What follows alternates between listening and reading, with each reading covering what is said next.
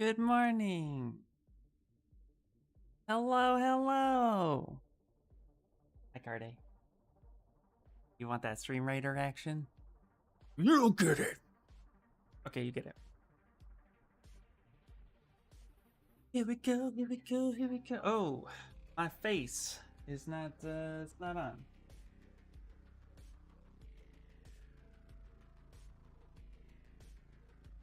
I didn't have my face on. Bonjour, Martin. Hold on, face is coming.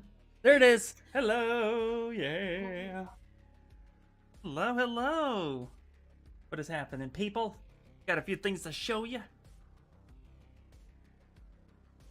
There we go. I can see. How is your weekend / week starting? My Monday was very, very rough. I'm glad to be done with that bullshit. Yeah. Sniggle Fritz 0031. Ooh, you're like a James Bond character. I love it. James Bond character. Nice. Look at that. So we are doing some Mechy Mech stuff. Good. Guess who's the owner of a drawing tablet now? You are Martin. Martin. That's a tablet. Good, buddy. Yay. Nice, man. Which one did you get? Mech, you say. I do say Mech. Last night I was sketching a little bit, and I had some inspiration. I just wanted to share it with you. Something random and something fun. And I did a Black Widow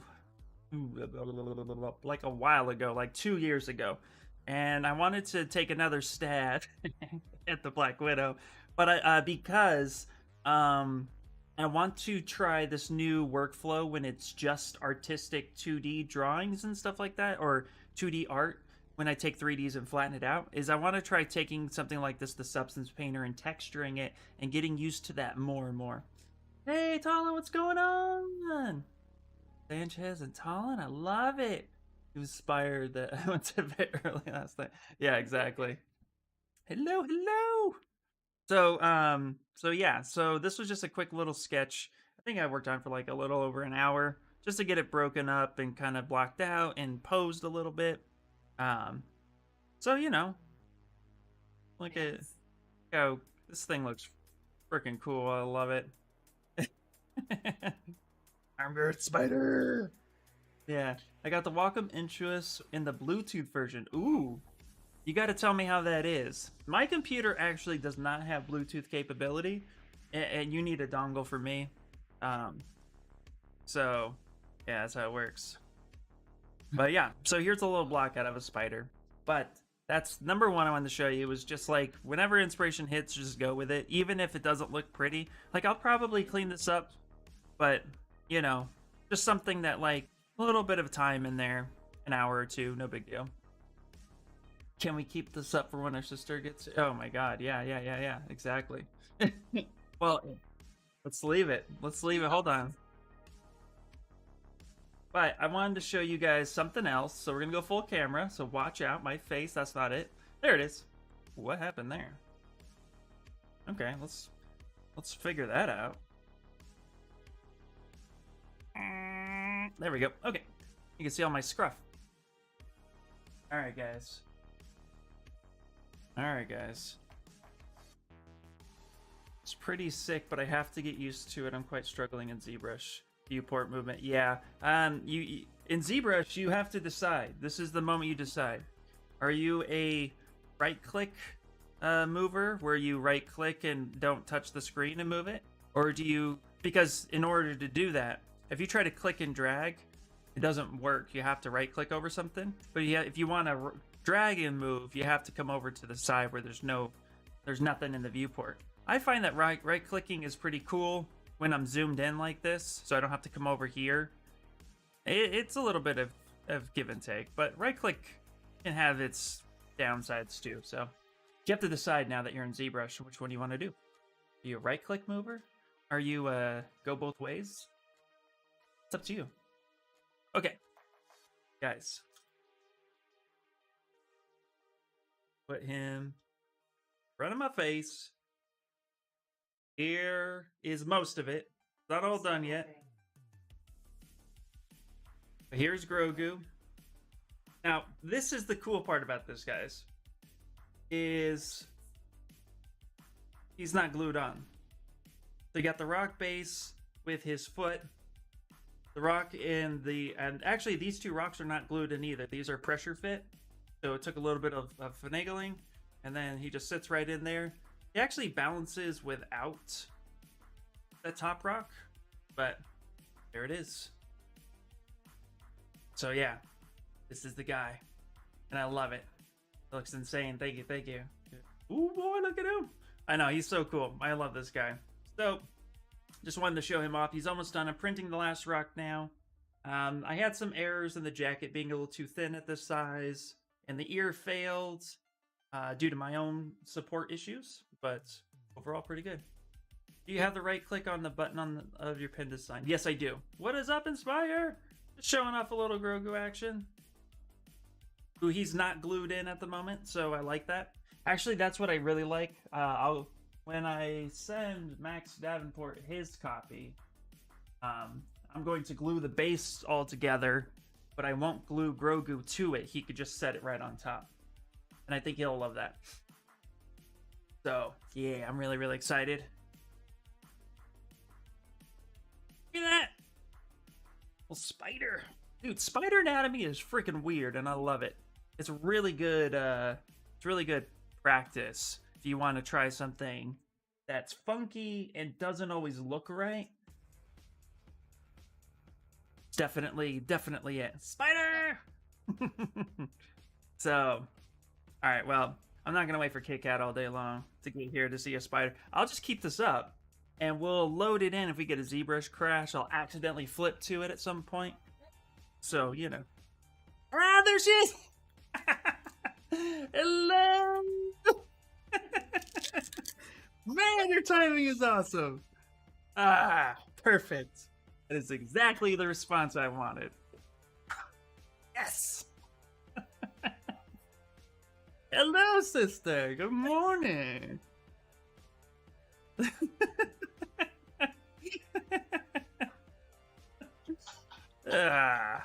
Well, it works. It works well. Anyway, here. There you go. Here, we can... There, is it less noticeable? Actually, I think it's creepier this way. I think this is worse. You know what I mean? Anyway, alright, well, enough of that. There you go. That timing was awesome. Actually, I watched a video last night that talked about how do you get rid of your fear of spiders. And it was funny because, you know, it's all about like confronting your fear, getting a pet spider, all that stuff. And one person was like, how about I never get rid of my fear of spider? I was like, fair enough. How about my stream raiders? The best part just happened. All right, guys. So, Martin, you were not here last week. Heyo, what's up, Skull Kid? You missed my spider, my friend. You were not here last week. Oh, there's an update, guys. There's an update. But, Martin, my friend, we all decided that this would be a good mech to load up for you. And what's funny is, when we decided, and then on, was it Thursday I streamed? Yeah, whatever last day I streamed, and you were here, you didn't quite notice, but this is the mech that we're going to do, guys. It's in the title, too, so it's not really a surprise anymore, but this is what we're going to be doing. Iron Giant. I'm really, really excited. What I'm really excited about, too, is the Hogarth size measurement to the Giant itself is 11 3/4. So, yeah. This is what we're going to be doing. We're going to start really slow with this. We're going to do a nice build-up, but I pulled a lot of reference from the character sheet to some Deviant art to Ready Player One. Just get an idea. We're not really going to focus on making it our own so much as we are just going to kind of go through the process and break down some of the shapes. So you know, we'll take our time with it, but I think it's going to be fun. Are you going to do Hogarth as well? Ooh, I might do, because there is a thought that I would do the Iron Giant with Hogarth on his shoulder or something like that as a statue. I thought that would be fun. So, yeah, that would be pretty cool. I literally cringed away from my Chromebook and my computer share slide further back. I hope you're proud. Well, I was explaining my inspiration. Honestly, until Death Sacrament said something, I forgot you don't like, you know what's funny? Gulp Kid, I'm ready to argue with this with you. Okay, because check this out. A mech is a robot. When I typed in, um, when I typed in the most popular mechs, Iron Giant was number 5 on the list, alongside of Gundam and Voltron and Power Rangers. So this is what we're doing. That's also why I said Mechy Mech, just because he's mechanical, like a robot. Can't keep up with you kids' slogans these days. Just because a bunch of other people are wrong, I'm willing to go with it. Yeah, well, that's the state of my government right now, Sculpt Kid, so right. But yeah, this is what we're doing. Iron Giant, a mechanical robot. Short mech. It's not that I don't like him, I'm absolutely terrified of them and I cry. Oh, I'm sorry. I'm sorry, sis. Don't worry, I won't be sharing the spider again. Or I'll warn you. Damn, I mean, I guess if you put it that way, why I really can't argue. Yeah, exactly. See? I'm just saying, man. I mean, you know. Just put it out there. Anyway, alright, so my plan with this project is to take it slow. This will be my first full character, hard surface, mechanical design. Now, there are some things actually that lend itself to natural articulation. It's updating. Calm yourself, Iago. Calm yourself. Calm yourself. Anyway, so I don't think I'm gonna make this articulated, but at the same time, it's clearly easy to do. Like there's really no reason why it shouldn't be. So I don't know. We'll play around with that idea. I'm still learning it. It's still a little, haven't quite understood the process yet. So yeah, let's see. The only one that gets to call him Philly Cashew. Yeah, let's see exactly what I wanted. Hurry. That. Oh, what's up? Nope. You know, take its time. It's taking its time. I don't know. There it is. Oh, it just finished. Misery loves company, and Death's argument is pretty. Oh, man, I got sad. Death, are you sad? No, I know. Okay, guys, so let's get into it. We've chatted enough. So let's pull up stream. Look, it's loading. For those of you who don't believe me, it's loading. Takes a while. Darn hooligans and these kids. Ooh, Richolandia. Oh, nice. Very nice, very nice. Oh, okay. Also, too, just quick announcement. Ooh, Team Vash. Sorry, I was.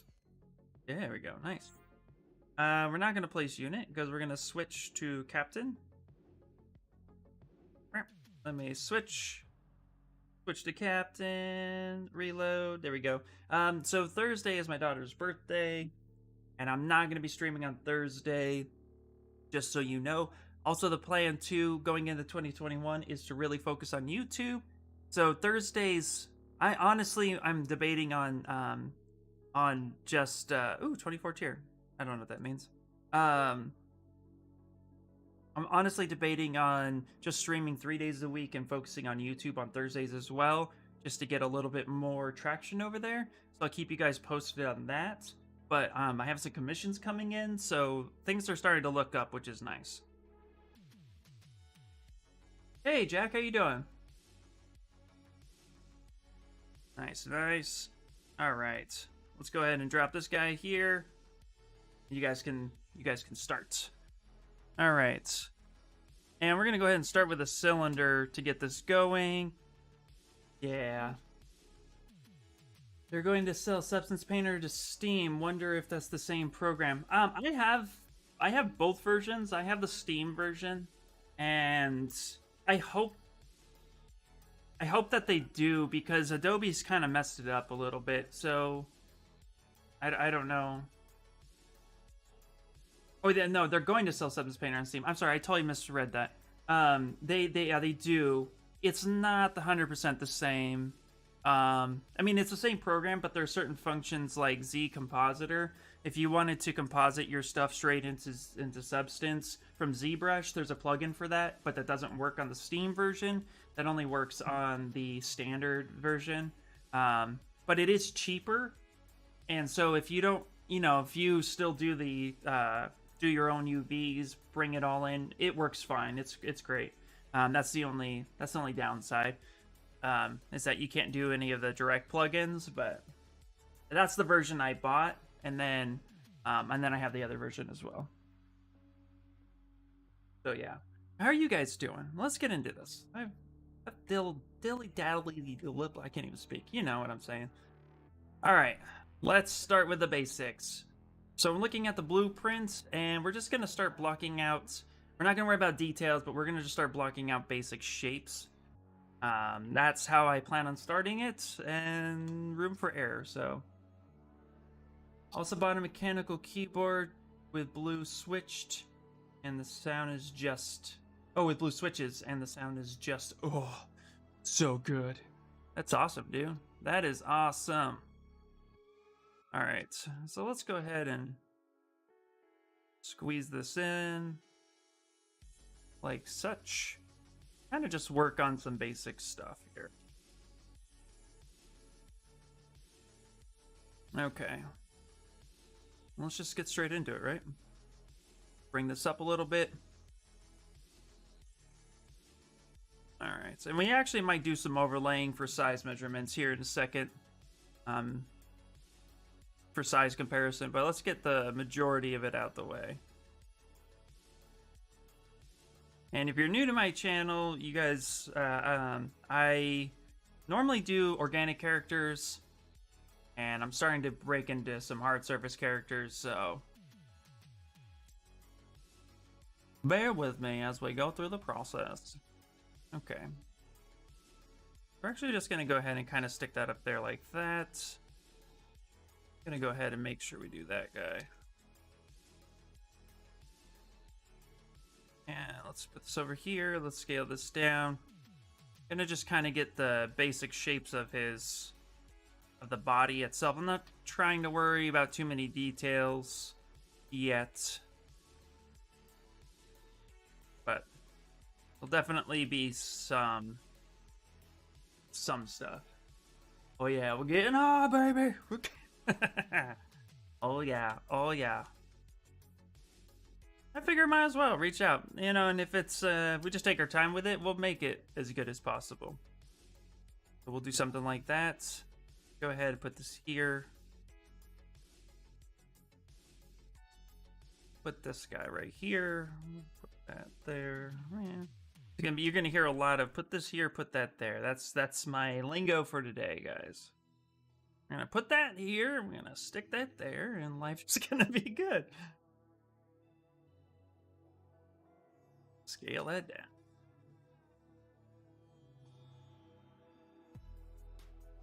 You would love to see me ZBrush a car. Ooh, that could be pretty cool. I feel like kind of would need to know how to start a project like that. Yeah, we're gonna go ahead. Like, I think that's really what I'm starting to get into a little bit more. Is like, how do I start said project? Bring that down. Put that back in the center. Oops.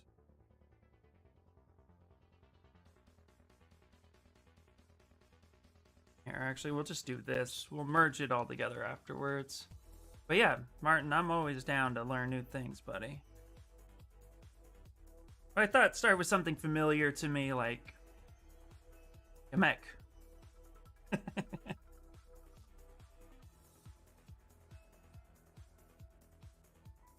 To have him do basic pitch shape.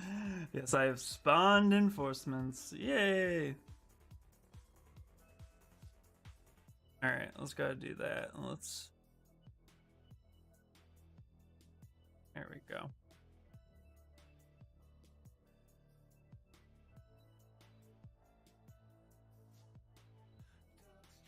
I wrote that because it's impossible to create a clean car in ZBrush. Classic 3D model is the key. Martin, you say that, buddy. You say that. And how many times have I How many times have I blown your mind so far of what you can do in ZBrush? Just saying. Just saying. There we go. Scale this. There we go. It's all about shapes. It's all about shapes. That here like that. Trying to come up. There we go. Get that up too like that. Let's go ahead and auto groups. And we're just gonna move this up a little bit because it looks like it's correct that way.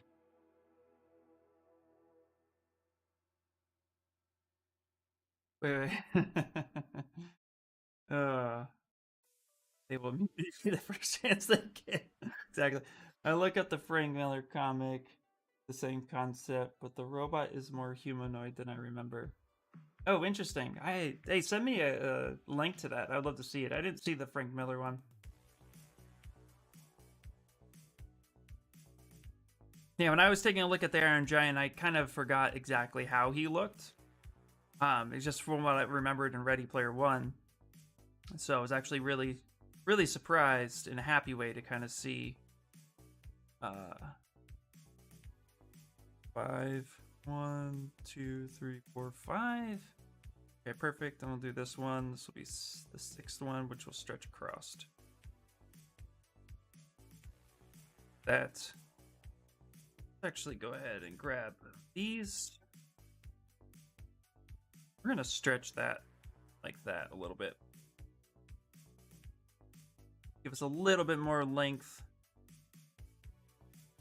And then let's go ahead and actually mirror and weld. Yep, that's mirror and weld. Oh, what's going on? Oh, gosh darn it. Have it on the wrong side. Got turned around. All right, that's okay. We'll just go ahead and do this. Bloop, bloop, bloop. Bloop. Gosh darn it, kids, I did it.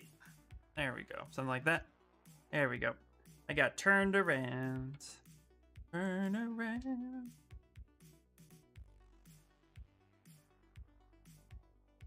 You keep making assumptions. Oh boy, oh boy, oh boy. All right. Let's actually turn on double.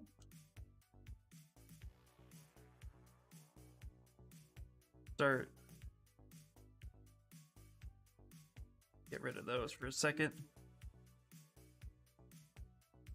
And we're going to go ahead and stretch that back out a little bit.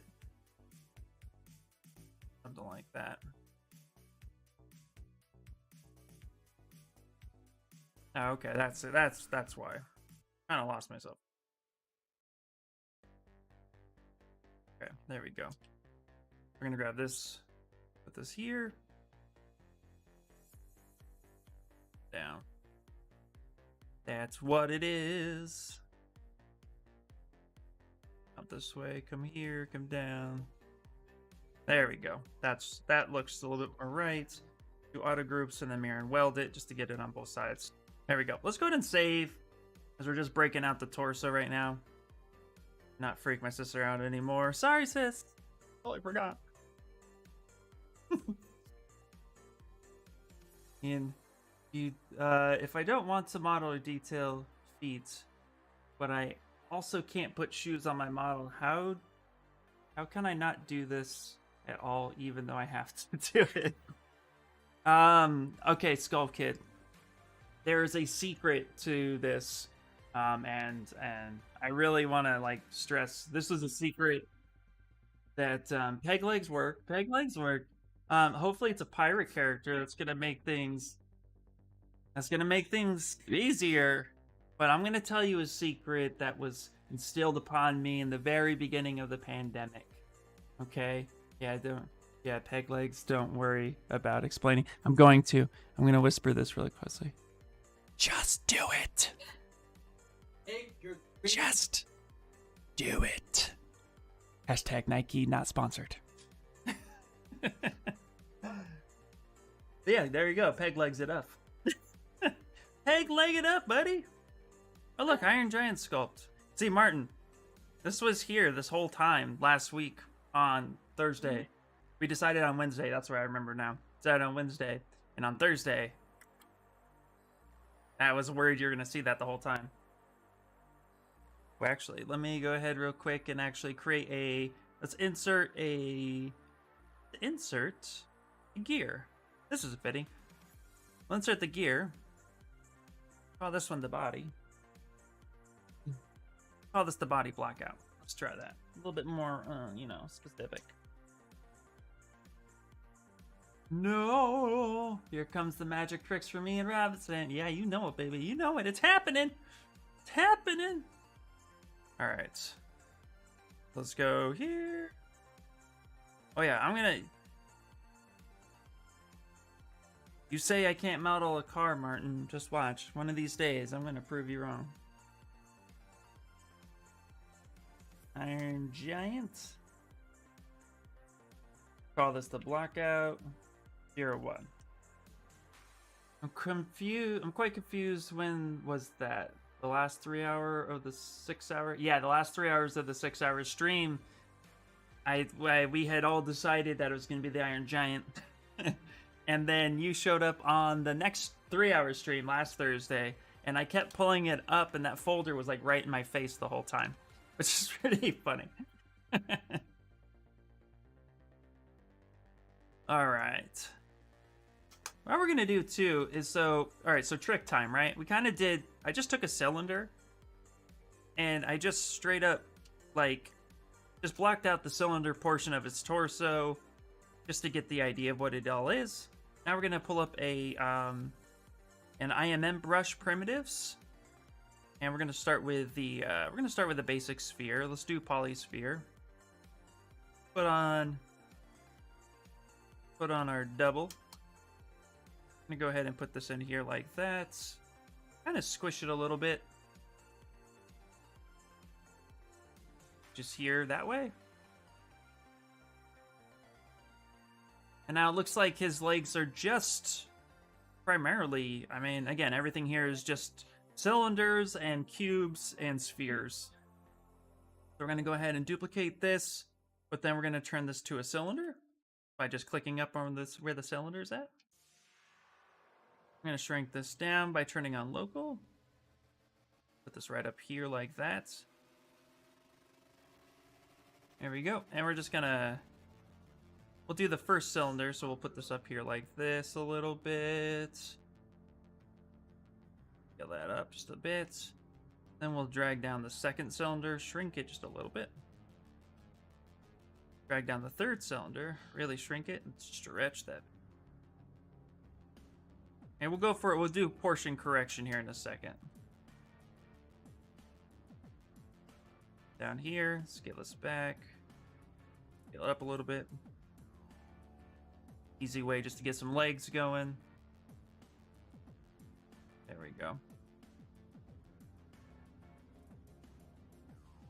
And then let's actually go this way. Let's turn this around. That. Because there's a little gear on the side, so let's squeeze that in like that. And it looks like his legs is just like a cube of some sort. So go ahead and control drag this out here. And let's make it a cube.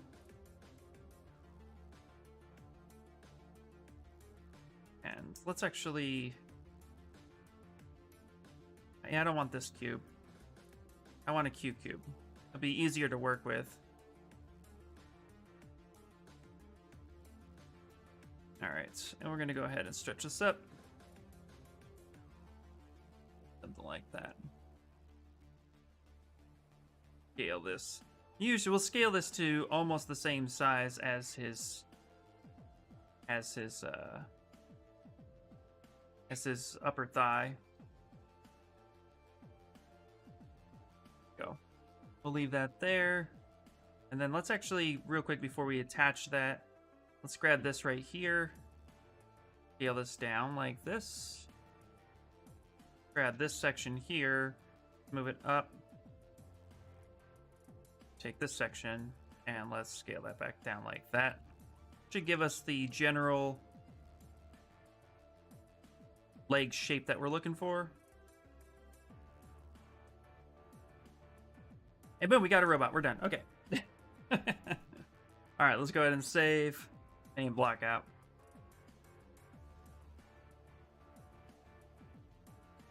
So, Martin, how's your projects going, man?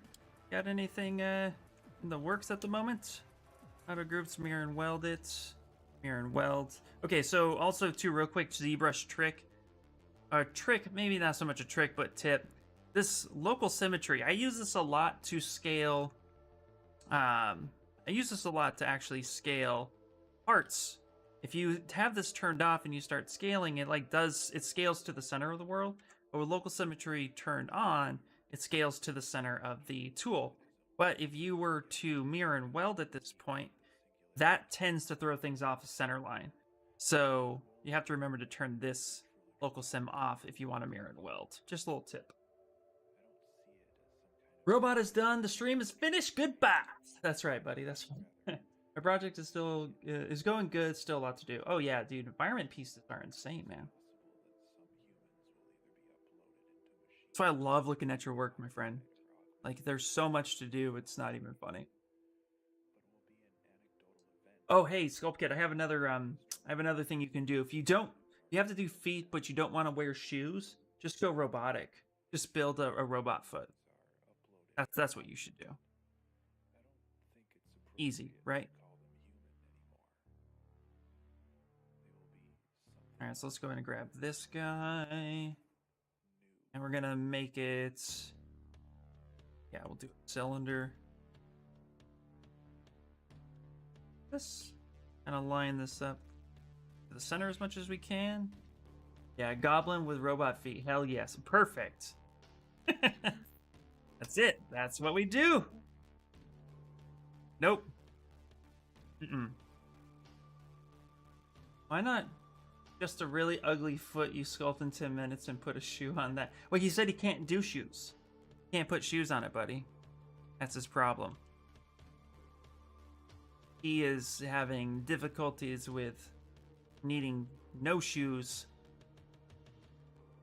I mean, the real answer is obvious, right? We just have to, like, it just makes sense to try to, you try your best to sculpt a good foot. The other easy way is you can commission me to do it. I'll do it for you, buddy.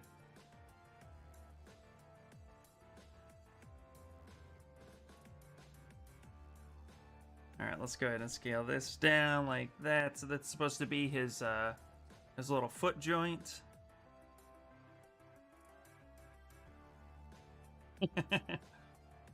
Since we're on the topic of robots and stuff, you know. Gotta drag this. I'm gonna turn this. Yeah. Good. Okay, yeah. That. Actually, I don't need to do that. I just need to squish that part down. Something like that.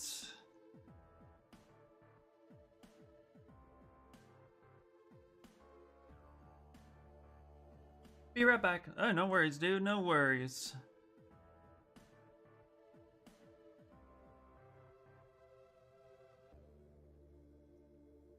There. And let's squeeze that. Go.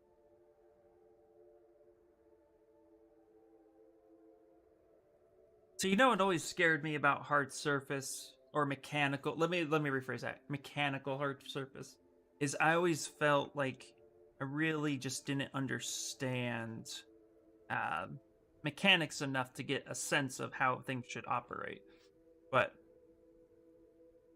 I don't think I'm doing too bad.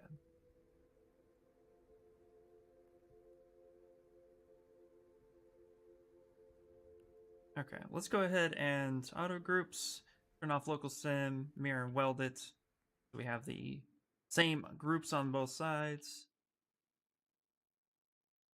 Right now, I think what we'll do, we're just gonna take this one out.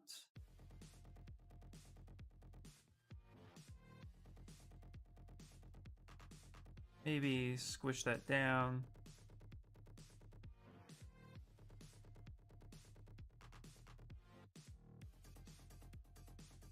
Go back to local sim. Let's squeeze this in like such. There we go. Keep this foot relatively simple. I don't want to go too extreme with it. Not yet. We'll figure out how to get the right shapes eventually.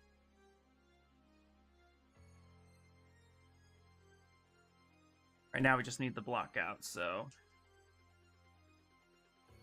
Okay, now the real question, guys, is that do we do, because this actually makes a big difference, so I'm going to let you guys decide. This makes a big difference on the final. Do we do the Superman, or the super robot symbol, or do we do the generic one? Which one do you guys want to see? Because based on detail, this will actually depend greatly on how I go about approaching it. This is more round on the belly here and flatten out where it's more pointed here. I mean, I guess I could just cut into it and it won't matter, but I figured why not just do what you guys want. Generic, the S logo looks ugly in my opinion. Oh, interesting. Are you just making him, or are you making him look more mechy? He's a robot. He's mechanical. How much more mechy should he be? No, I'm just making him. The S looks kind of goofy. Okay, cool. Okay, cool. No S. Perfect. I prefer the original without S. Awesome. Across the board. No questions asked. Good. That's where I was leaning, but figured I'd ask. Yeah, the flat one, no logo. Perfect. Yay, I love it. I love it when everything comes together nicely. All right. Come on. Okay. Grab that one then. Perfect, perfect, perfect. We're going to go ahead and duplicate this one. This up. And then this gets squeezed in. I like that. Nice. Yeah, that implies the machine is piloted. Oh.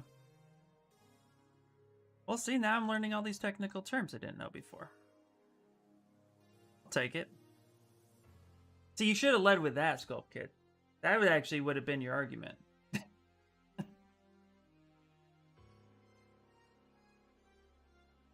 But I'm telling you, like I said, when I looked up what it said, that was the explanation. But this is still cool. I still like it. Okay. Going with it. Go ahead and do that guy right there. Okay, so we're gonna do a couple cylinders, shapes. Let's see here. Let's do. I'm gonna call you filthy casual unless you're being filthy casual, mate. No need for baseless. I just don't know these things, man. All right.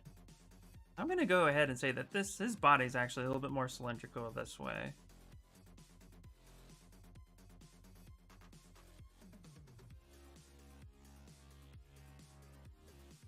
Okay, we're gonna go ahead and delete loops on this one. We can actually, in fact, we're gonna do that.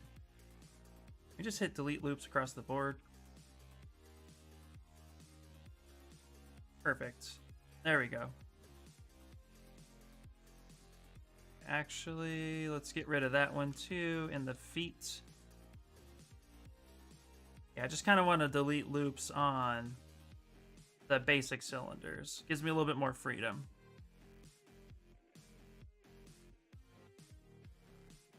He's called me a brobot.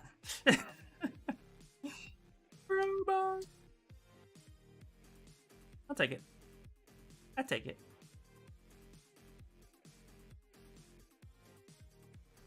We're all allowed to make mistakes. Okay? That's my excuse, and I'm sticking with it. Okay. Let's go ahead and add a couple edge loops. So we're going to use Z Modeler, Martin's favorite of all time Z Modeler. He loves it so much, he just can't get enough of it.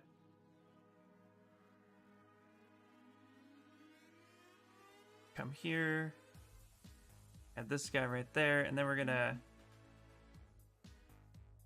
put this here. Yep, he loves it. I heard him talk about it last night. He was like, yep, I can't wait to see that Z model reaction. This is gonna be amazing. I'm just... There we go.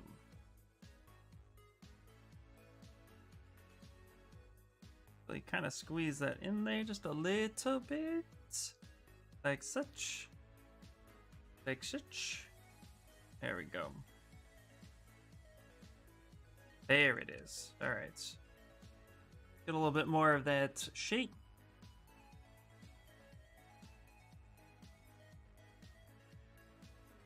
No. Come on, man.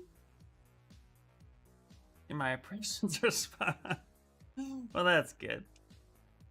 It's still a no, isn't it? Isn't it, Martin?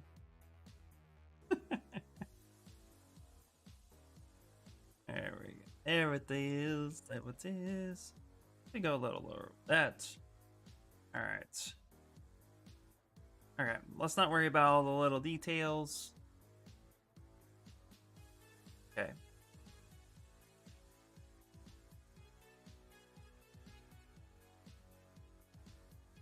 Turn local sim back on. So this is why I like local sim. It allows us to get in there really quickly.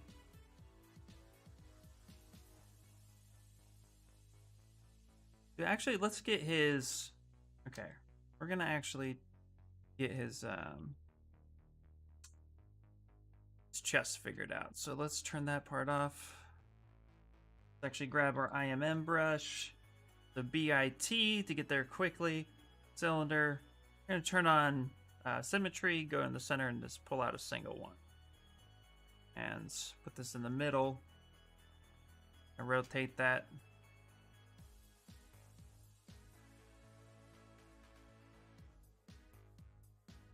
There's some.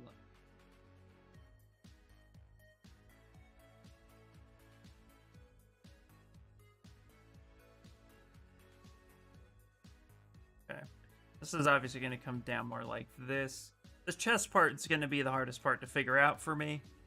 But it looks like it's a cube that's just been morphed on top of a cylinder. So we'll have to play with some shapes like that. Just get some simple ideas.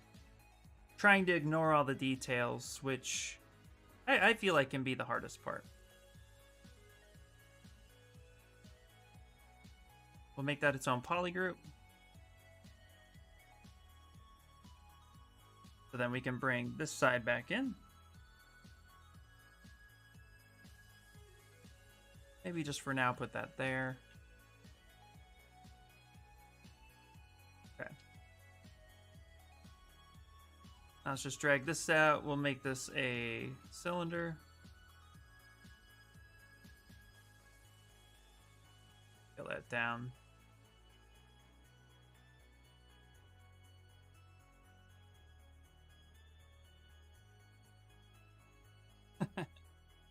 All right, and then we'll drag this out again. And then we'll make that a cylinder. Go ahead and just delete edge loops. Although I could have done this one without the edge loop. So grab that.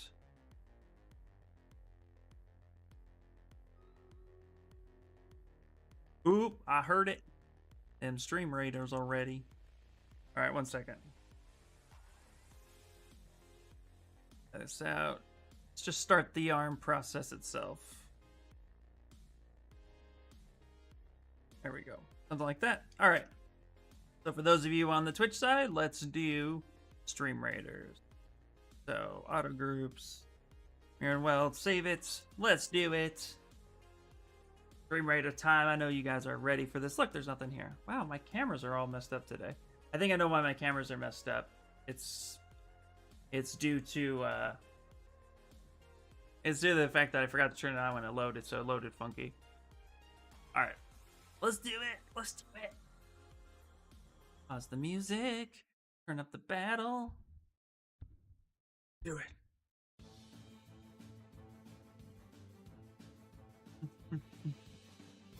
Let's just get half my face today.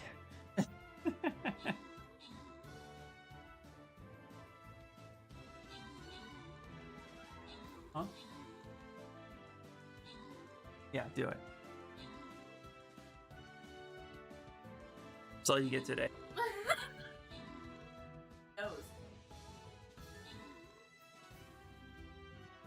Yeah, we did it. Yeah, we did it. We did it. We did it. Ooh, you know we good at what we do. You know we good. All right, and Sniggle. No, Sanchez. Oh, Ness. I gotta use that. Sanchez. You win, buddy. You win. All right, let's do the next one. Here we go. Here we go. Here we go. Ooh, Battle 4, guys. All right, all right, all right. Let's drop my tank. I'm gonna put my tank right here, right on top of this guy. Be the first to die, guaranteed. Awesome. All right, guys, let's go back to the Zbrush. All right. Let's do it. Let's do it.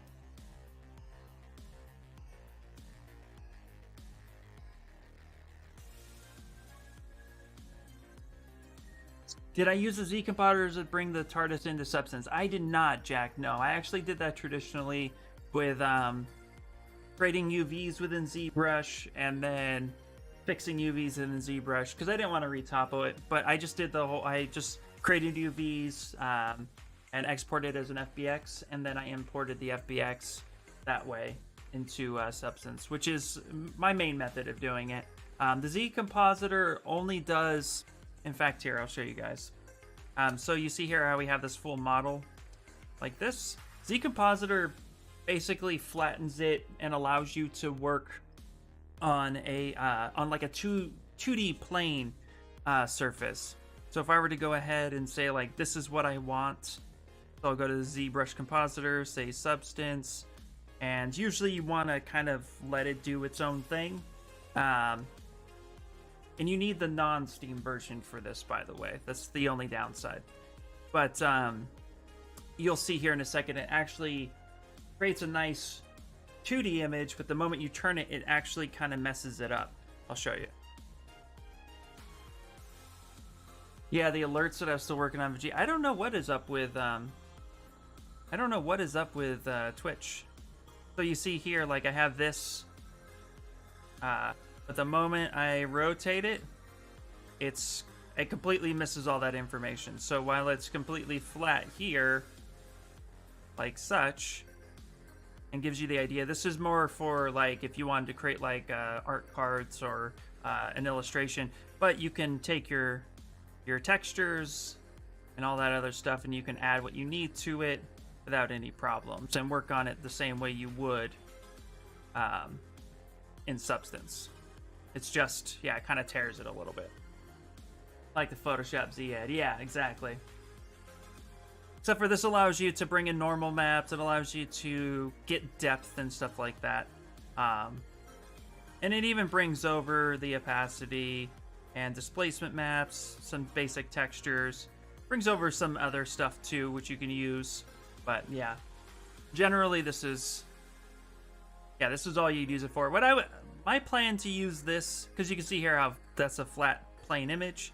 Then once you start adding the poly paint, the textures, and the shadows, then it starts giving you that 3D feel. So yeah, but at its base, it is just a plane. No more, no less. But it's pretty cool, especially for those who do ZBrush with illustration in mind. Which I have a few projects I want to do that with. I think that would be cool.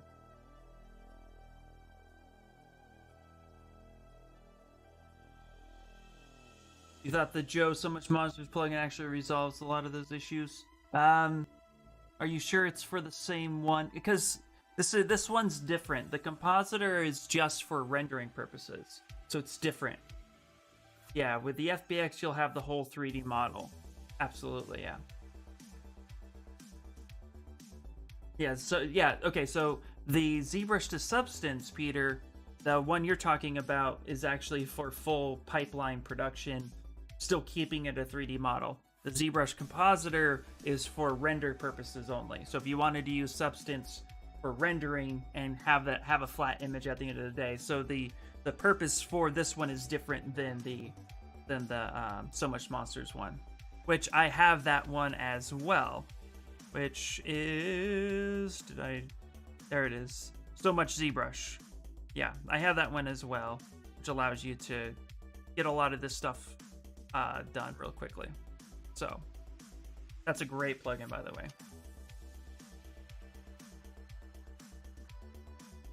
Okay, back to our thing. Here we go. All right, still blocking out, and actually turn the gizmo off for a second. Actually going to duplicate this one and kind of rotate that around, since it looks like he has a very similar joint down at his elbow, which makes sense. A ball joint, that makes sense. So at least that's what it looks like the design is. Yep, the ball joint. Then we're actually going to take this guy, duplicate this one, since the arm is also very similar to his legs, so we might as well just repurpose that. There we go. Hey, thank you so much for the follow. I really appreciate it.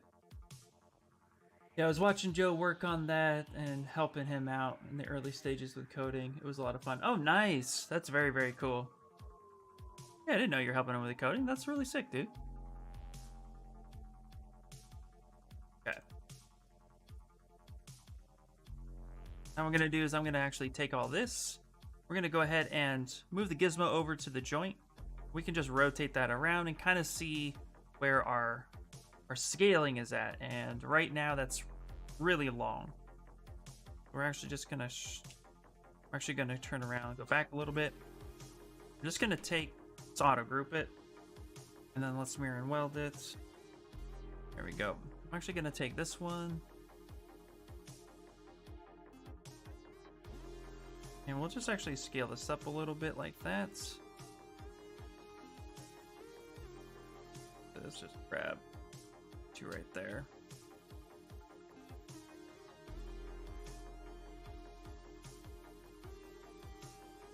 Kind of push that in just a bit.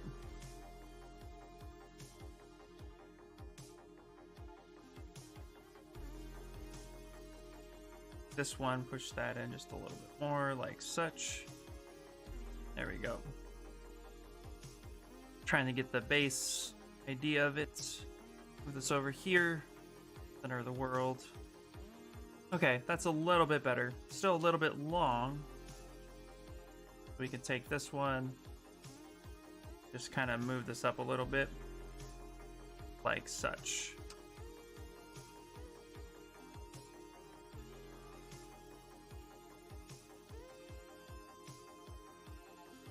There we go. Yeah, that's a little bit better. Perfect. Okay. Actually seems to be a lot easier to keep him in T pose than it is a normal character. I don't know why that is. Not a lot. He was starting out and I had popped in while he was at work and sitting to chat and lend a hand when he hit some roadblocks. Learned a lot about writing plugins. That's awesome. By the way, did that stool open correctly? Oh, did the Z tool open correctly? It did. Yeah. It definitely did.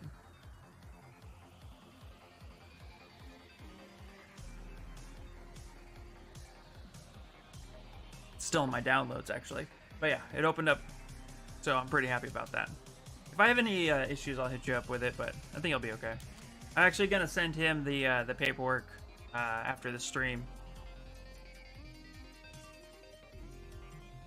All right, let's continue going forward.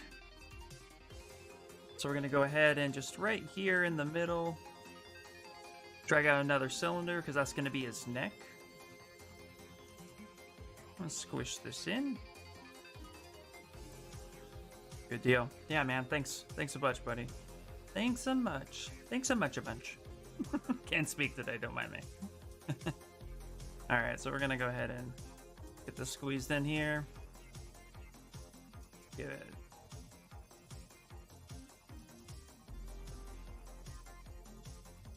All right, we're just gonna go basic shapes for now.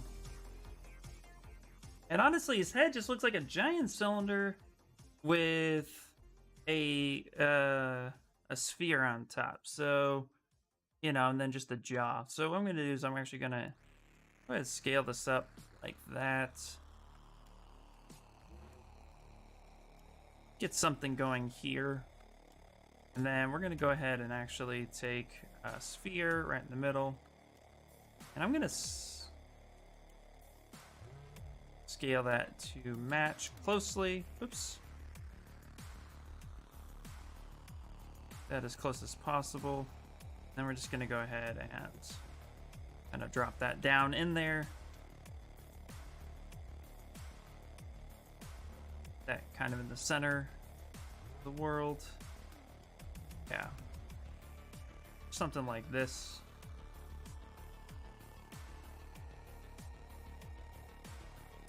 Make sure we get the jaw facing correctly. So we're forward here. Go ahead and auto groups, and weld. Yeah, fine. Actually, we could take that. Duplicate it, scale it up, shrink it down.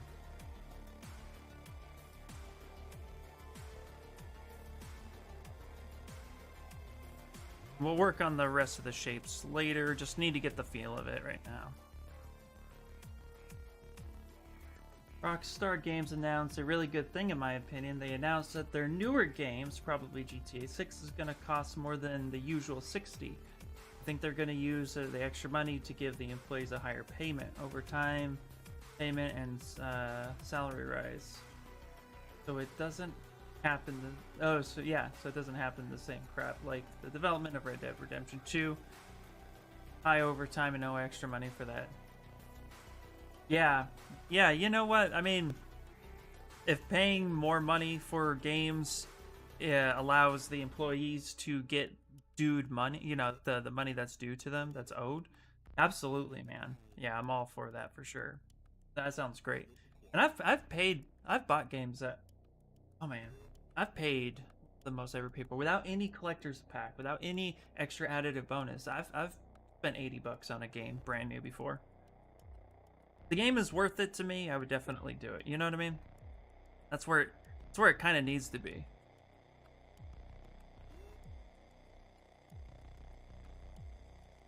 So yeah. Rush, buddy!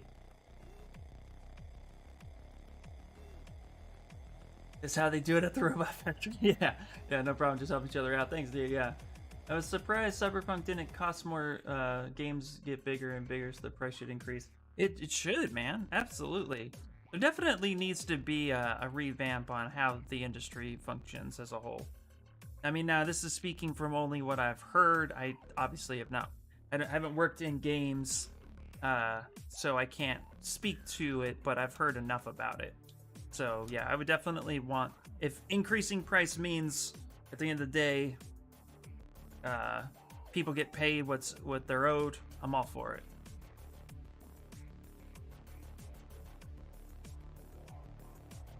You know.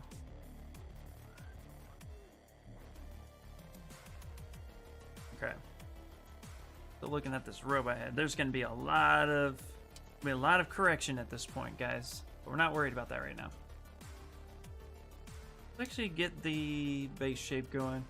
Games costs are getting absurd. For instance, Destiny 2 pretty much released new content, and then they repurposed old models and reintroduced previously purchased content. Then they were charging for the DLC and for the season pass. Honestly, it killed the game. That's a very interesting point. See, a brand new game should cost a lot more, and the DLC itself, like, there's this new thing. Well, it's not new. I mean, it's been around for a while, but EA was famous for it. Nickel and diming you, pay to play. The pay to play aspect, especially with online games, to just like sell for skins and stuff, that seems ridiculous. You know, or like Call of Duty, where you can buy a better weapon so that you're better at the game. That stuff always annoyed me, you know. And then even Battlefront 2, EA killed it out the gate because once the game launched, it said that each character would take a minimum of 40 hours plus to 100% without buying any of the stuff. So I think there's a lot of gray area with games in general, but for the most part, in my opinion, you know, if it's brand new, not a remake, like, yeah, Destiny 2 was Destiny 1.5. They didn't really do anything with it. So it's like, yeah, they really need to... Boss needs to be revamped across the board. I don't care for the pay-to-play. You know, I think games should be more single-player focused on a good story within a separate team that does an amazing multiplayer. I think those two, you know... like, I don't mind the season passes if it's constantly like paying the employees to then have the maintenance and the upgrades and stuff like that. But yeah, it's kind of convoluted right now. DLC kind of took some of that burden, or relatively small things for a higher price. Yeah, that's true. Yeah, so stupid. Battlefield experience was ruined due to microtransactions. Yeah, so it's I don't know. It's all. I don't know, it's all weird, man. Yeah, I don't like the pay-to-play type aspect, but I think games should cost more because it takes time and money and effort to do it, you know? So, yeah, I think just it needs to be revamped a little bit better than what it is. Now let's get a cylinder in here. Yeah. Yeah, but I had Battlefront 2, and once I learned how long it was gonna, the game was ruined for me on that aspect. I was bummed too, actually. It didn't have to be, you know.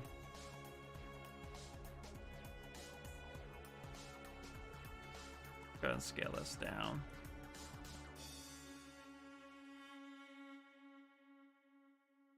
But it is what it is, as they say. Okay, we're gonna go ahead and put this wrist right here a little bit. So you're gonna squeeze this down, make this a cylinder. Such. Trying not to warp any of the natural shapes.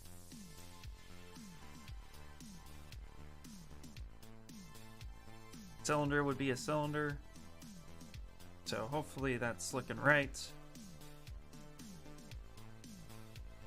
And the flip side of that community involvement is second to none. Oh, hold on, I missed something. Yeah, Warframe is actually an incredible game, but the intricacies of it makes it difficult for people to get into. On the flip side of the community involvement is second to none. Yeah, I always appreciate a really good community attached to anything, really.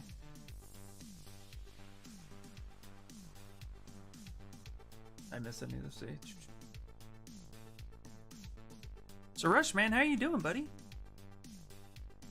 How goes the world? See, you're streaming later on my time, so I'm gonna have to pop in. I didn't get a chance to pop in yesterday, but I saw you went live and I was like, oh. What is happening here? Okay. Being weird. Go there, stretch that out. Stretch it. Stretch. Okay.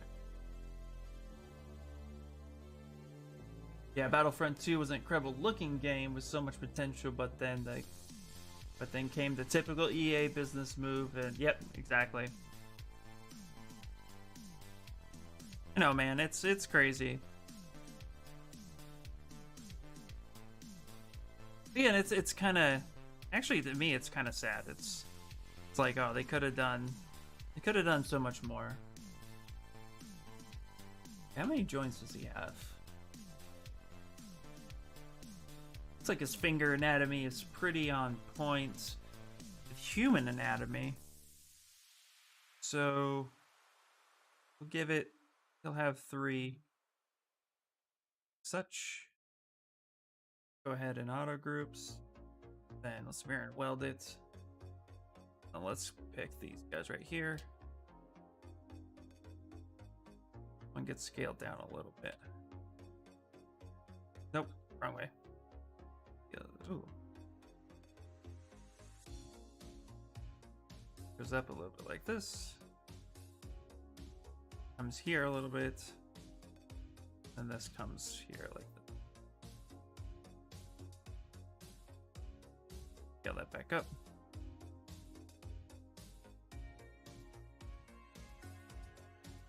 There we go. Then it's in the center, and we'll scale it down just a little bit. There we go. I just wish they would launch a completely finished game for a change. I don't want to pay $100 for a game that has updates every day for the first month. No, absolutely. That is, yeah. That's the killer. I mean, look at what happened to Cyberpunk. I haven't touched it since, even though I'm not having 100% issues on my end because I'm on PC, but it is definitely annoying that there's so many people who fronted it, bought the game, just to turn around and not get what they paid for. I mean, luckily they offered a refund, but no, pardon me, but still, it's hard, you know? Interesting. His thumb is actually a little bit more like this. Okay, let's go time auto group. Let's grab that guy. Actually end up delete hidden. Take this and move his thumb up here. Oh, hey, Rosh. Yeah, that's more the fault of the community. Everyone wants it faster, so the company has... Well, you know, but at the same time, not 100%. I think it's up to the company to turn around and decide that. For example... Oh, hey, Carbon. For example, Breath of the Wild took 7 years to develop the first game. So, I mean, now, whether you like it or not, immaterial, I think it was a great game, and the best part about it was they took their time. And, you know, they did rush out a Hyrule Warriors over the last 2 years they developed it, but they worked off of the base of what they had already built in the previous 7 years. So... And now they're continuing the story with Breath of the Wild 2, which should come out hopefully in the next year or two. Hey! Raid! Oh my goodness! Oh my goodness! Hello, hello! Thank you, Chang! Hello, hello! So yeah, I guess it really just depends on the company. Why did I not get that notification? Wow. Thank you so much. Thank you for the raid. Thank you. How are you? Notice raid emote. I did. Thank you so much. How are you guys doing? Sorry, caught me in a little game rant. Usually I have my alerts pop up, and I did not see an alert this time. I'm gonna have to fix that. Well, welcome in. Thank you so much, Raiders. Hopefully you're enjoying yourself. We are building right now in the blockout phase of the Iron Giants. This is what we have so far. We just started. There's a lot to do, but this is where we are currently. So just trying to get it all blocked out. Thank you so much. I appreciate it. Should use the bug from the raid commercials. Oh my gosh, that would be hilarious. Yeah, I gotta reset that up. I changed things over.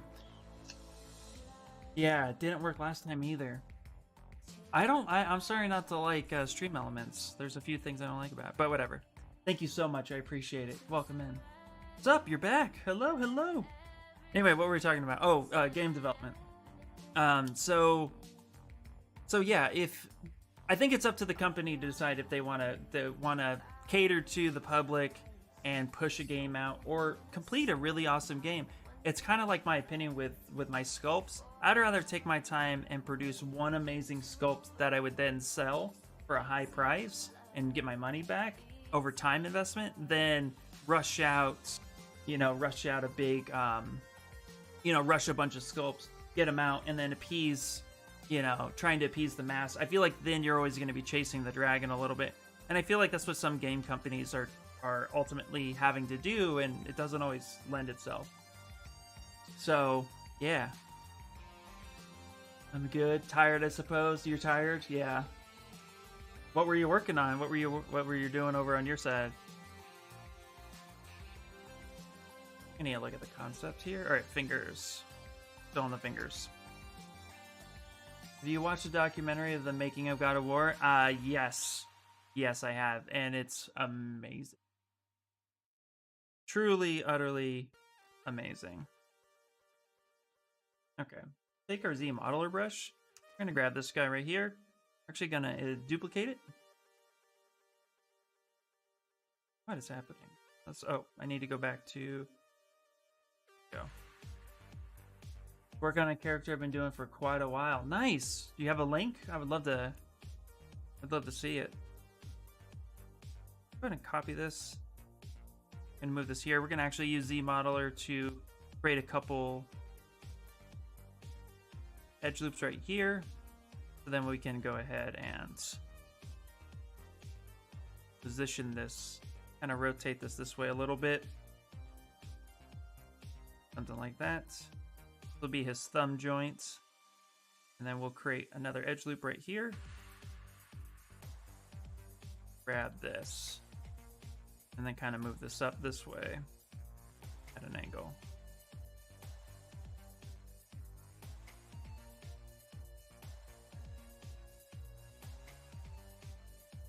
Go 45 increment. There you go.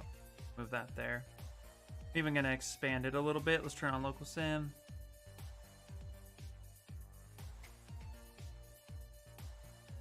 Come on. Scale, scale, scale. There we go. And let's grab this guy right here. Rotate that. We'll bring this down. Go ahead and mirror and weld it after auto groups so we can get this one here. Here, scale it. Get down. Just like this. Nice. You're back, kind of. Boop, boop. No worries, buddy. No worries at all, man. You a daddy. You got things to do, man. I get it, dude. I get it. Okay. Go ahead and grab that edge loop one more time. Actually, you know, let's not grab that edge loop. Let's actually go back. And let's go to Z modeler brush. Let's actually scale this down. Grab here. We'll go into the insert, and we're actually going to scale just the edge loop. So complete edge loop. We'll just scale that edge loop back to kind of where it needs to be.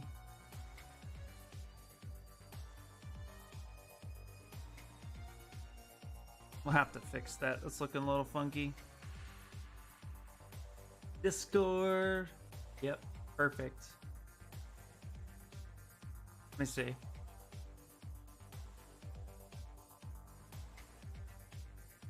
Oh, nice, dude. Nice.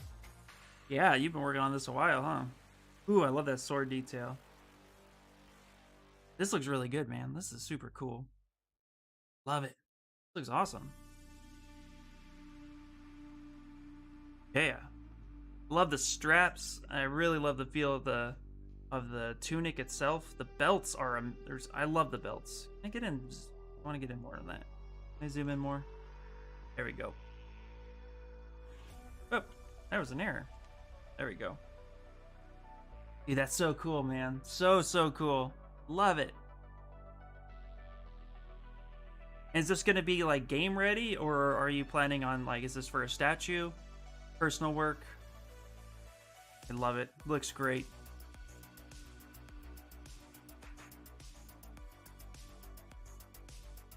And let's do one better. Let's scale this up right.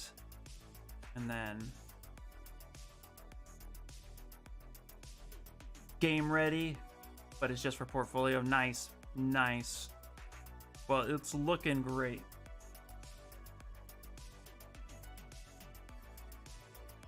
There we go. Now we're gonna squeeze this in a little bit, so that's still more a little bit tube-ish, like such. There we go. That's better. Okay. There we go. What we got? Ooh, we got a minute left on Stream Raiders. Yay. Okay. That's actually, while we're checking out some things, let's test. Let's end up testing where the hands and everything kind of fall.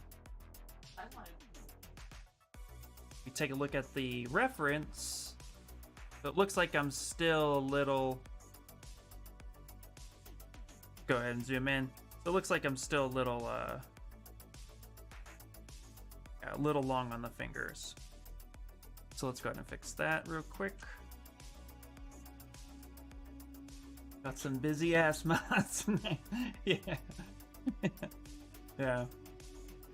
I'm his executive assistant. Yeah, I got some good mods. Everybody here is really awesome. They be on it, and I love it. All right, that Stream Raider time. Stream Raider time. All right, let's go ahead and squeeze this down a little bit more. There we go. Okay. Everybody here is just super chatty and love it. Thank you for the kind words and the attention, but it's about time for me to get up and take a break. Have a nice stream. Thank you so much, Thingy Chang. You take a break, eat something, drink something, enjoy the rest of your day. Thank you so much for the raid. And yeah, no problem, dude. The work is stellar. Great job. Great job. All right, let's save. And now, Stream Raiders. Oh, why'd I got those lemons? Okay, let's do it. Let's do it. Let's do it. Here we go. Here we go. Here we go. Battle time. Ooh, I just popped my back. Yeah. There it goes. There it goes. There it goes. Nice, nice, nice. Do it, do it. Death, you're like just getting jumped on. You're murdering everybody. Carded with the assists. Love it. I'm surviving. I'm hanging in there. It's okay. Sanchez coming in. Couple kills. Oh, I'm still alive. Here we go. Here we go.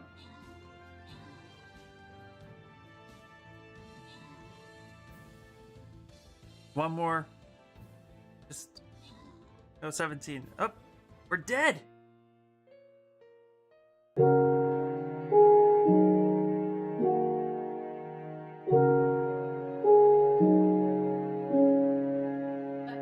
It is what it is. Dead. Yeah, we'll retry it. I know. Okay, well, it is what it is.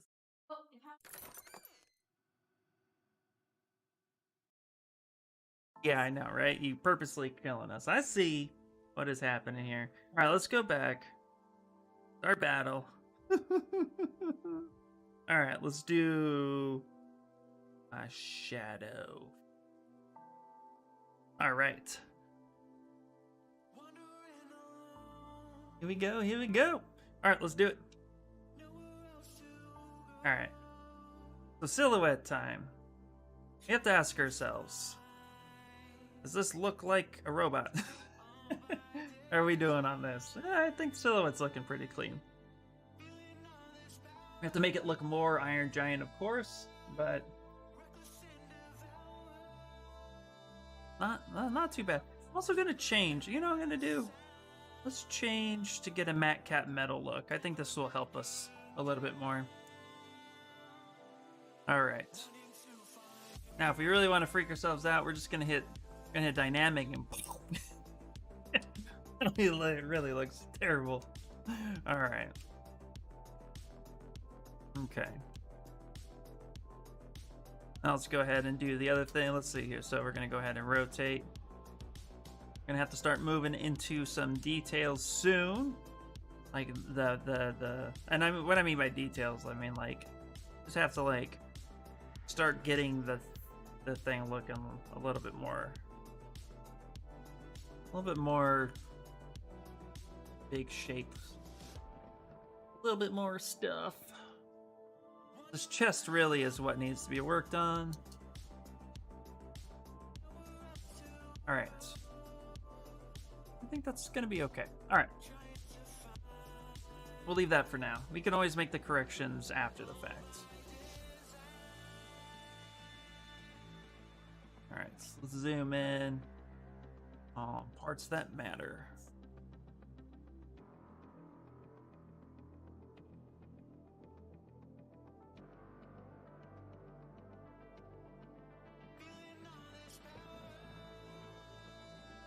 Scale this up. Squeeze this in. That's the other thing too. His arm's just a little detached where it needs to be. Something like that. How long did Grogu print take? Did you put multiple pieces into one print? Yeah, okay, so Grogu is about, I think about 11 pieces in total, and I'm still printing the last rock, but based on time, I think overall about 40 hours worth of printing time. Yeah. And he's almost done. He's almost complete. So he's just kind of sitting here right now. You can kind of see where I'm at. Where he's at right now. And the best part is he's not even glued on. He balances perfectly well, all on its own. Really cool. So I got 1, 2, 3, 4, 5, 7, 8, 9, 10. Yeah, and then the rock. So 11 pieces. Yeah, this is where he's at. The ball is attached to his hand, but it looks like it's floating. And then that. Sick. Thanks, man. I appreciate it. Yeah, I was just about to ask how big. That's a good question. I haven't measured him. I had a couple small errors, but nothing that was catastrophic. He's about 6.5 inches tall. Yeah, which is decent figure size. So, I haven't confirmed whether or not I can release this file. I need to talk to the concept artist to get confirmation. Size doesn't matter how you use it. Will I paint it? I do want to paint one, yes. But I may not paint it myself. I may commission that to get it done the way I think it should be done. Because I know my painting skills are good, but they're not at the level in which I kind of envision it. So I may commission that. But I definitely will have, this is my test print. I always save my test prints and I just spray them gray and have them in the background. And then I'm going to print the concept artist one, and then I may print one more for color. But yeah, but at this point, I don't know if I'll be able to release the file on that per se. Depends on his take on it. I'm not going to be making money off of it, so if I do end up releasing it, it would be just you know, it'd be on my art station or something. Yeah. Is this something that could be printed with a photon? Yeah, absolutely. That could definitely be printed on the photon, yeah.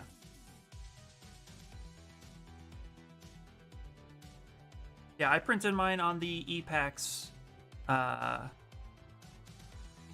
the Epax X1.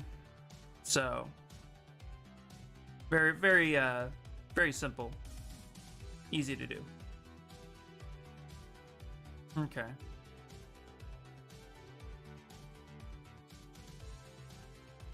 What we're going to do is go ahead and let's auto group. Notice I do that a lot. I auto group and mirror well because I like to work with symmetry. But I also like to randomly select the tools that I need. And then I'm going to add in my own, not insets, but insert edge loop. What I'm going to do is actually isolate this one all by itself. Okay, we're gonna utilize the new Zbrush mesh cutting which is going to be very helpful, I think. So we're actually going to scale this up. Let's go local sim. And we're going to go ahead and add some edge loops to get a decent cut. So let's go to insert multi-edge loops. Let's actually just add a couple here. There we go. And now let's go to the edge, and we're going to go to slice mesh. And then we're going to do the same on the point, slice mesh. And then on the face, we're also going to do slice mesh. And now we're going to just go ahead and basically pick a point right here to here. Let's see. Kind of draw it to here. Something like this. There we go. I'm going to come here to edge, and we're going to go to crease. Something like that. And now let's go to the face, and let's do under poly group, there's a new fill feature.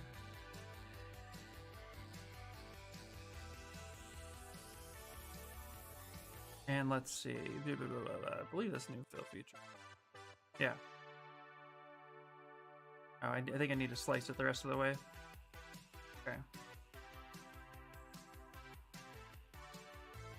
Should be able to just do that. Actually, there we go. Okay, I just figured it out. 1 second. Back this up for a second. So here, let's actually delete this one. Let's split this off. I'll show you guys in a second. Split hidden.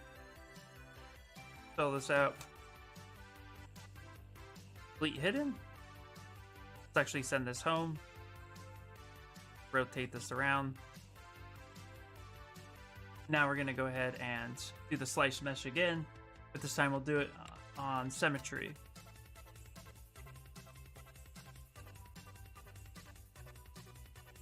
Oh, take the edge. Let's go slice mesh.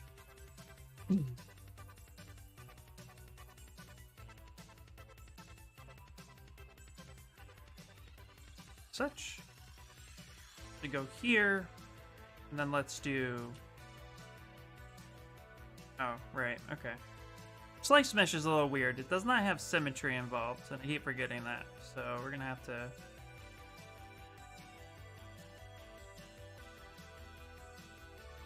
that.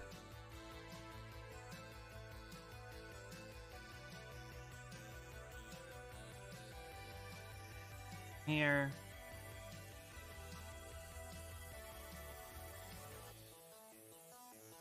That's go. Here we go. And then we need to do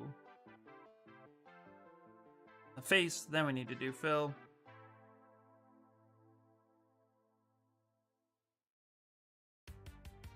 This. Go ahead and select that. Now we can delete hidden. And now we can go ahead and mirror and weld. So now we have this. Let's go ahead and turn double on, which I have that right here. Go. Oh, I need to do the bottom too.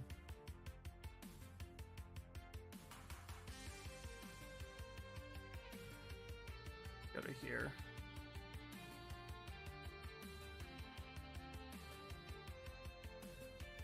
There we go. There it is, like that. We need to go past on the other side, so then we can go ahead and take this, complete hidden, now mirror and weld, so that it's a complete sphere all the way across the board. But we can quickly get a shape. I need to play with that a little bit more. But that's essentially it. Now that we have that, we can go ahead and turn off symmetry, bring this over, turn this around.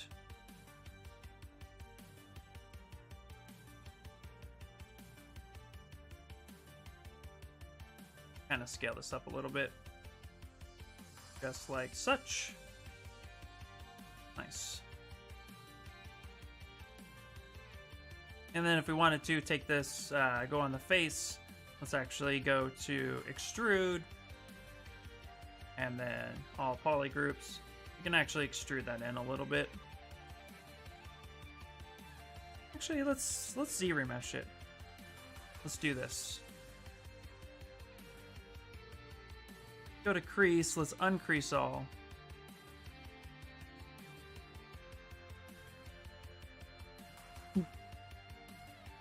And then let's see here. Yeah.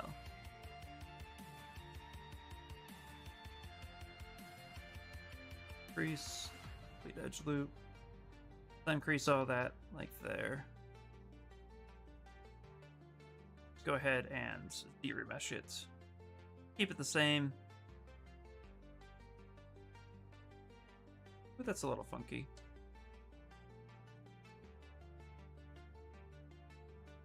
Let's see. Let's actually go back to crease. Let's go complete edge loop. Crease that size. There now.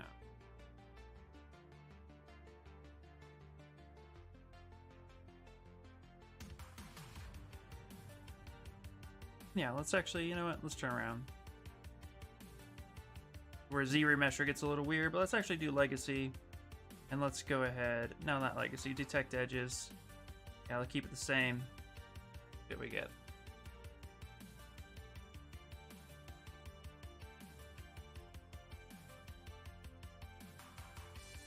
It's not too terrible.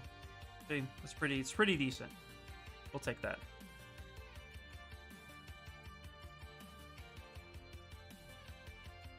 See if we do half, what we get. Nah, we don't need half.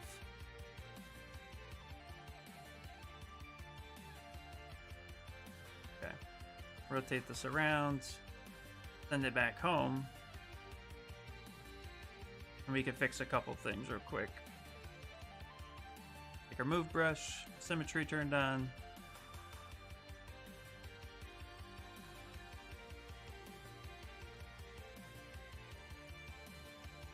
Weld that. There we go. Let's do a light cleanup. Sometimes it helps just to get your points moved the way you want to move them.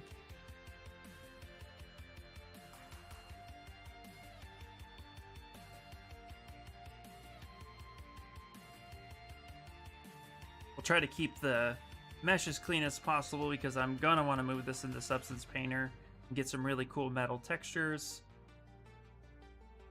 Because really, the 3D print, I don't think the 3D print needs to be super complicated on details.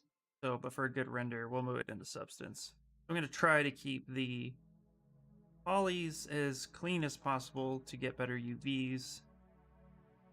Go ahead and smooth that down a little bit. Just do a light smooth. These edge loops, kind of relax some of that.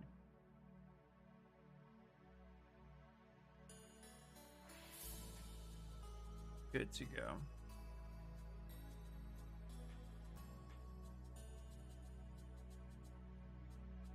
There we go. Not too bad. I turn off symmetry. Turn that around.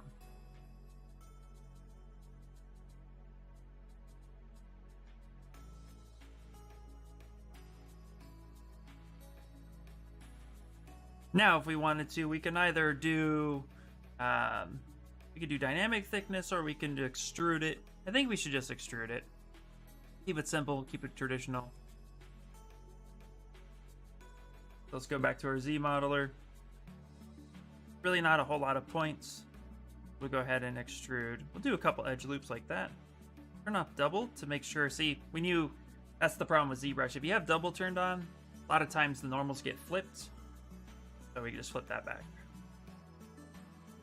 There we go. Easy enough. Go ahead and now get mirror and weld.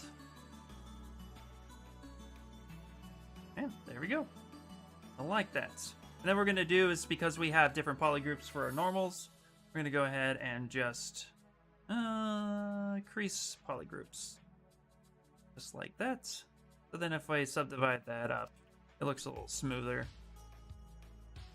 without worrying about anything else. Actually, with the creasing, what we could do too is with the crease, we can go ahead and start beveling the creased edge just a little bit.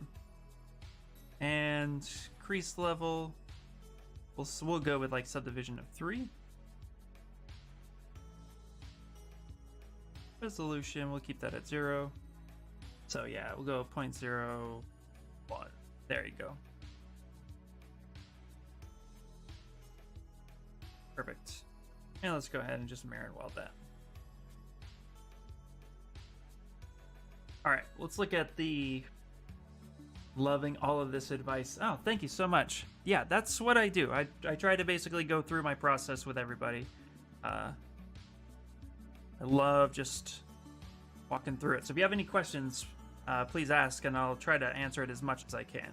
Right now, we're just in the blackout stage, so there's definitely just a lot of little things to consider through each step.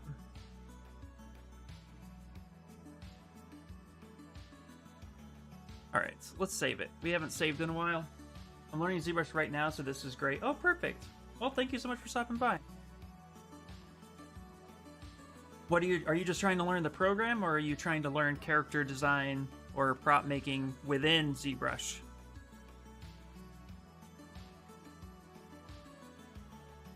Go ahead and grab all this here. Grab all this here. Let's turn on symmetry. Now we get to move this. Now we just move the joints back in a little bit. Also, too, when we rotate, this will give us an idea of how that's going to move. And we'll push that in a little bit more like that. I know the basics, but learning more in depth is my goal since it's such a powerful tool. It really is, yeah. ZBrush is super multifaceted, which is just amazing. In every sense of the word, it's just, yeah, there's so much it can do. And that's the thing, too. The big misconception that a lot of people have of ZBrush is that it's only for games or for VFX, but ZBrush does so much. Problem is that the UI is a little convoluted, and there's a lot of hidden features within ZBrush. Like, the biggest tip I'd say for learning ZBrush is if you don't know something, hold Control on the keyboard, and it'll actually explain what that thing does. And you can do that for everything, for your alphas to your brushes. It'll just kind of explain it. So if you're in doubt, hover over that thing, hold Control, and it'll explain that detail. Yeah, no problem. I'm a 3D artist, but I mostly use Maya for creating assets. Perfect. Yeah, that's awesome. Brush would be really mad at my current model render. Doing some texture work in my model is 6.4 million tries. Oh, is that all?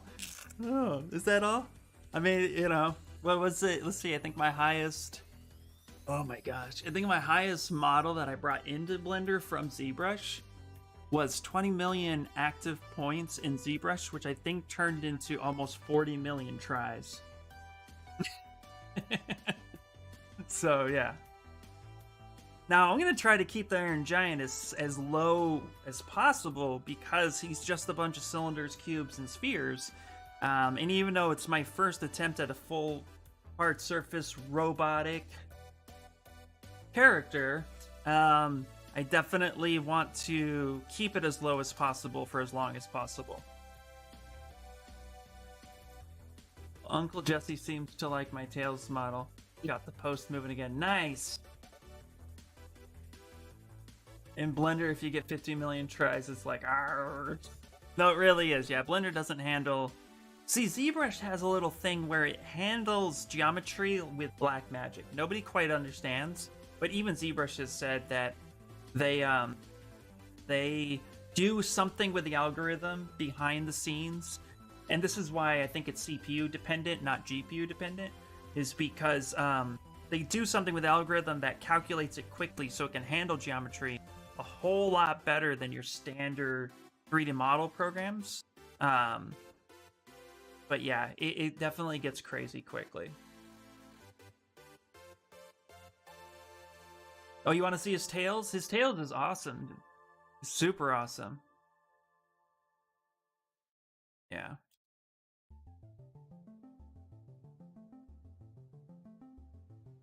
Okay.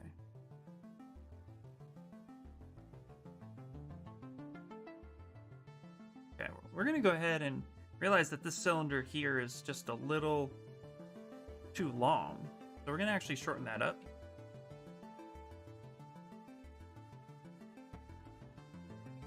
Grab that. His fingers are also extremely long too.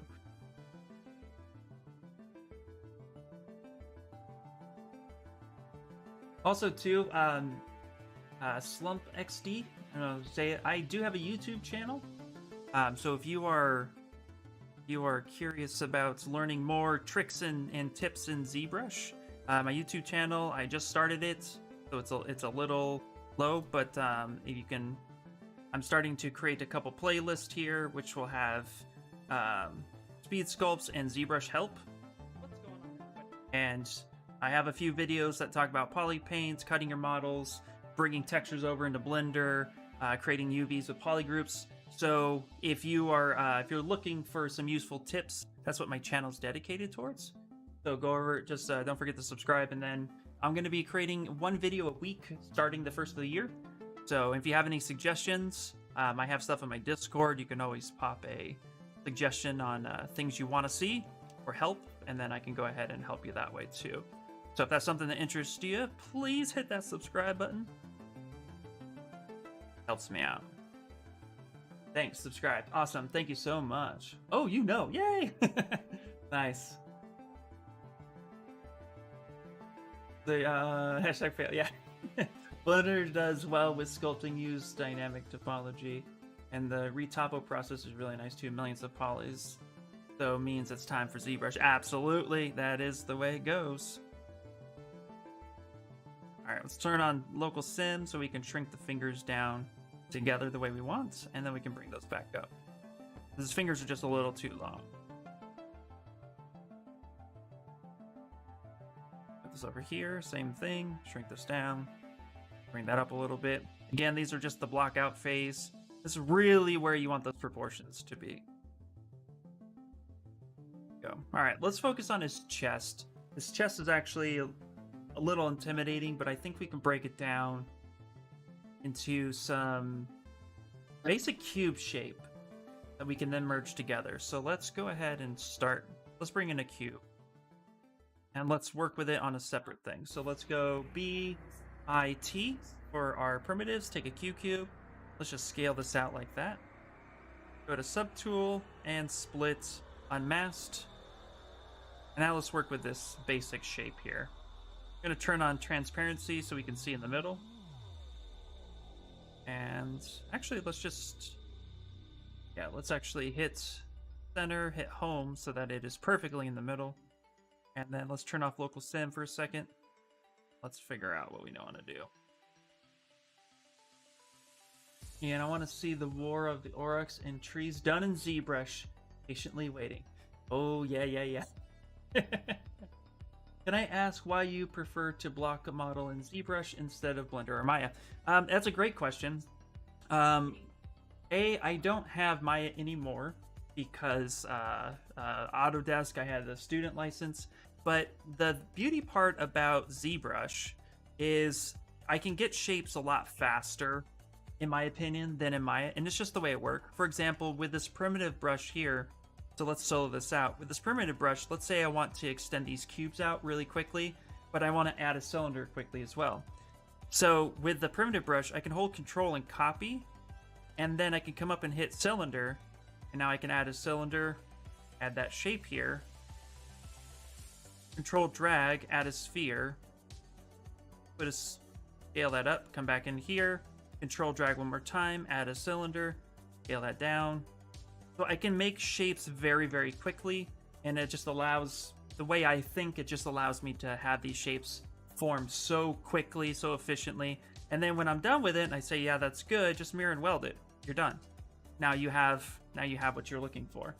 So for me, it's definitely a quicker way of doing things. Now, there is argument to be made that you can't get clean topology out of ZBrush.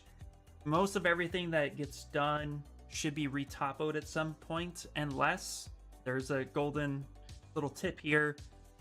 Unless you're doing things for toys, not animation. I do things for toys and static sculptures, So there's no need for me to worry about the geo so much. But even still, I would take it out of ZBrush and retopologize if I needed to do that, if the job required. IMM primitives, is that a standard brush? It is a standard brush, yep. And the trick is just, you know, once you drag something out, so yeah, it's just go B, I, and then T, which is the shortcut, or B for brush, I for your insert IMM brushes, and then it gives you selections, and there's a bunch of them, and that works. That trick works for anything. So if I have my buttons here, let's say I want a couple bolts, so I come here and I drag a bolt out, and I say, yep, that works out great. And I need another bolt, but I need it to be different on the other side. Just control that over, make it what I need to, place it, and now we're good to go. Now I have my bolts and I have my nuts. Easy. Taking notes like you're in college again? Awesome, perfect. And then, like I said, yeah, and then all of a sudden, boom, mirroring well. Now I have a bolt and nut on the other side, and we are good to go. So it's just simpler. That's all. For me, it's just a simpler process to wrap my head around. But I will say this too. I completely love Maya, and I love Fusion 360, and I love Blender because they're good at what they do. And I'll never knock one of those. I just prefer... I paid $800 for this program, and it can do a lot. So I'm going to use it to its fullest advantage. Typical process of snapping to surface and right-clicking to extrude the verts. It's simple. Yep. Cobble flow 3, otherwise if you need a large cover area. If you need to cover a large area. I don't know, I have definitions. What can I say? Yeah, absolutely. Again, you know, that's what I've said it here a bunch of times, but you know, use what works and use what you have. Do I have an ArtStation or portfolio of work I can see? Absolutely, yes. Here, I will... Actually, Martin, if you don't mind, boom. There you go. There it is. Yep. All right, let's go ahead and work symmetrically. So let's scale this up. And we're going to go local sim to scale uniformly, of course. Now we're going to try to get these shapes the way we need them to be. And to be honest, it's going to be a fun experience. What I think I'm going to do is hit the ZM for ZModeler, and I'm going to delete these edge loops here. And here, just for now.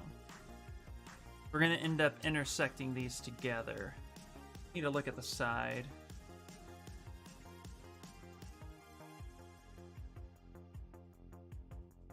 Oh, Chris just placed an epic! Very cool. Love your spawn bus. Is possible to print in color. I don't have the capability of printing in color, but there are 3D printers that have color options. Check out Prusa printers. They can do it. There are some really expensive, I think Mechy, I think that's how you say it. They're a 3D printing company that does full color. They're expensive though. You'll pay like $500 to $1,000 for one print. It's insane. All right, so right now, real quick before we move over to Stream Raiders, just so you guys can see my train of thought. I'm looking at the character sheet here. And the profile is really hard to see, but it definitely looks like it's a few different joints that are interlocked with each other. And so I'm going to treat this chest plate as one, and then I'll treat the side plate as a secondary that matches up to this cylinder. So I think that's how I'm going to want to approach it. And we may do some live Boolean on some of this back stuff, although this looks flat to me, even though there's a diamond shape here. So I think that kind of pivots out a little bit. Kind of hard to tell. So we'll go with our gut on that. But just so you guys see my train of thought. All right, Stream Raiders, for those of you on Twitch, let's do it. And yeah, reference. Always reference. That's my biggest tip. All right, here we go, here we go, here we go. Oh, I'm still sad on my... Whoops. We didn't lose yet, guys. We didn't lose yet. Here we go. My train of thought got derailed. Happy to help, buddy. Happy to help.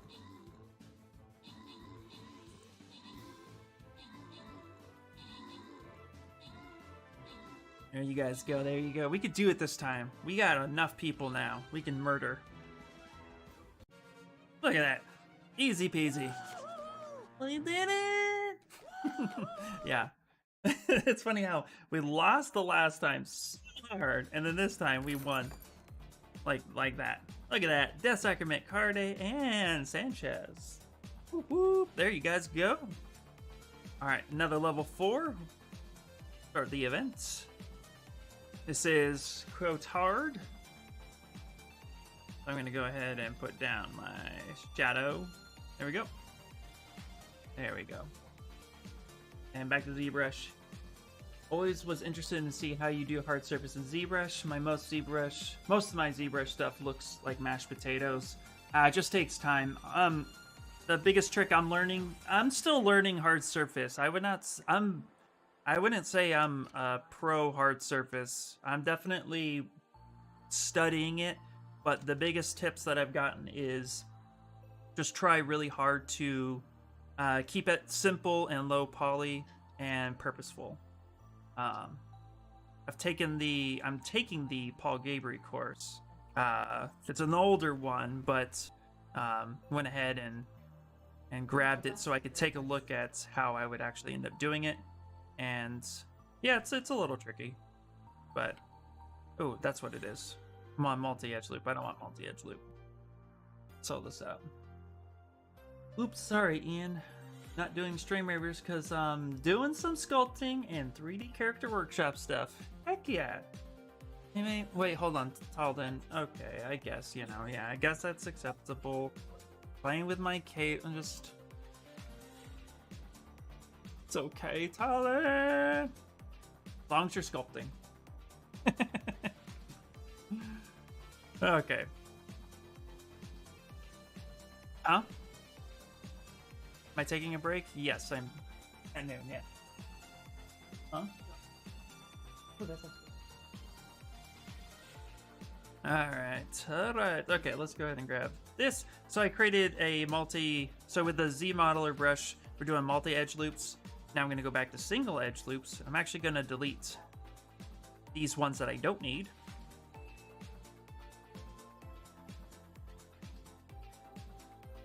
ZBrush almost stays open on my computer at this point. Nice. I've fallen in love with this app. Yes, you and me both. You and me both. That's why I just love it. It's such a great program. There's so much to do. Yeah. It's just so beautiful. Again, the fact that it's just multifaceted and just... Yeah, it's truly is a wondrous program. Okay, here's what we're gonna do. I realize I'm working with two different shapes and I don't want to do that anymore. I've lied to you all. So I'm gonna actually select this. I'm actually gonna move this over. Okay, so here's a little trick. If you want to merge two things together that are separate, but you want it clean topology, so you mirror and welds. If you're looking at the camera port with the face facing you, it mirror and welds from the left to the right. So, be this way, whoops, this way, that would be that way. So in order to do that, you just go ahead and select your center point and drag it mostly over to, from left to right, drag it mostly over to the right, hit mirror and weld, and now that puts a nice clean edge right in the middle.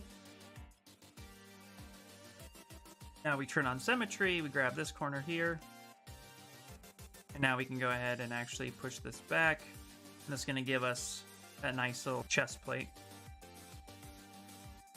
My favorite part of ZBrush is Paul Gabry. Oh, you say you can't do that? You mean you're trying to do this?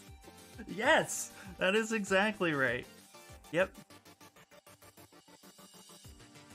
It's interesting because I was in the beginning of ZBrush, I was like, oh, I could just do this in Fusion better.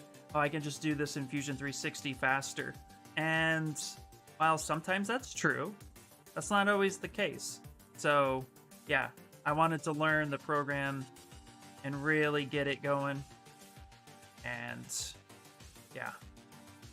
Now look at me, Mom. I'm a big kid.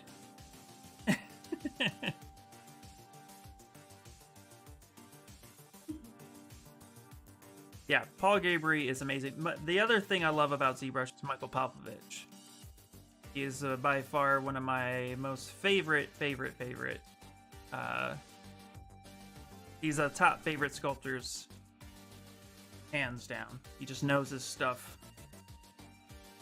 And again, there's new things with the new ZBrush, for example. Like, so this belly shape here. This belly shape right here, right? This is what we're going to be working on. We're going to make this real fast. Creepy? What's creepy? Gerald, it's all your fault. If anybody didn't know my backstory, blame Nextnox. He's the one that's like, oh yeah, you want to do that? You should try that in ZBrush. Oh yeah, you want to do that? ZBrush is what you should do. And here we are. This is where we are.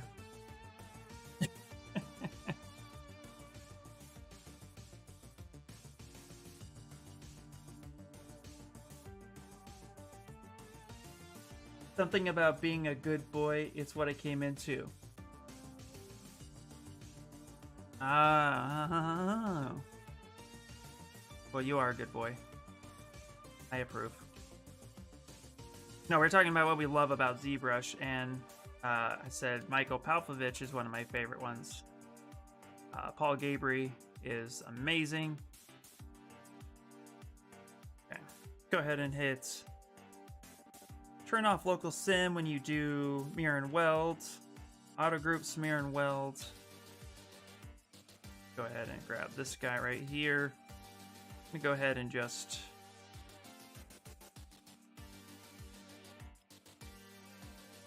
grab all this. It was funny when Z Summit was here and one of the guys from ID Software was like, I do glass over in another application for the helmet. Paul interjected, it was like, you know, you can do that with a couple sliders, right? Yeah. I like the guy from 3D Dojo. His dance moves are amazing. Oh, Spencer. Yeah, Spencer's amazing. Yes. I love Spencer. He's a good dude.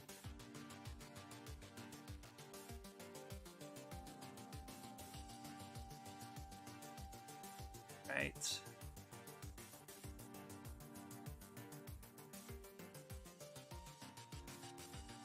Alright, something like that, which will be good. And what we're going to do real quick is we're going to grab this one right here. We're going to center this to its home position. And then we're actually going to scale that to make sure it intersects with this main cube here.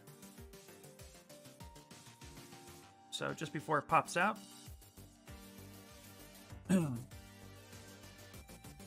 then, now we have the chest plate added. That will connect and merge together correctly. How are you doing, Nextnox?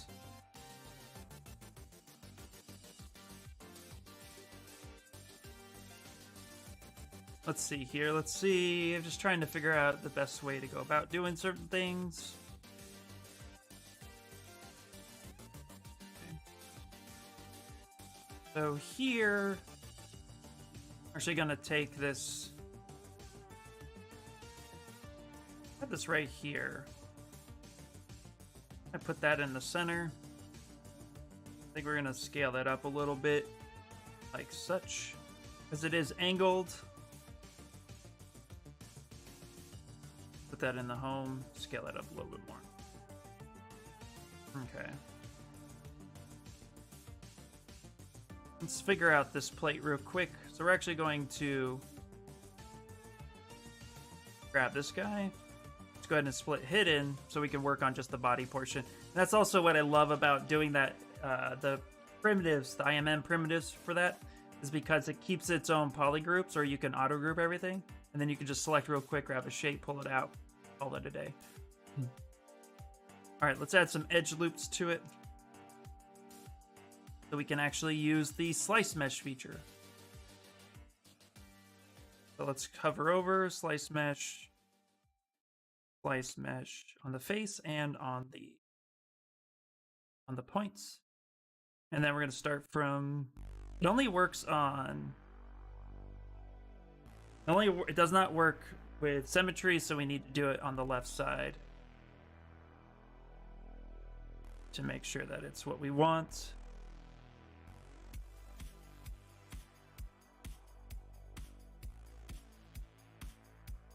And I think we're gonna go around. I need to see the back of him, actually.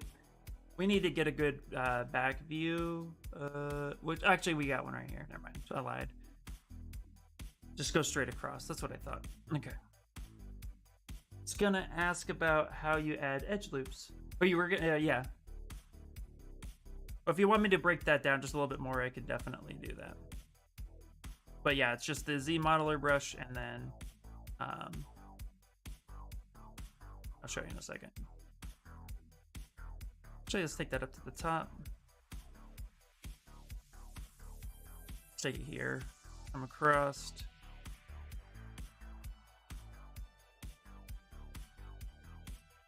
There we go. And down like that. Perfect. Go ahead and grab that. Let's go to face. Go to fill. So polygroup. Fill. Polygroup. Just like that. So grab that section. Take this. Grab it. Delete hidden. And now go ahead and do mirror and weld. That will make it like that. And then we'll have to Z remesh this. But yeah, so to add edge loops, just go to Z modeler, so VZM, hover over an edge, go to insert. You'll have single edge loop, which will add just one, or you can do multiple, which then can add as many as you can fit into that section. And it is dependent, as you can see here, based on which edge loops are around. So if you want to create your own custom ones, if you hit delete edge loop, for example, where it's not colliding with the outer surface, it will delete all the internal ones. So you could just go ahead and delete there, and then you can add in your own if you'd like. And with multi-edge loops, it adds its own poly group. So it kind of staggers it, and that's so that you can grab the section like that, and then go ahead and delete hidden, and now you have a clean edge surface to work with.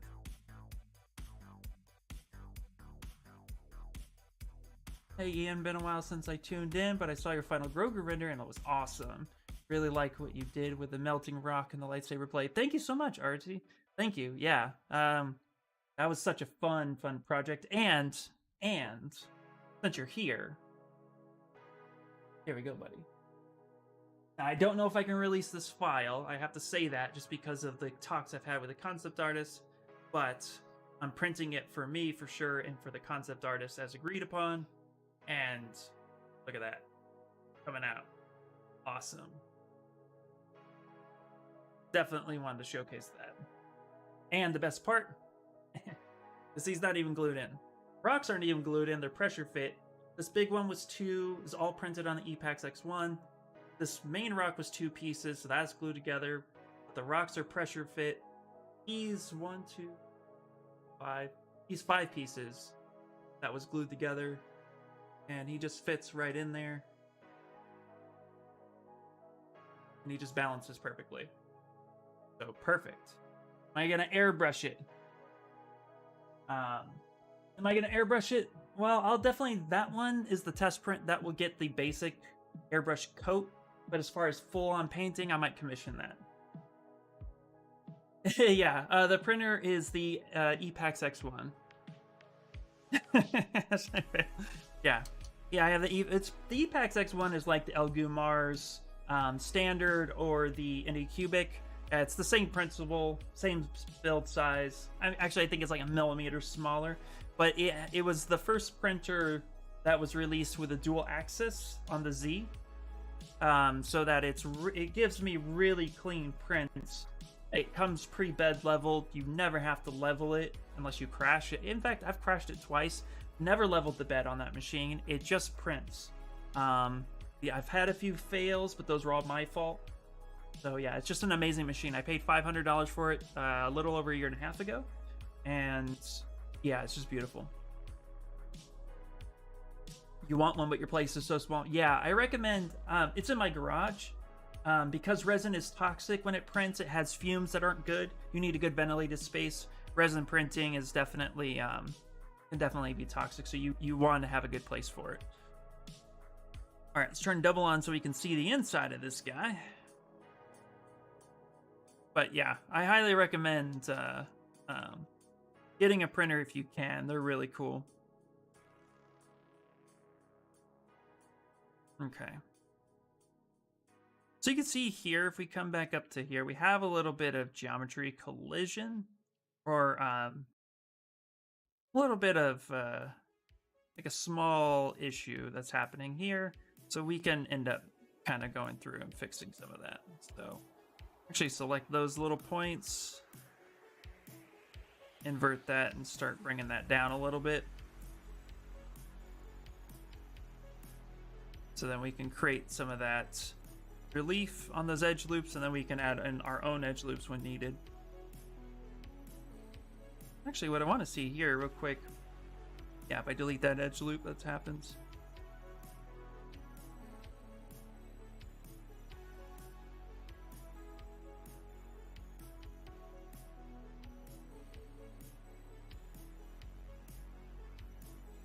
That's interesting.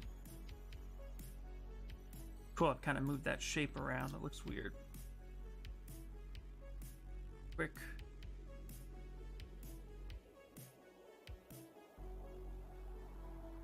Go ahead and mask.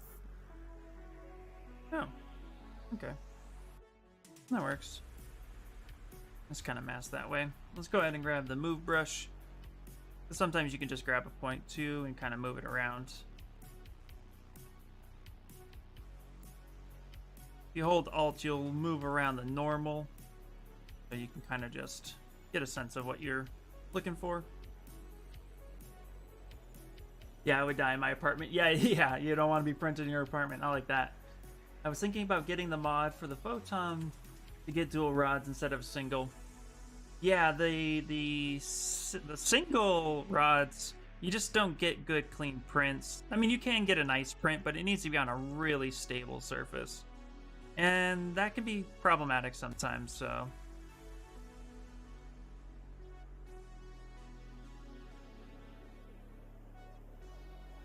Okay. Now, what I am thinking too, we might end up doing some Dynamesh and then Z-remeshing after the fact. So let's try something. Bring that up a little bit.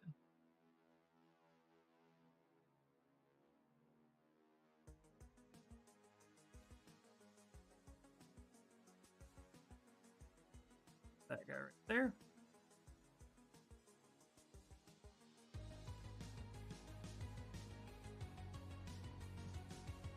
Okay. Come here on the inside. Go ahead and make this a single poly group. Let's actually go BZM to grab our Z modeler brush. Hover over this, and we're going to go to extrude all. We're going to extrude this on the inside a few times, and then we'll make sure that we flip normals, because again, when you extrude on the inside of an object of a single-sided surface, it flips the normals, so you want to flip that.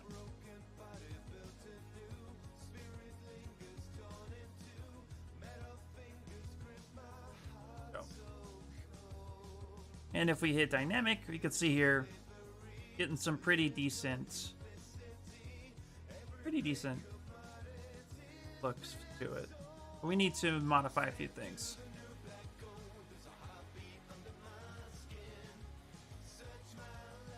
So flip that. Actually, before we do the extrusion, I just realized I want to Z-remesh it.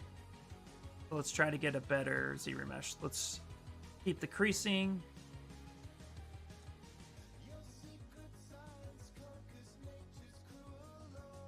Crease that edge there.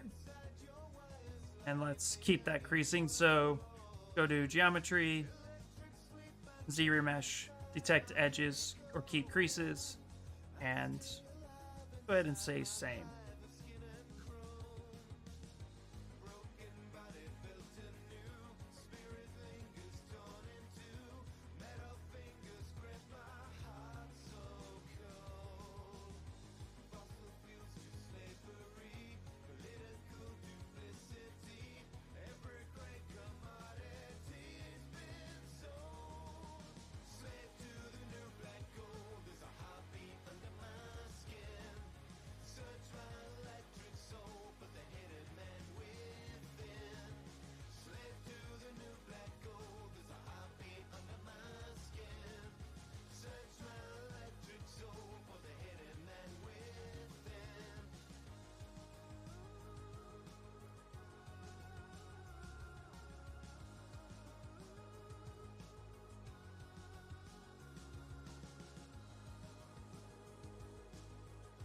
I am muted.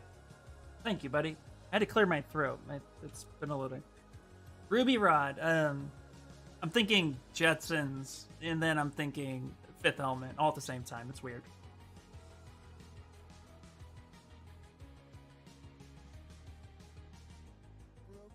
There we go. Yeah, sorry about that. Yeah, my throat's just been acting up. Yeah, it is all that side hustle.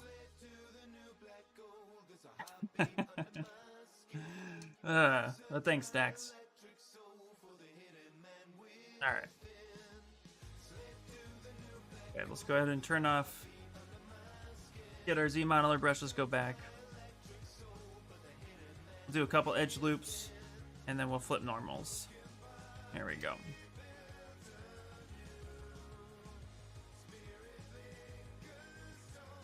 Okay. Just keep looking at his shapes, and now I'm just trying to match it as much as possible. Okay. I go ahead and kind of push this up a little bit.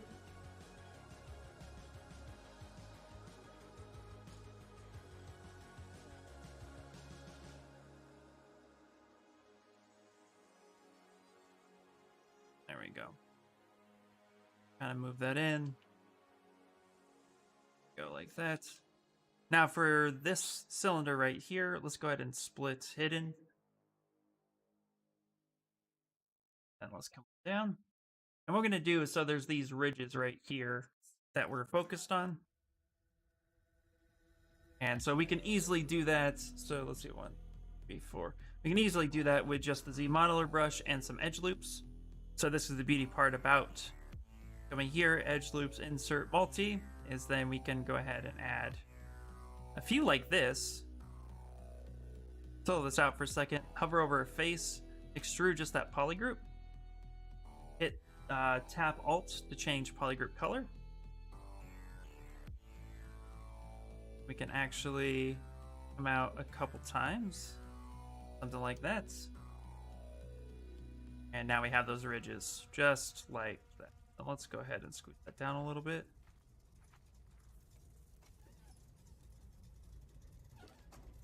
Push that up, so we'll give him a smaller torso.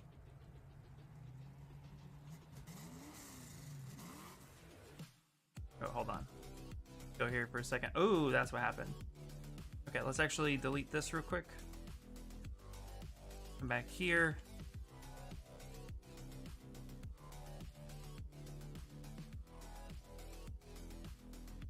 Okay, that's what happened. So instead of doing it that way,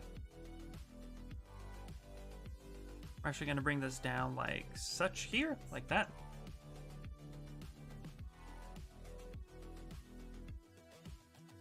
There we go.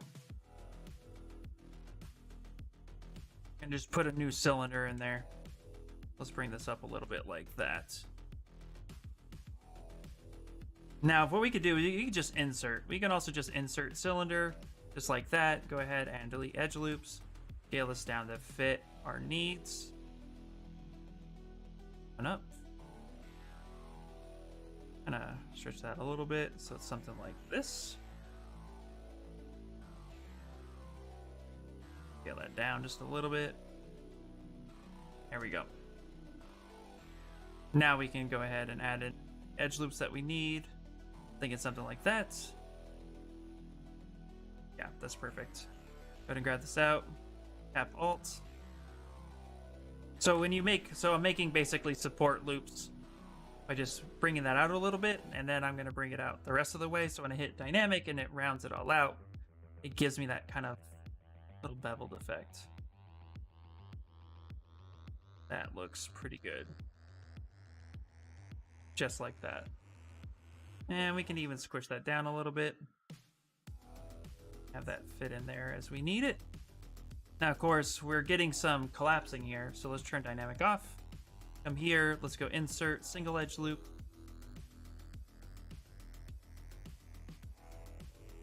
And we can add in a couple support loops right there. These are hidden, so they're not necessary. to look at, so when we go ahead and smooth that out, add one right here on the edge and one right here. Edge loops near the edge will just help it so that it doesn't collapse. Go.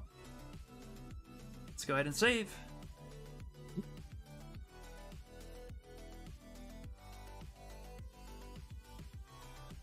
And so far, he's coming along. Yeah, not too shabby.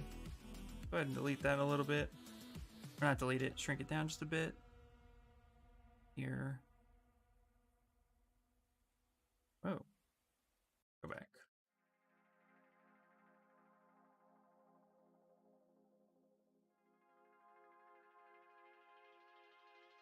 Bring that up a little bit. Like that.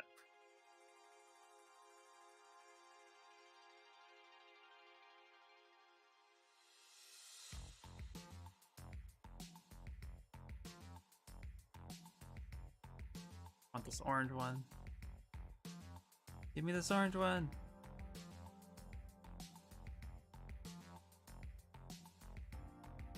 There we go. Put this in the middle. And we'll scale that up just a little bit.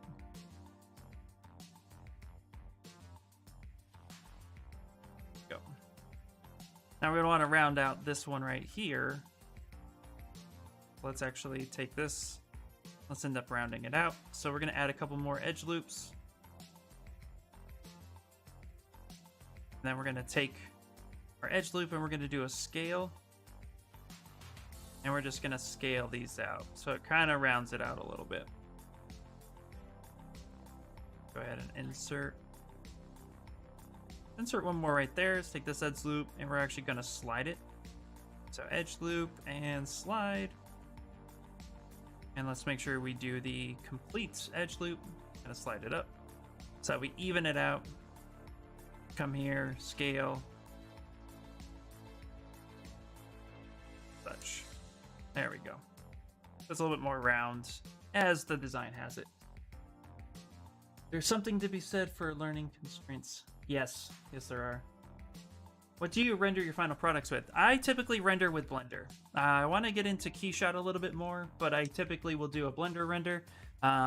Substance Painter I've rendered in a few times, but I don't like the lack of control with the lights. Everything's kind of HDRI dependent, and I wish you had more of a studio option. So, but that is okay. So Blender's usually my go-to.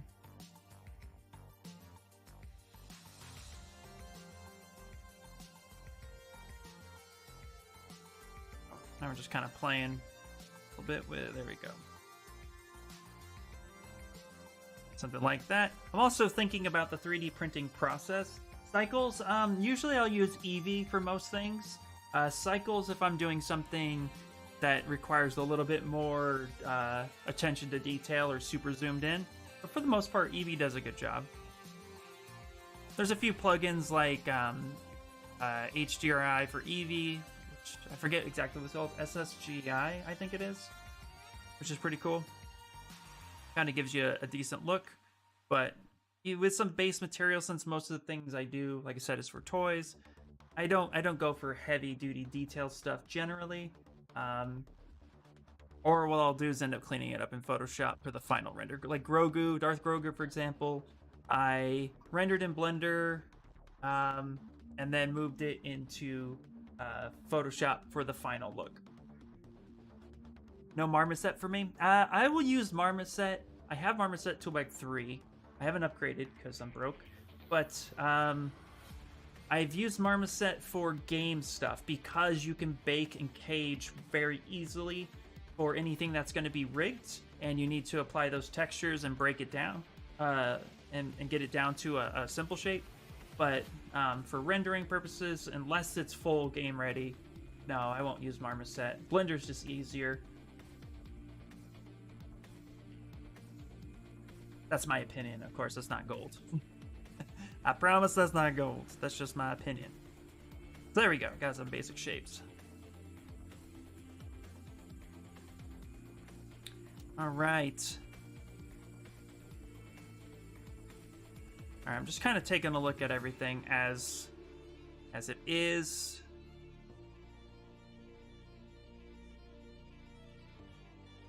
I'm gonna grab this.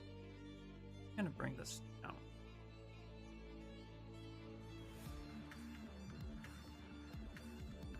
That as well.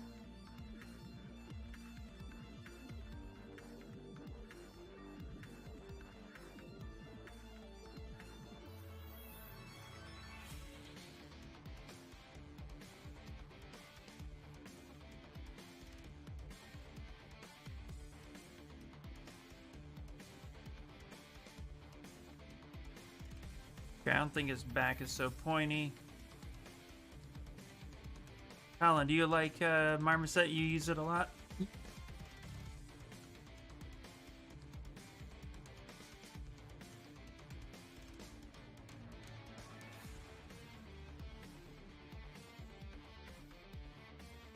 kind of looks like Bender from Futurama. Yeah. Hey, Wandering, what's happening? Yeah, we're definitely blocking. His blockout's coming along.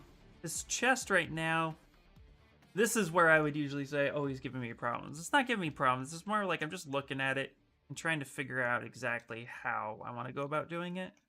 I'm also trying to look at the subtleties of some of the details that I've pushed a little too far. But at this point, yeah, I'm just kind of looking. But yeah, he does look like Bender a little bit.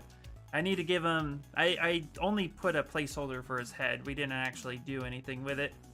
So we still got a lot to do. I have Marmoset, but still learning how to use it. Yeah, Marmoset's pretty cool. I like it. It just doesn't handle high poly as well. But it's really good for baking and getting your textures brought in. So, like, my workflow would consist of Zbrush, to then, after retopologizing, taking it into Blender... to Substance, getting the textures on Substance, baking all those out, then just bring the low poly into Marmoset, and then create your materials and attach all your maps, and then you're good to go. Daddy Bender. Dream Raiders! Yes, everybody, guys, check out Wandering. If you love painting, he has a great YouTube channel that started up, and he's an amazing painter. You gotta go check out his stuff. Oh, Stream Raiders. Yes, let's do it. Let's save it. Trying to get better at the shoutouts. Tried. Bad at that stuff. Alright, guys. I know, I love my mods. Oh. Alright, here we go, here we go, here we go!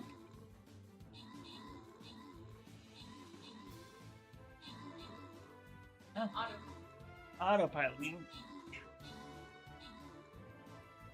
Oh, Lordy. How's everybody today?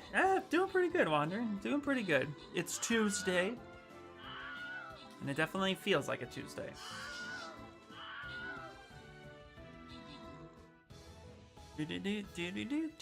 Six more enemies, guys. That's it. That's all we have to do. Just so you guys know, we're going to be taking a little bit of a break here in the next 30 minutes? A little less than? No. We'll do 30 minutes. We did it! We did it! We'll be taking a break in 30 minutes just so I can get some lunch and all that other stuff. So you guys can get something to eat and hang out. Alright, let's go, let's go. So we'll do one more Stream Raiders, and then after that, we will take our break.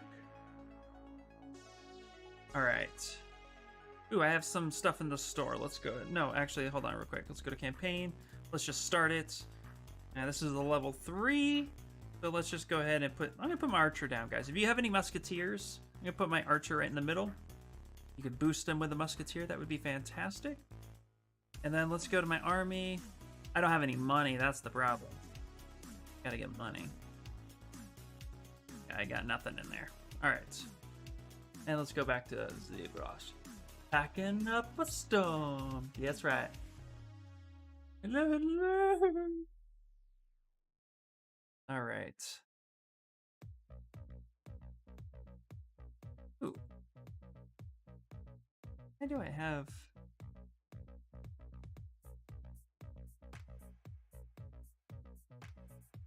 Oh, there's some... Oh, that's what happens. There's some weird collision happening with this joint here. Okay, so we're gonna go ahead and do auto groups. Here and weld. So I got a ball joint here that's kind of acting up. Okay. Not sure what happened right there. It's easy fix. It's an easy fix. I'll go ahead and just delete hidden. I grab that guy. Grab this guy. Let's go ahead and control grab that, turn that around. That there. Get that. What did you just, oh, no. Grab the wrong thing. Okay.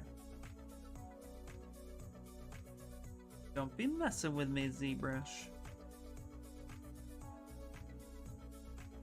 Okay. Oops.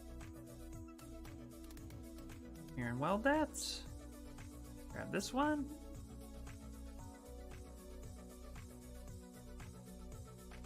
Drag that out. Center that. Go ahead and hit local sim. Scale this. Bring it down just a little bit. Scale it up the rest of the way. There we go. Grab that. Give it a new poly group. There we go. All right. Had a little bit of collision error, but now we got it. All right. Okay, we need to figure out this chest the rest of the way. That's what needs to happen. And then we'll get to the head. So let's do that. And I may start its chest over. Looking at the main shapes, and I'm just not liking what I have right now, and that's okay. Starting over wouldn't be such a bad thing. Okay. Yeah, I think that's what's gonna happen. Okay, what we're gonna do is let's actually back this one up.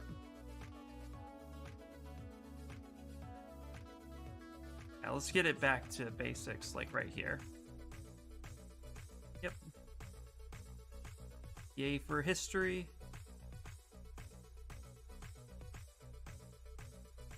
Actually put that in the center. When in doubt, start over. There you go.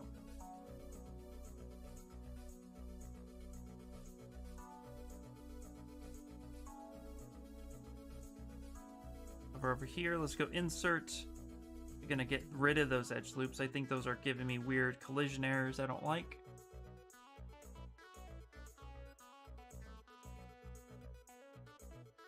Yeah. Okay. What we're gonna do now is we're gonna go ahead and actually let's put this in a group. Call this chest cut. Let's actually grab this right here. Sew this out.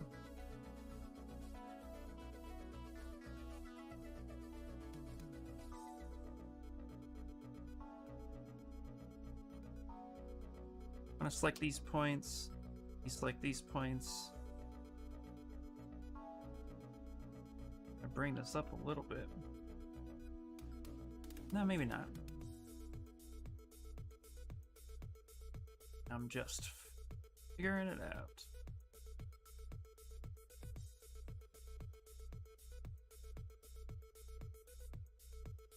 Right.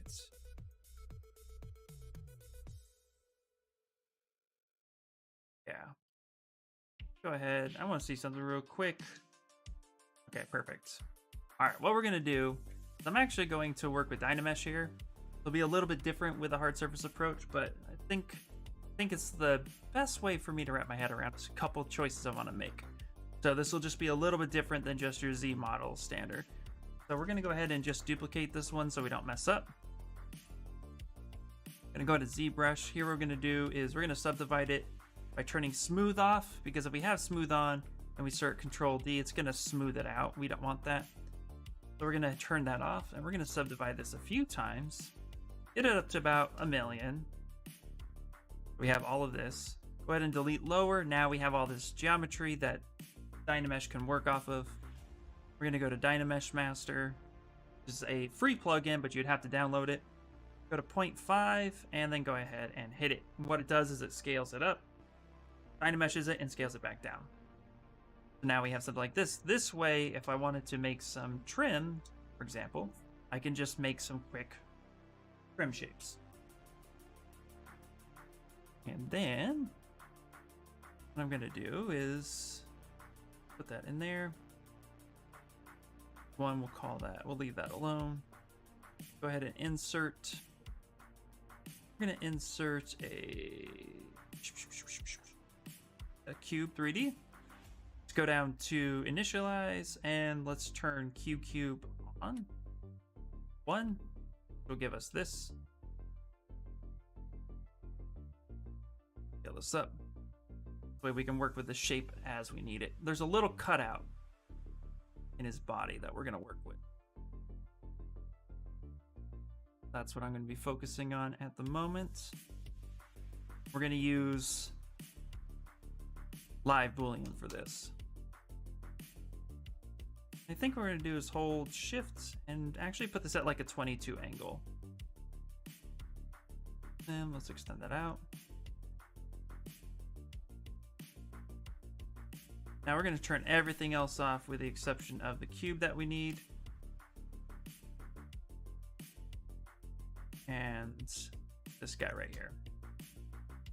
I'm going to turn on live boolean, set this one to cut.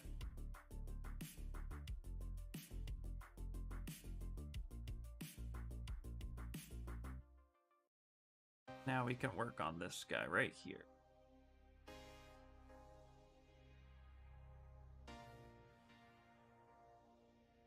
Basically create that shape right there. Let's actually turn off local sim, hit mirror and weld so that we're doing both at the same time.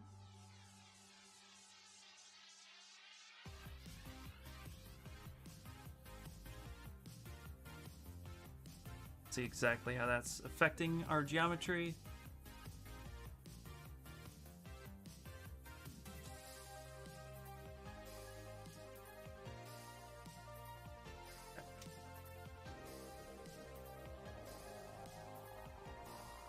So we can always make an adjustment later to have that fit. Yeah, let's leave that there though. Yeah, I like that. Pretty good.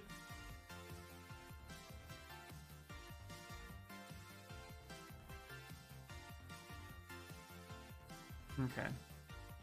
Go ahead and add here.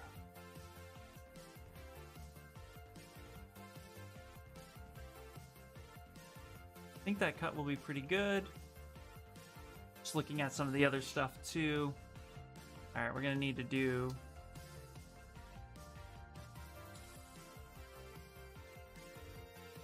actually.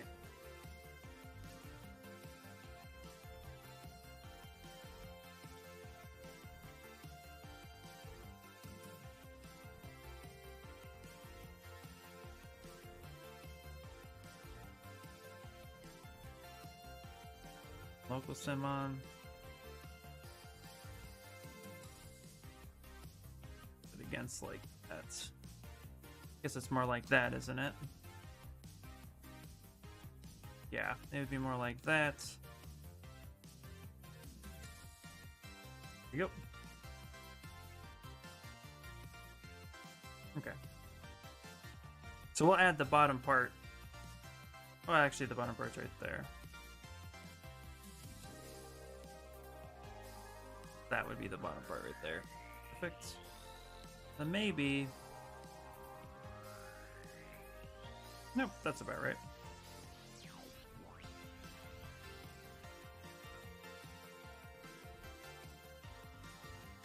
Okay.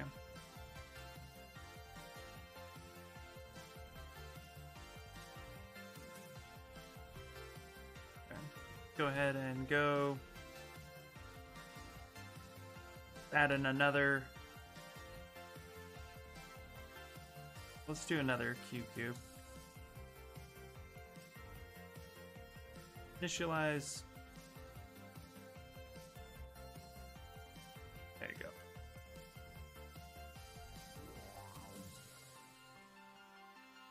22 degrees.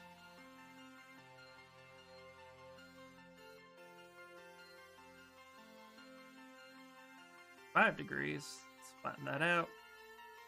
Subtool. Put that to cut.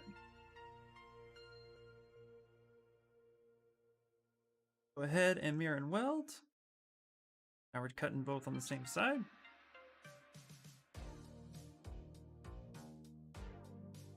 Focus in. Oh. Like that.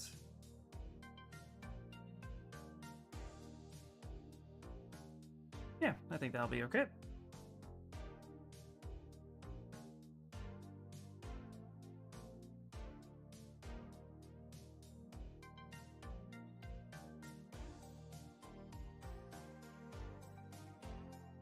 Yeah, that's fine. Okay, just kind of going through and just figuring it out, seeing how it should look.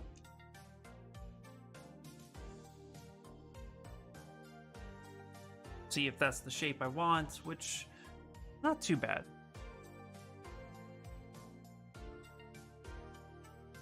Yeah, I think that'll be okay. I think we can work with that. We can end up Z-remeshing it, building that back up, and then we'll have to cut out his little neck piece and then put the gears that are around his neck in there. But I think that'll be a good start. Let's go ahead and turn this stuff off.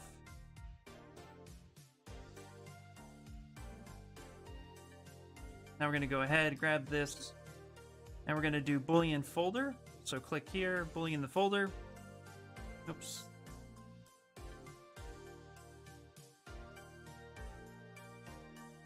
So now we have this. We have this funky shape right here.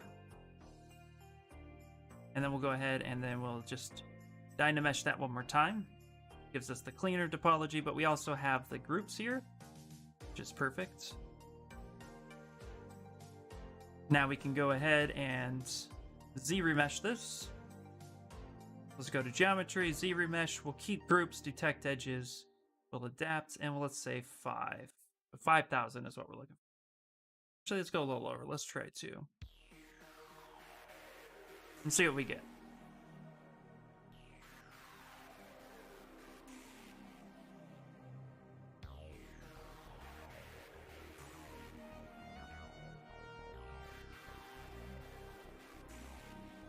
And that's gross. Okay, no worries. So then what we'll do is we'll actually go to polygroups, and we're going to go group by normals, which means every major plane change, it will go ahead and give me a different polygroup. Should at least. Group by edges, maybe? Yeah.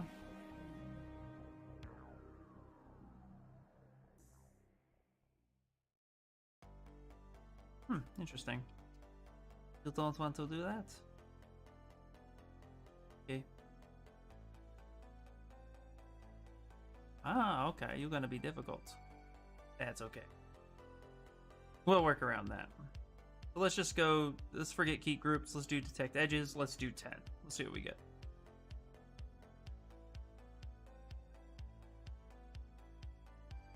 Sometimes Z-remesh is just funky and you gotta work with it.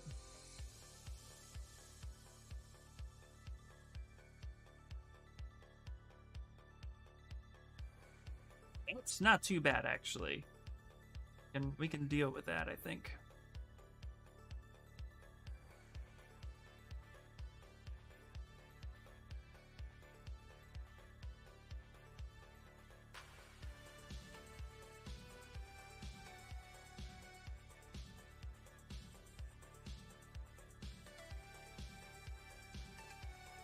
Let's go up one more time. Let's see what we got.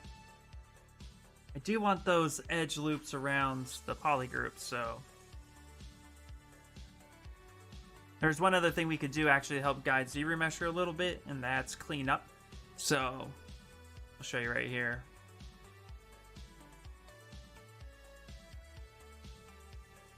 Yeah, okay, so we just got a lot of jankiness happening here. So let's go up to... Where is it? Let's go to group it. Polygroup it. No, not polygroup it. I don't want to do polygroup it. Query stroke.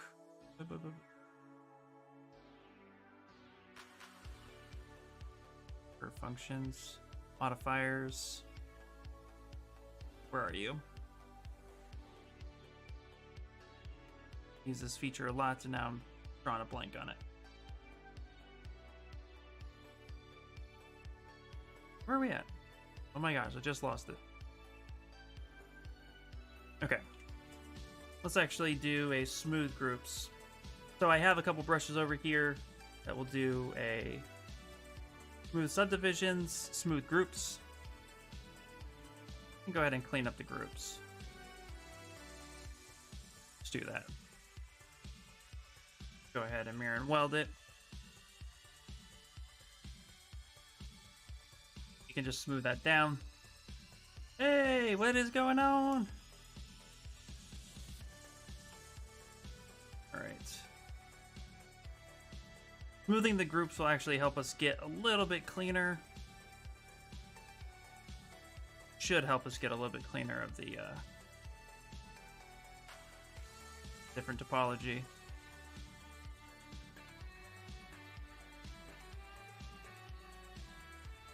Let's try that. All right, go to ZRemesher, keep group. Yeah.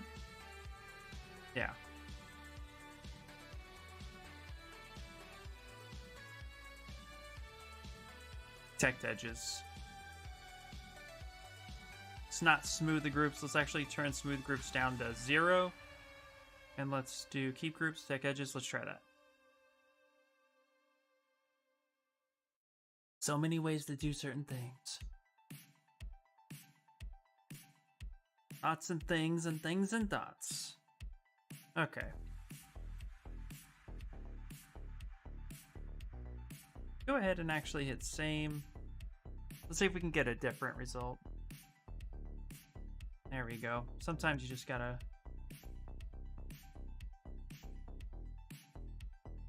give it a little something.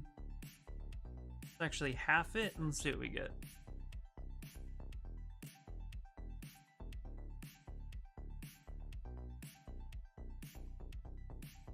Max smooth do anything? Nope.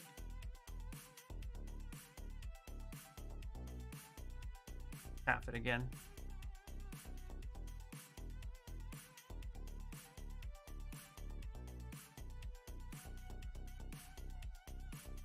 That's a little low. Let's try. No, not use poly paint.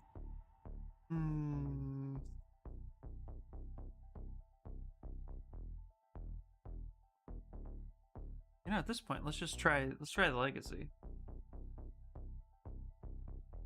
We got a couple more minutes before Stream Raiders, and then I'm gonna take a break for a little bit, have some lunch. And then we'll be back until 3. Remeshing error. Interesting. Interesting that it's giving me an error. It just wants to fight with me on this one. Okay, I wonder.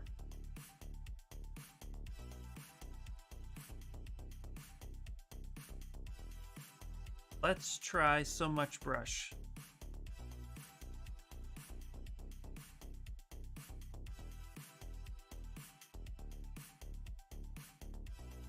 Is it gonna do everything, or is it gonna do... Oh, is that gonna do everything? That's not what I wanted it to do. I don't know. Stop. I want it to do everything. I don't want it to do everything. I just wanted to do this one thing. Alright, fine. I mean, I could just retopo it real fast. That wouldn't be too big of an issue. What are you doing? I am messing around. No, I'm just trying to Z-remesh to get this a cleaner. I cut it with Dynamesh. Now I want to Z-remesh, and it's not giving me the results I want. So now I want to... I'm probably just gonna just retopo it. Yeah, I might be doing the legacy with alt mode of remesher. That's what I'm thinking. That's a great idea. Go geometry. Yeah, because I have legacy turned on. Let's try it with alt. Oh yes, it's my song. It is. Yeah. Just trying to get a decent edge loop. Z-Remesher doesn't always do what you want it to do. Yeah, I may try that too.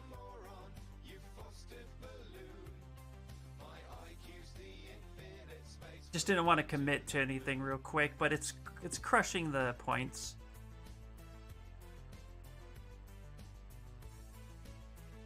So if the alt function doesn't work, yeah, we'll try Z-Remesh guides.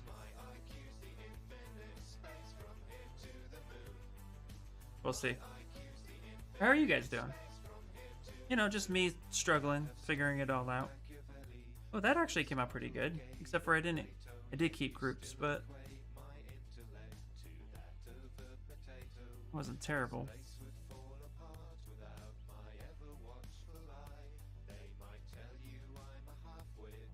Try one more time.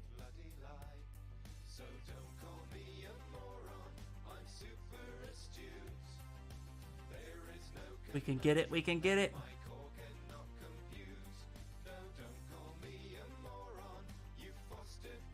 Just sometimes with the Z-Remesh, it definitely just needs a little bit of love. There we go, yeah, the alt worked out pretty decently. Just try to lower it down a few times. There we go.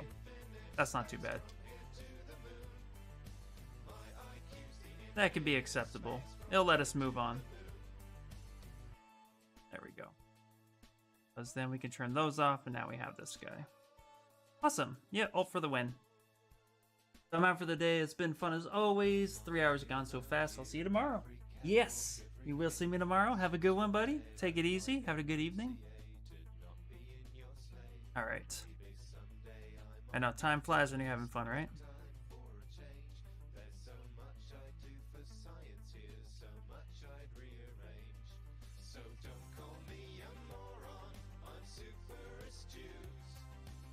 Go.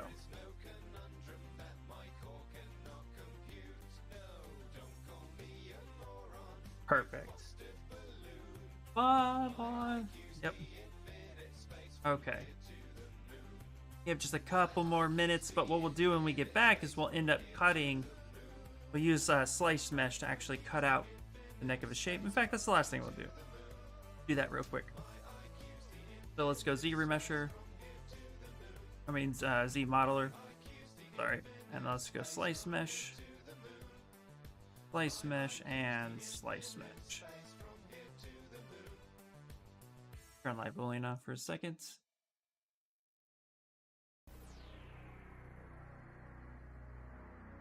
And we'll actually come down like such.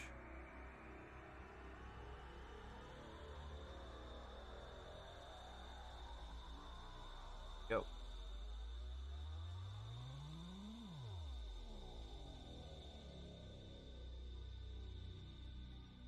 Come up like that.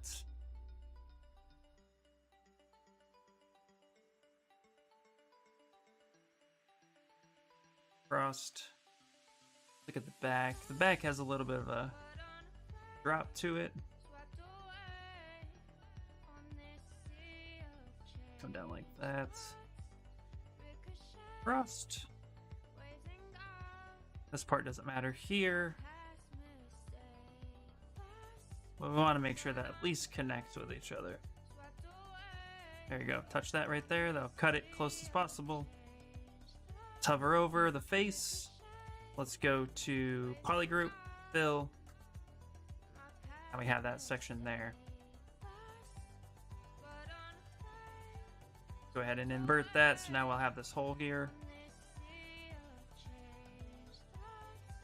I'm actually going to split hidden.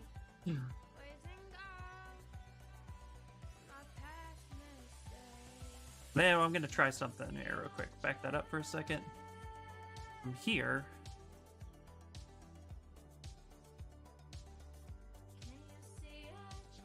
turn double on for a second so you guys can see what's happening. Let's do a mask. Actually, let's do this. Go to extrude. Curious on what that does.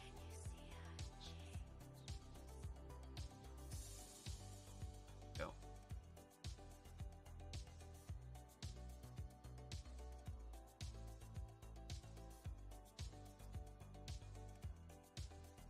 I want that to cut all the way through. No, I don't think I want that to cut all the way through.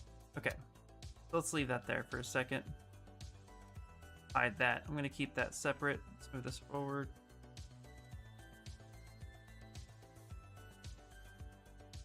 Cut that out. Go ahead and mirror and weld that. Now we have that shape right there. Let's do double. So we'll work on the inside of that when we get back. But what'll be fun is just extruding that in. I think will be good.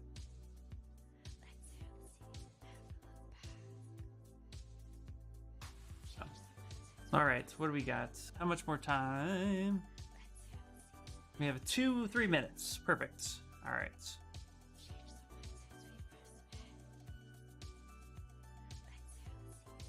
Let's actually take this. Let's do auto groups and mirror and weld. Grab the cylinder. Here we go. Switch that over. Bring this back. Let's actually go ahead and control drag.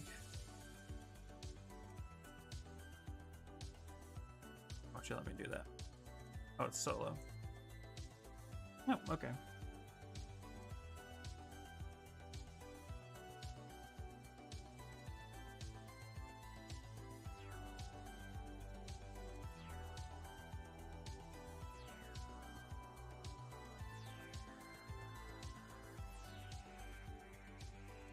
There we go. Actually shrink this in, so let's go local sim, shrink this in, and we'll scale this up. Scale this up a lot, actually.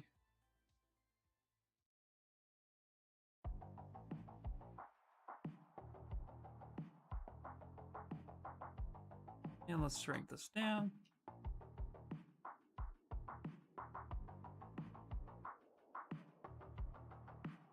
Something like that.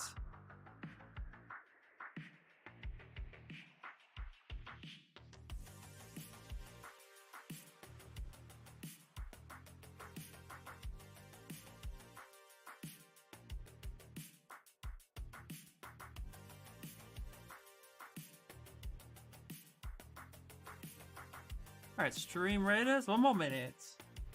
Getting shredded. Yeah, right. He is, he is, he is. Like what? Yeah. Kylo Ren, super shredded. Alright, here's a really cool trick. If we hold control, pick a spot and then let go, we can actually duplicate this a few times. Like that.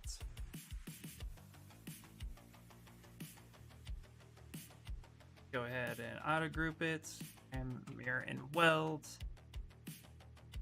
Go.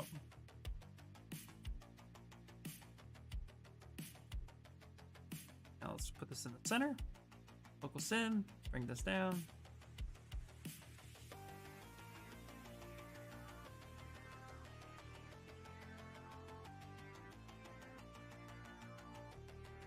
Try to move brush for a second.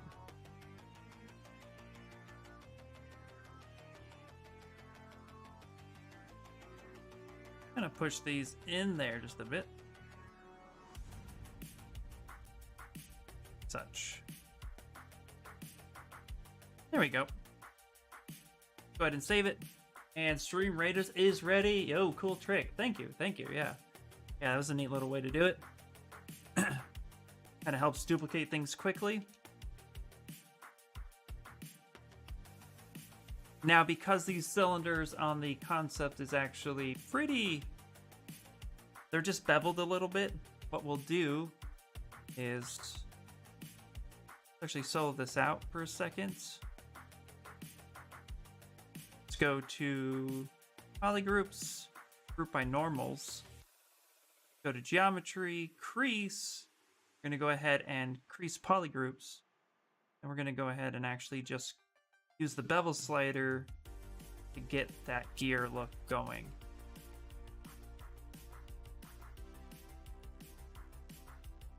We can kind of straighten those out a little bit. A lot of that will be hidden, so the imperfections underneath aren't going to matter. Now we have that beveling that happens, so we can work with that. And let's actually pull that up just a bit. There we go. There we go. All right, let's save it. Let's do Stream Raiders, and then we're going to take a 30-minute break so I can eat something, and then we'll be continuing until 3, after which. Let's do it. Wait, why does Iron Giant have the same body shape as Adam Driver? Right. You and Carde are the same body. Snickles said that. You two are on it. I love it. All right, let's do it. Said the exact same thing, which is hilarious. All right, view battle, and let's do it. Pop that back. Pop that neck.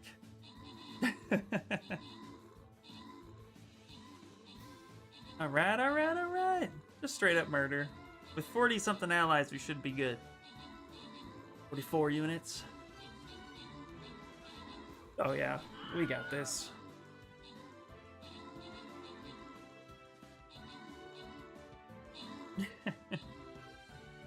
Oh. All right. There it is. All right, guys, easy peasy. Here we go. All right, and the winner is Peter. Whoop, buddy, there you go. Awesome. All right, let's do the mystery. We're not gonna do a level 2. Let's do a mystery. This way you guys can put them down while we take our break. Let's do it. All right, guys. That being said, I will be back in about 30 minutes. See ya then. Than me for the assist? Absolutely. All right. See you in a bit.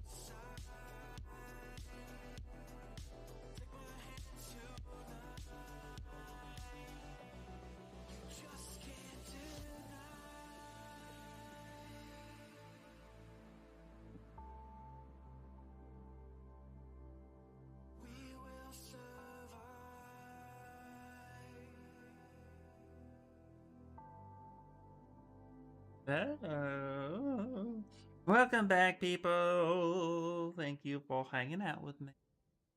So this is where we are with our Iron Giant blackout. We're still in the blackout phase, and blocking out a full character. So far, we've been working on this for about 3 hours, a little less than, and I think that's where we're gonna end up. I don't think we're gonna get to details today. What is up, Inspire? What is up? Okay, I was gonna do something real quick. There we go. All right. All right. Buddy, your tails looks amazing, by the way. And can't wait to see that thing printed out. Are you gonna split it up and do a big one? That would be really cool.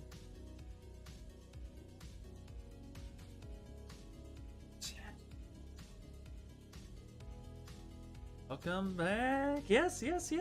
Hopefully, did you guys eat lunch? Did you guys get something to drink? You know, I got more coffee. I got my amino. I had empanadas. Ugh, so good. There's this place in my area called World Empanadas. So delicious. Oh, FDM people can print it too. It's called supports.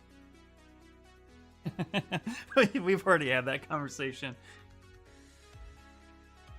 I'm a big fan of supports with FDM, and I think everybody should be too. Bless you.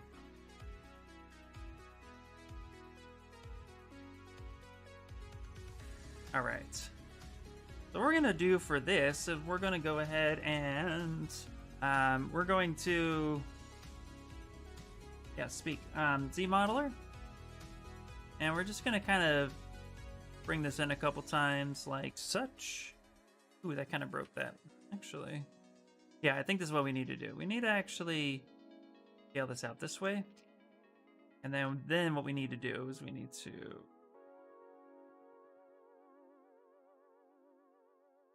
not do it. What am I doing? I don't know. Okay. Spent my break reworking my office in 3D. Ooh, nice. Yeah, that's a thing now, right? Everybody's like getting on that bandwagon. And I've seen a lot of artists do that. Michael Pavlovich did it, and then all of a sudden, like, I saw the smartest do it, and a few other people started doing it, and I was like, it's clever, it's good. If I modeled everything in my house, it's tiny. You guys don't want to see that stuff. I'm telling you, you don't want to see that stuff. Okay, what we're gonna do is, what do you mean, huh? It's a thing right now. But my break quote reworking the office. A lot of people are doing like they're building their office space in 3D, and then they're like, you know, focused on all that stuff. It's like a thing that's happening right now. I just did it because I wanted to do some interior designing without spending money. Yep. Well, now you know it's a thing. That's the funny part. Is that it's a thing now. Okay, we're just gonna go ahead and kind of pinch a little bit. We're gonna end up using some thick skin on some of the on some other areas, which I really like it for some hard surface stuff. You guys saw me use it on Grogu's lightsaber. So definitely going to end up doing it. I'm just kind of pinching these areas, reinforcing some of it. Clean this up a little bit. Getting things a little sharper. Yeah, no idea it was a thing. Yeah, apparently it's a thing. Yeah. In fact, not to promote another artist or anything like that, but you guys have to watch it, so I'm just going to find it real quick. I'll go Mike Pav. Just type in Mike Pav. Should be able to find it pretty quickly. This guy does not need any help with it, but he did this thing. I'll see if I can find it real quick. He's had a lot of Substance stuff loaded up, but yeah, he did this like 3D modeling interior design. It was pretty cool. Oh, here it is. Yeah, arranging office furniture. So you guys have to watch this if you haven't, but it's a pretty cool thing. Oh, you all want to battle? Now you want to battle. Okay, that's what I was supposed to do. Stream rating! Here we go, here we go, here we go. Thank you, sir. That's why I have mods.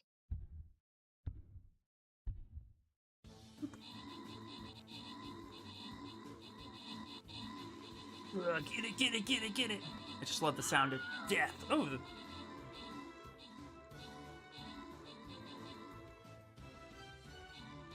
man. That was crazy. That was just straight up murder. Getting shot with lightning. Yeah, don't let them kill me. There you go. Yes. Look at that. Ooh, we did it, guys. We did it. All right. We got Sanchez and Carde coming in hot with those item rewards. But Peter, look at these assists. 48 assists. That's insane, dude. Man, almost 50. Yeah, dude. Couple more flag bearers and you're good to go.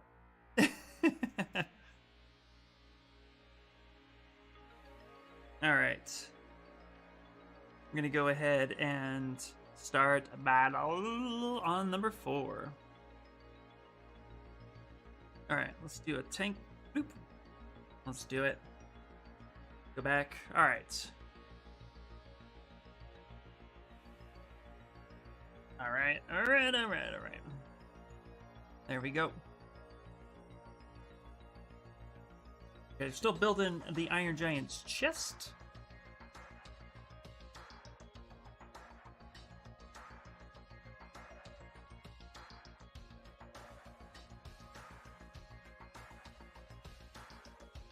Realized that kind of made a mistake here. So I'm gonna go ahead and delete this one like such. I'm gonna delete this one too. I'm gonna go ahead and come in here.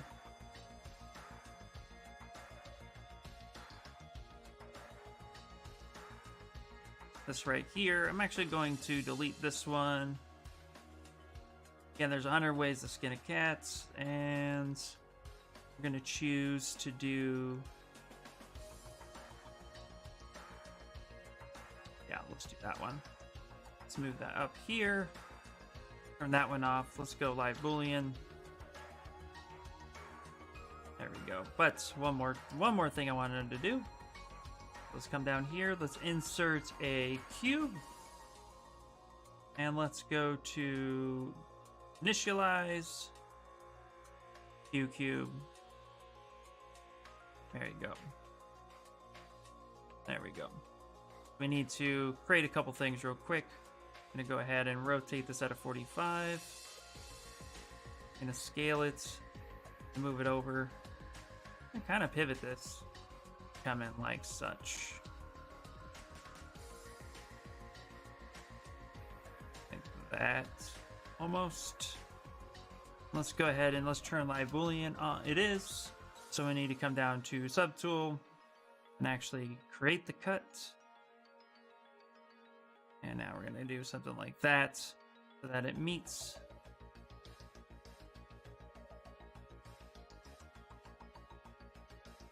Almost like that. There we go. Let's go ahead and mirror and weld that. It's not local sim.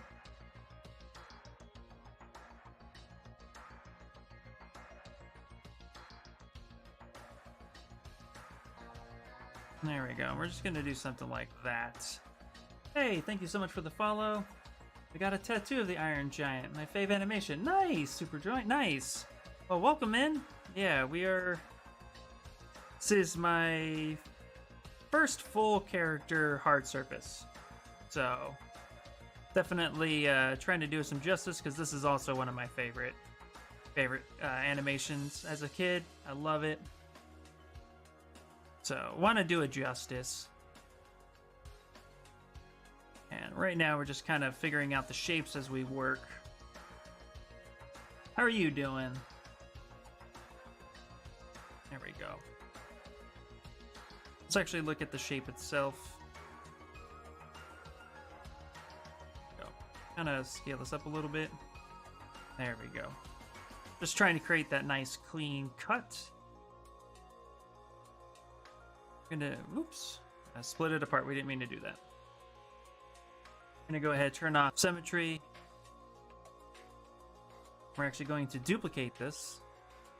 Gonna rotate this. And we're gonna go ahead and center this and rotate this around. And then we're gonna create this cut as well. Start pressing that into the back. Like such. And there we go.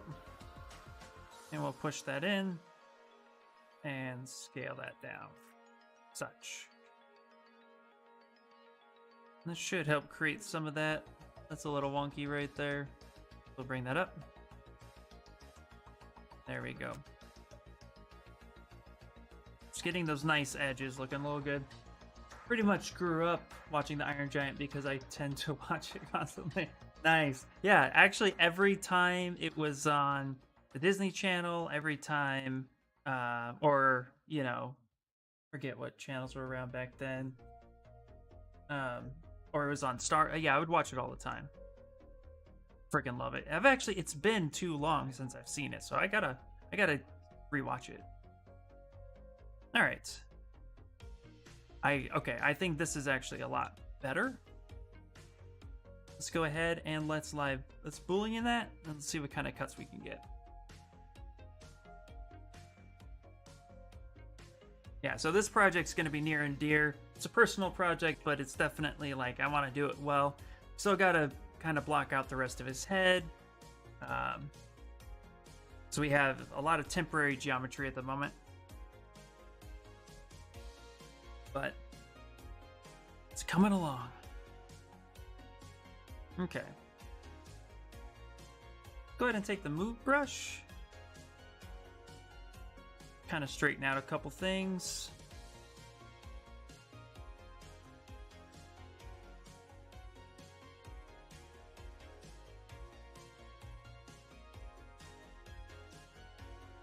Go. Okay.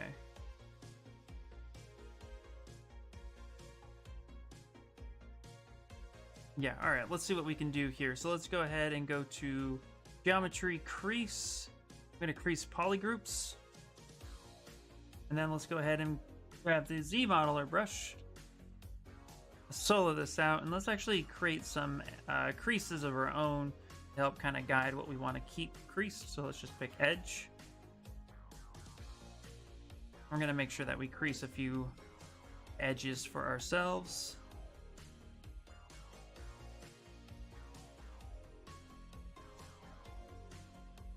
Something like that. And then I also want to create some new polygroups. So here, let's go on face. Let's go polygroup. We fill right there.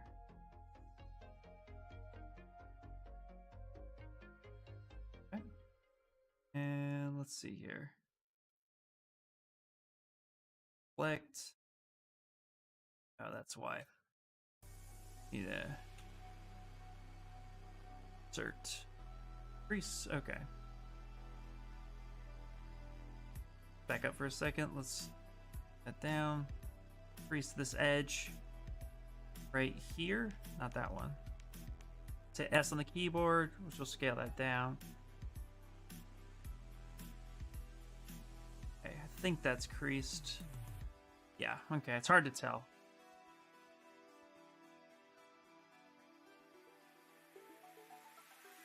go ahead.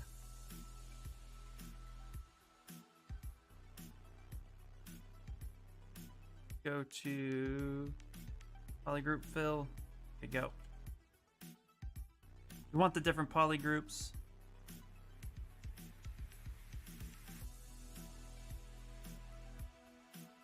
Okay, we're just gonna go ahead and mirror and weld this. Turn off local sim, mirror and weld. Oh. Okay, and then this edge right here, let's go ahead and crease it.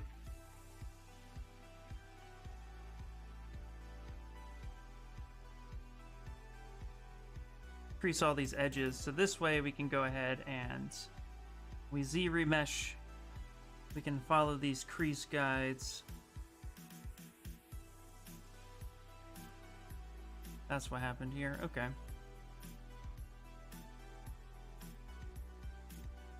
Undo that one. Take our move brush.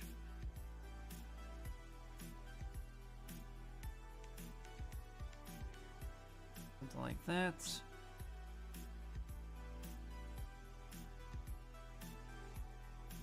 Go to crease. There we go.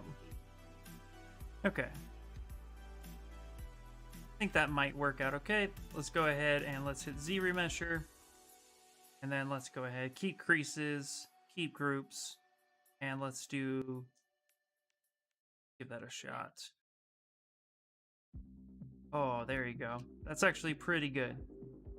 I mean, we have some issues here, but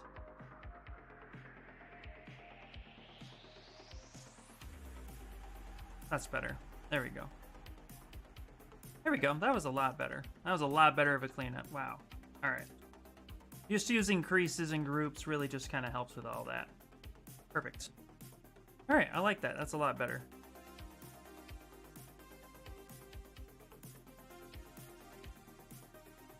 Let's actually kind of scale that up a little bit and bring that down. Like such. There we go. Let's delete this old one. We don't need this one anymore. Go ahead and hit save. Let's make a version 2 because we're going to make some big changes right now. So let's actually delete this one. We put this one in a folder. Cut 2. Okay. Now taking a look at the character sheet, we're going to create a simple shape that we can work with, and then we'll cut against it that way.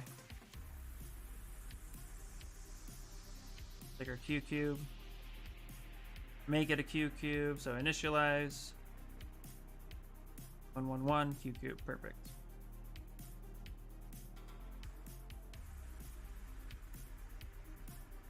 Scale this up so it looks like something like that.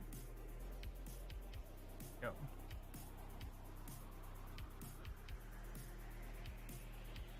Now let's actually grab our insert.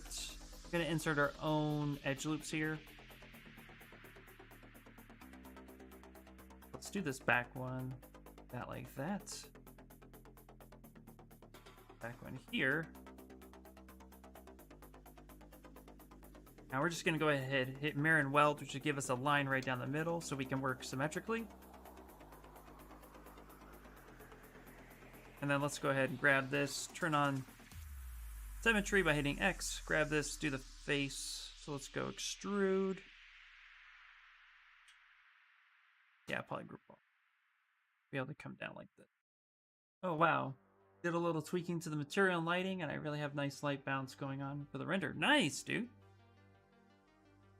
That's what you want. That is what you want. Now let's grab this. Let's go crease. Let's crease this edge right here. Then go to geometry. Go to crease. But let me bevel it.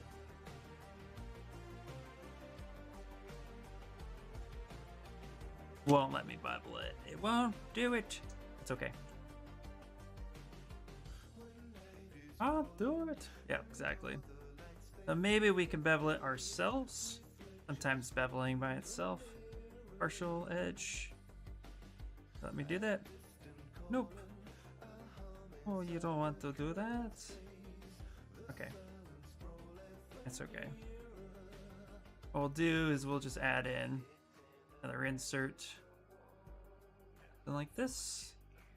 Something like that. Grab this loop. And we'll just do that. Kind of help bevel it ourselves.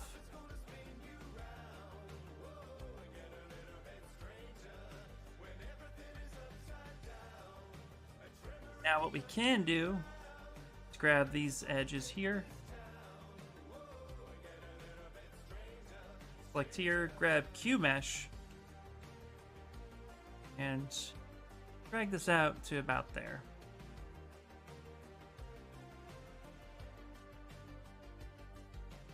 There we go. Now we can actually squeeze this in a little bit, and then all we can do at this point is come down, bring this in here, live boolean, and now we get this shape here, which is perfect. Oh yeah, that was way easier this time.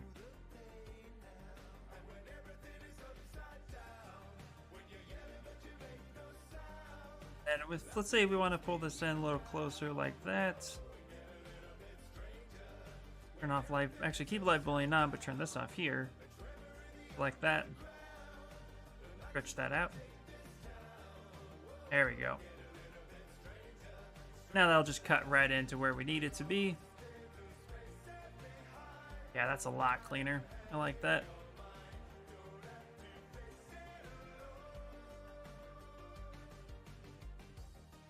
Okay, now it's saved. Go ahead, grab this, Boolean the folder. Now we have this guy right here. Just perfect. Love it. Now we're gonna go to crease, and we're gonna crease all the poly groups. Make sure all that's creased, and then let's make sure we come back in here. Go to Z remesh.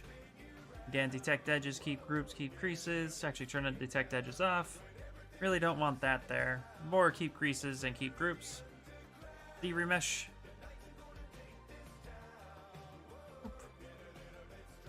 Okay, so then we're gonna end up adding some our own creases,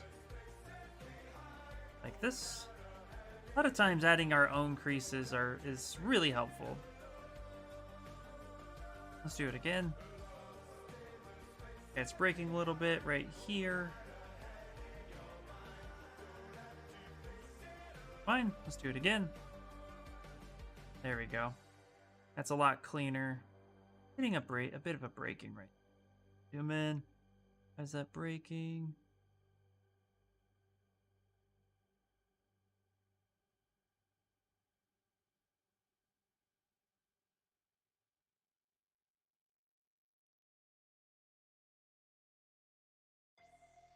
See. Sometimes we just gotta figure it out.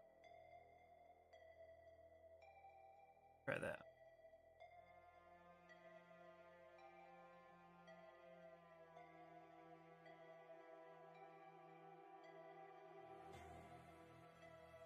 Okay.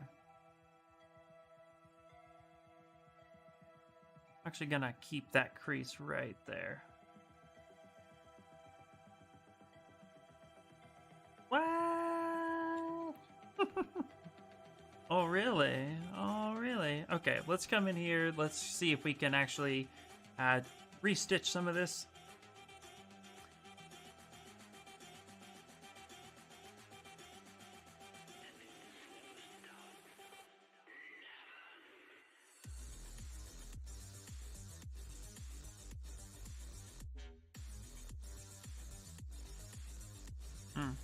Okay. Interesting.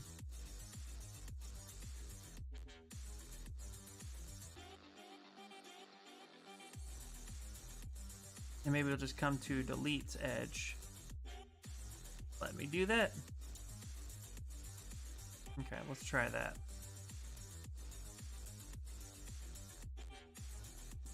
And maybe we'll crease this edge right here. Post in the Blender channel. Nice. I'll take a look at it in 1 second. I'd love to see it. Right now, we really don't have to worry about fixing it so much. We have the initial shape, but I would like to. Okay, let's go ahead and edge. Let's go crease. Let's uncrease all. Crease polygroups.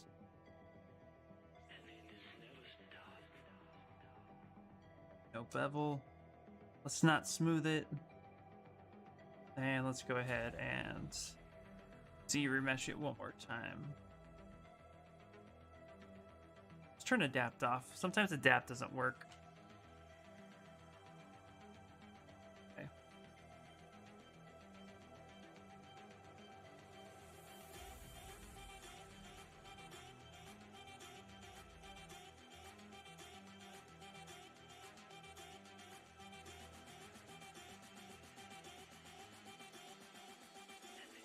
Let's go crease, complete edge loop.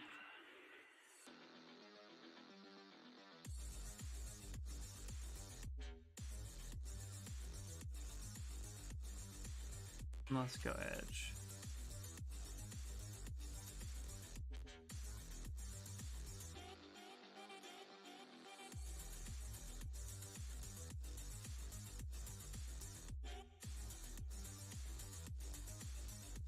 And a little bit of funkiness happening right there. Give that a shot. Ooh boy. Alright, let's just leave it for now. I think we can work with that. Yeah, let's leave it for now. Yeah, that's doing okay. We can always troubleshoot that later. Let's go ahead and save a new version out. And let's take a look at this, Peter. Let's take a look, buddy.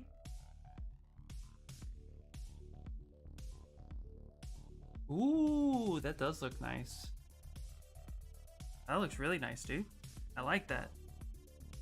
So you're just using cubes and stuff to get a general idea, but yeah, that sunlight coming in, that's really pretty. I like that. Good job. I have to pick your brain on how you did that setup. Okay. We'll move this forward a little bit, and then we'll kind of just stretch it just a teeny bit. There we go. Yeah, dude, absolutely. Okay, what we're gonna do now is we're actually gonna utilize this piece and make a secondary piece to it. So let's go ahead and control copy. Bring that down. I'm gonna kind of scale it in a little bit.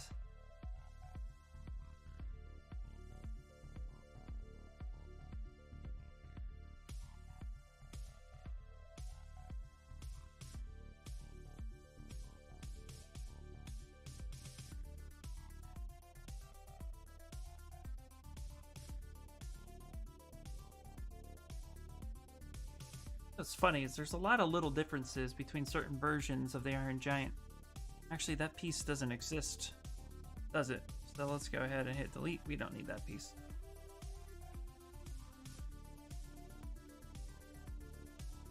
Will do, though.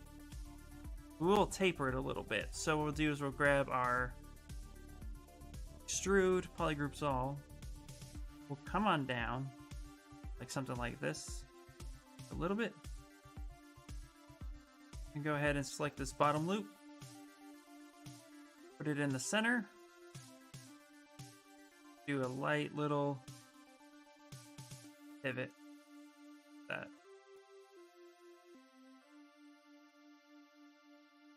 Go.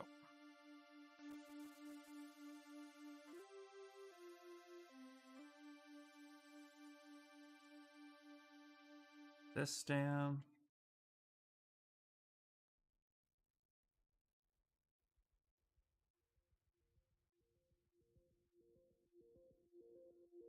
Here. A little bit.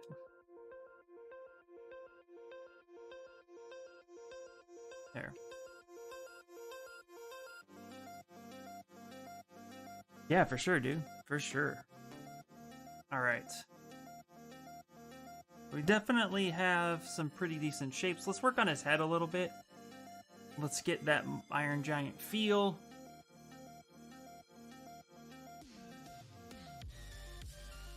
So, first things first, let's come to his head.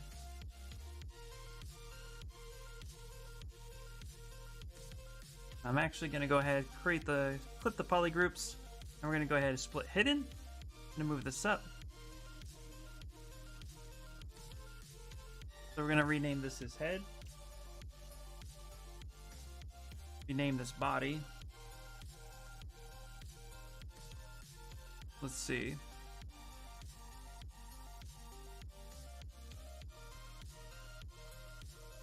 Actually, let's merge this down. Let's go merge down.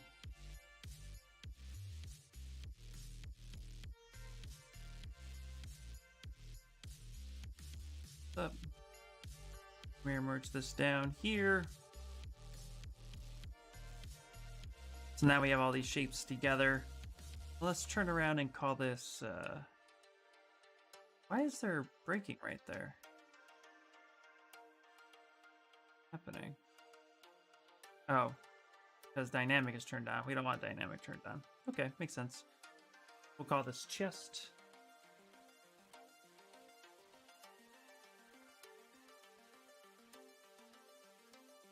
There we go. There, now we have some basic shapes we can work with. And go ahead and factor in a few other changes. So let's see here.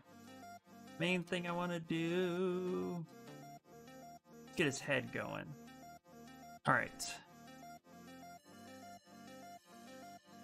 Go ahead and auto groups. Groups.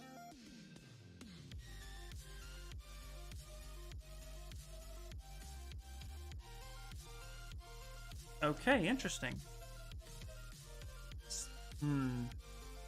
May have to rebuild his head because for some reason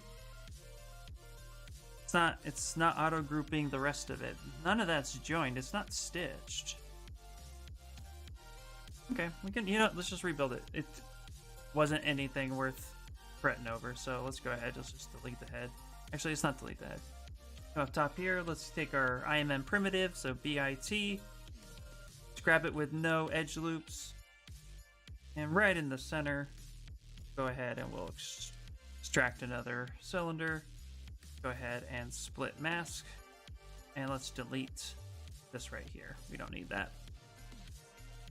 The scene is super simple. Only 2 lights in that one. Just added a 3rd light and improved it quite a bit. Nice.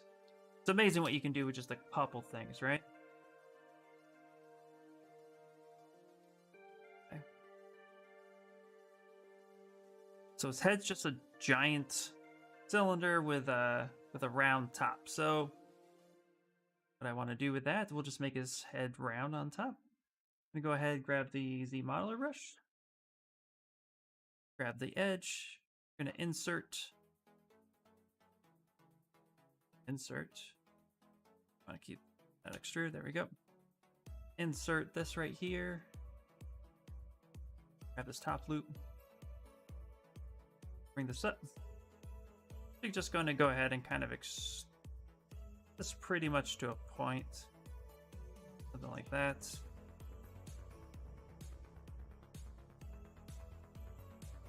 Now let's actually do multi-loops. Hover over an edge, hit scale.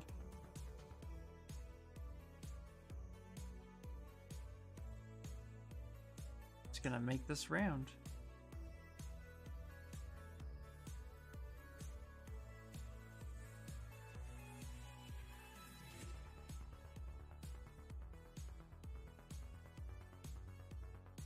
We don't have to go perfect here.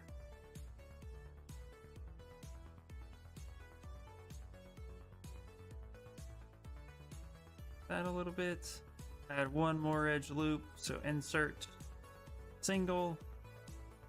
That's there. Now top part's gonna get covered a little bit. And actually take this and slide it down a little bit. Yeah, I had a few people mention the lighting and camera work, wondering if I should focus on being a lighting tech and tailor my portfolio towards that. There is work in that, man. There's a lot of work in that. Absolutely. If it's something you're passionate about and you enjoy, get it, you know?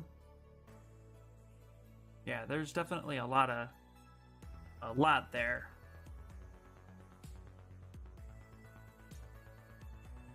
Grab this. Move that down. Perfect. Okay, now what we're going to do is we're actually going to duplicate this guy. Let's actually give it some insert multiple edge loops. Solo this out for a second. Now we're just going to create the mouth portion.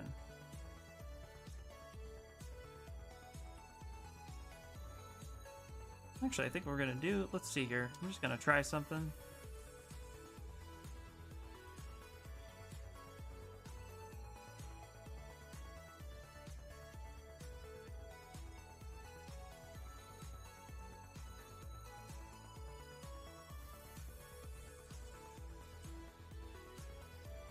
Yeah, let's give him kind of a big...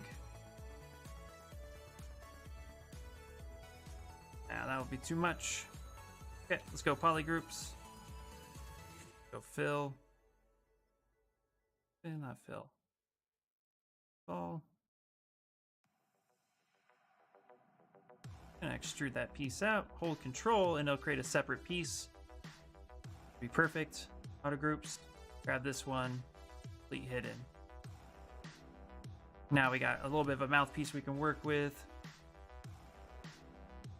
I hadn't focused on it. I just tinkered until I got something I liked. Honestly, never considered it. Yeah, you should check it out, man. Actually, you're really technical that way, and I think that would go great towards your portfolio. Lighting is key, you know. I took a lighting course at the beginning of the pandemic, and there's a lot of little things to consider, including using barn doors, reflectors, and you can do all that within Blender. Yeah, I would say take a look at like a course or two or something that seems interesting to you and see if it's even, you know, something you like. But I could definitely see you doing something like that. Because let's face it, you know, all the movies and stuff, all the shows, it all comes down to lighting at the end of the day, right? And so, yeah, definitely something to consider, man. All right, let's go ahead and delete hidden. Stream Raiders is ready. I heard it. I know it's there. But first... just want to do one thing real quick. It's always a real quick thing with me. All right. Let's see what it is.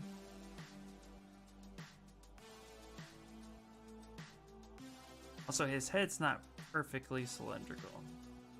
It's a little squished. Okay. Yeah, we'll flatten all that stuff out. It's too round right now. Alright, let's go ahead and save it. And let's get to Stream Raiders! Uh-oh. Mid-patch. Ugh. Stream Raiders. Killing me here. Does interest me. I've looked at photography, lighting for portraits and rooms, etc. Not really sure how it would folio it though, before and after. Yeah, that was it. It's, I would type in, go to YouTube and type in, lighting technician portfolio and see what you get. All right. Wait, did it straight up create a new one? Where are we?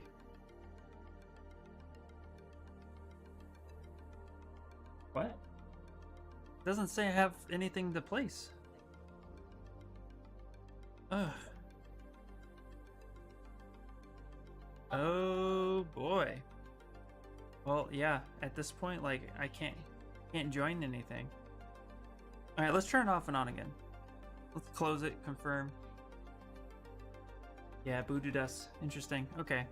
Let's go ahead and turn it off and then let's reboot it and see what happens.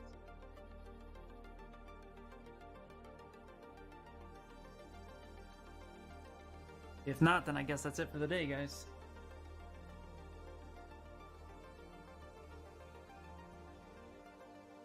Said we failed the battle. No. No. We don't fail battle. Very, yeah. Is what I'm looking at. Yep. It kicked us, but we can start a new battle. Sorry, guys. That sucks. Well, I still have, it looks like they updated a new thing. Now we're doing, it was retro, now it's an Orok war, so Orc, Orok, or whatever. I know, I like to do that. Alright, well, it is what it is, guys. Join away. Another 30 minutes. Okay. Follow this out. And we're gonna select this.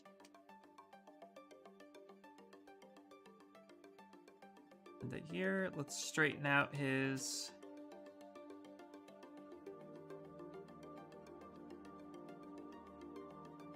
jaw a little bit.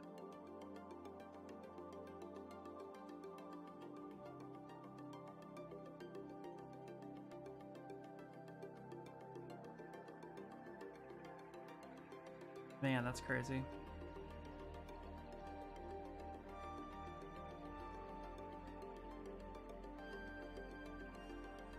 That's too bad. That was a bummer.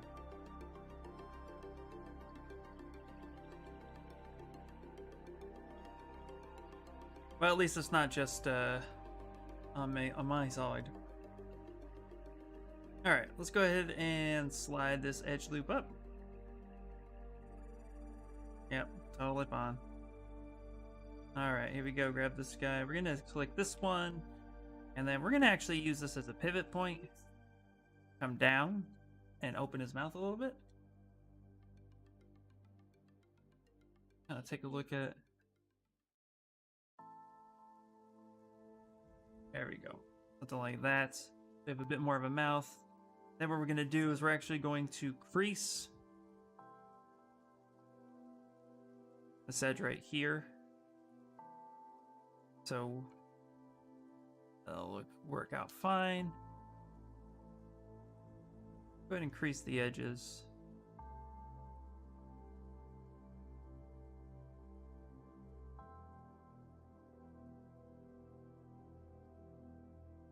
This. Go.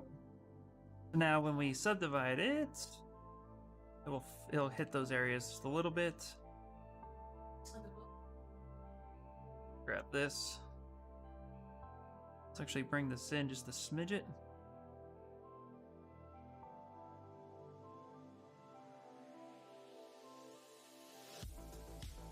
Go.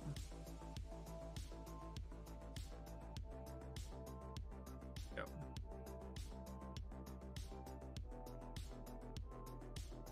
There, something like that. Grab this. Round this out here. Okay. Let's go ahead and extrude the poly group itself. Extrude in a couple times. Please just extrude in one.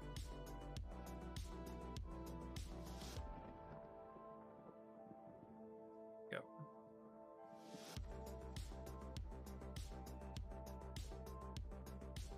There, something like that will be a little bit easier.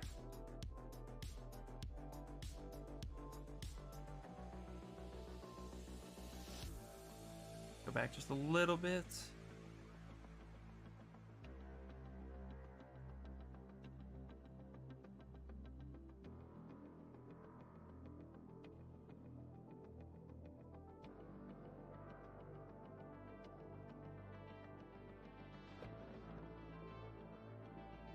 Little too square, so let's round that out. There we go. Okay.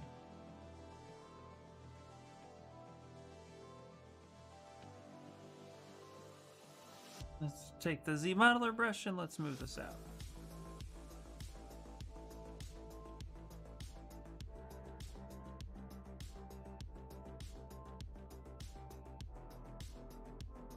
Something like that. yeah, too bad we failed that. It's not our fault. We didn't do it on purpose. There you go. Okay. Now with this guy, we're gonna go ahead and we're gonna crease right in the middle. Let's take crease, and we're not gonna do a complete edge loop. We're gonna do an edge. Crease it like that. Up until a point. I think the back of his head is pretty round. Go back to the concept art.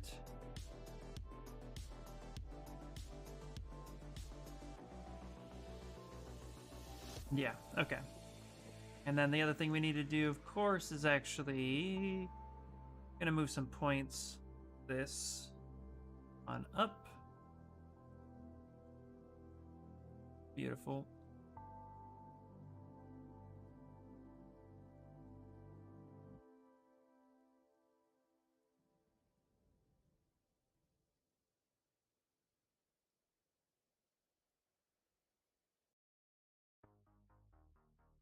Move brush. Move brush. That, just kind of push it up a little bit. Go. Now I'm not worrying on how that cap is, because what we're gonna do, we're actually going to duplicate his chest. We're gonna go ahead and auto groups. I'm gonna grab the centerpiece, solve this out, complete hidden. You're just gonna move this up, crank this down, squeeze this in, and actually come up. Neck is a lot like that. Now, it's a little too tall, so we need to adjust that. Go. There we go. Take his head, bring it down.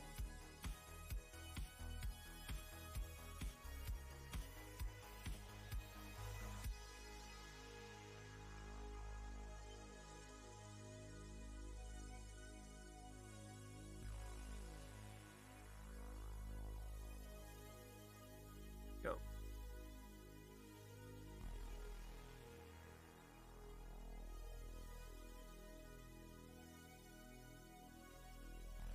And what we'll do here is let's take our Z modeler brush, grab this edge, it will crease the entire edge loop. Okay. Then let's go to our poly groups, and then let's go to group by normals. It'll give us this, which is perfect. Now we're going to go ahead, geometry and Z remesh, and we're going to keep groups and keep creases. And let's keep it about this depth. Let's call it.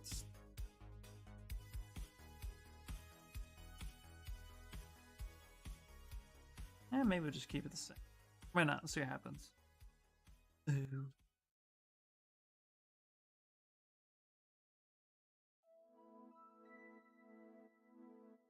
Dapped off.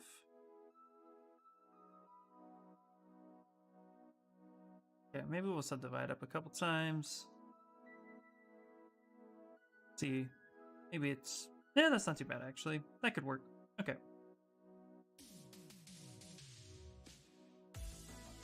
Maybe what we'll do too is we'll make it a little bit more of a jaw. So we'll grab our move brush. Actually, I'm gonna bring that down like that. Make it a little bit more square. Take this, add in, insert.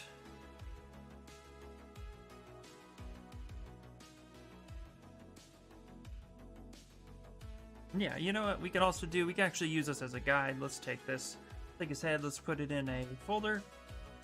Go insert, cylinder.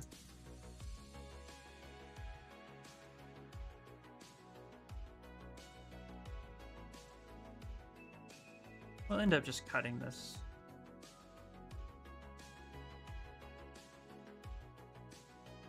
There we go.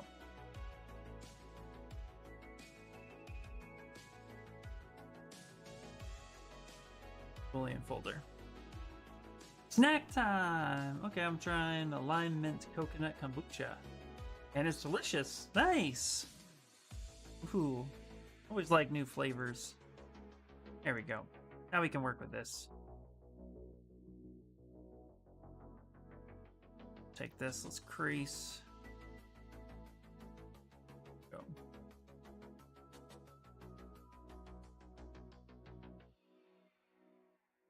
Okay, let's take that. We'll leave it alone for now.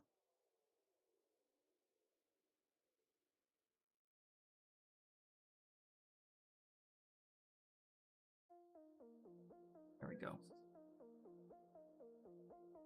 How's Mr. Robot going? Mr. Robot's going pretty good.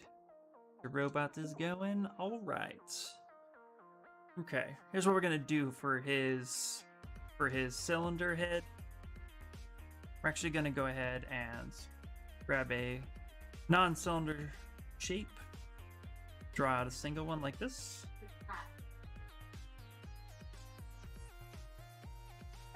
Okay. I'm gonna go ahead and split unmasked. I'm gonna go ahead and put this in the center.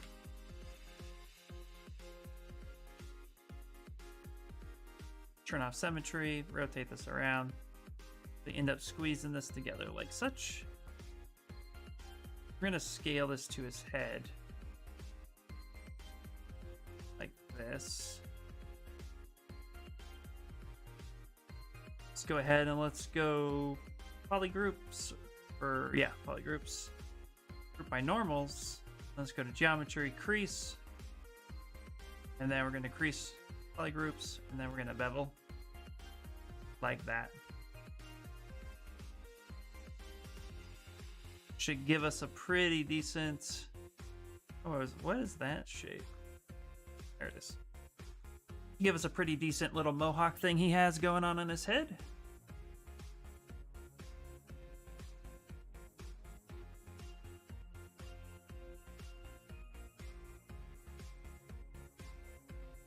And we can go ahead and actually straighten some of this out. So let's take the move brush, turn symmetry back on. We can end up kind of squaring that off on the back side. On the crease side, let's go back to geometry crease. We can actually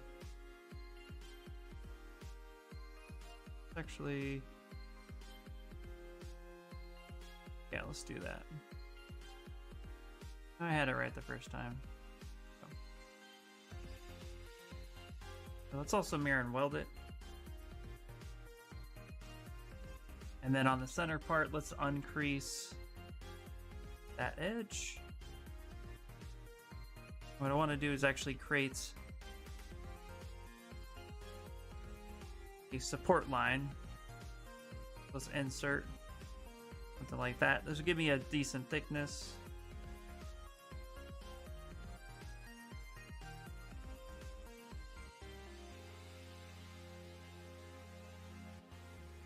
You know what?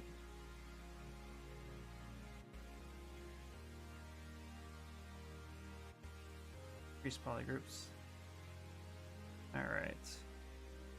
Yeah, I guess that's gonna work.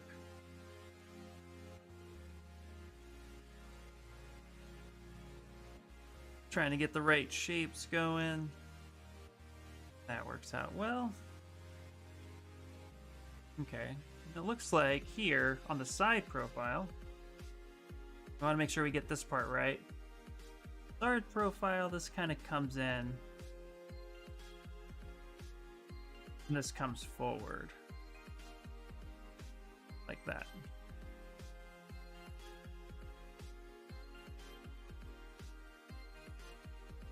Almost like acting like where his nose would be. We create this edge loop right here. Grab this, and we're gonna not scale. Gonna slide this. Okay, now we'll turn around and scale that out just a little bit. That way it's not super sharp on top, but it is decent enough. And then let's take this and add one more insert there. So that way, if we round it out, It's pretty decent.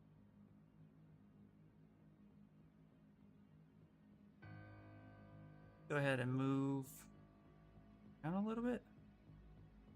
Come here.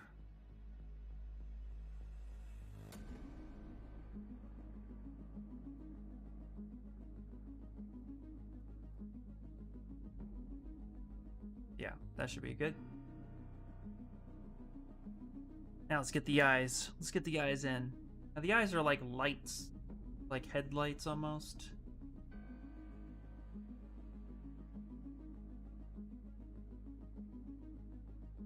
Like lenses. So we're gonna want to cut in there, but we're also gonna want to add like a little bit of a spot. So let's grab this guy. Let's grab our primitive brush again. Go. I like how automatically that just worked.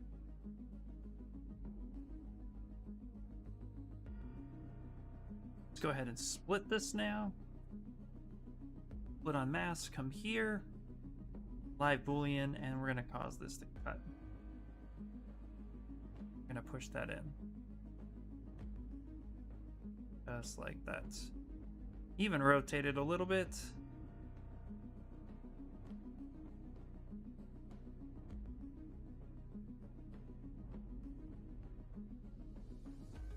That right there is looking pretty decent.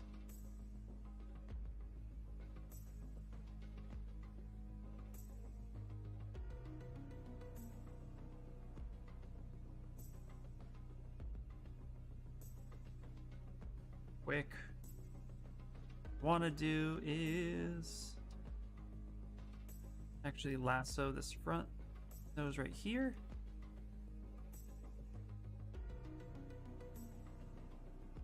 I push that helmet forward just a little bit. Now let's take our Z modeler brush again. Let's just crease front one. Now let's just crease the edge loop.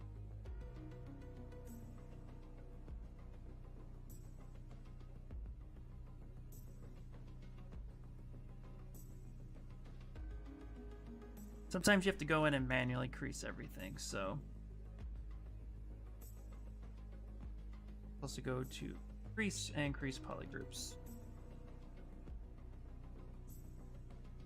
That'll be pretty decent.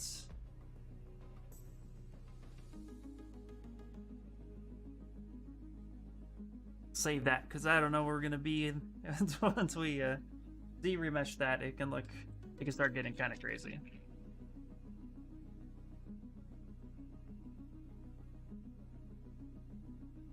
Insane is how many shapes there are, how many plane changes, little things with him that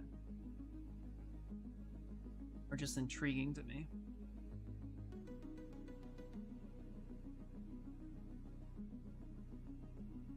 I'm even noticing like I may want to like put a little spot right here. So there's still some stuff I want to end up doing. Okay.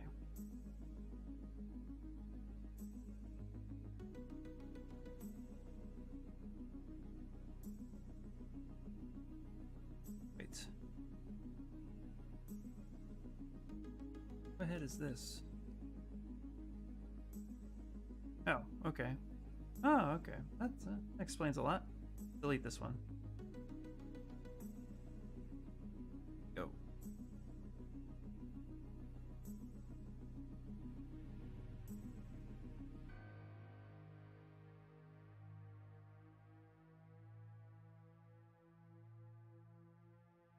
Oh, whoops. Okay, wrong one.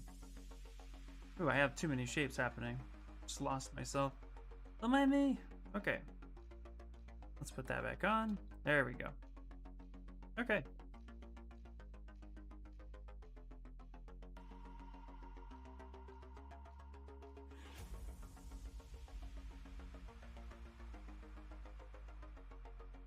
There we go. All right, and now let's see here.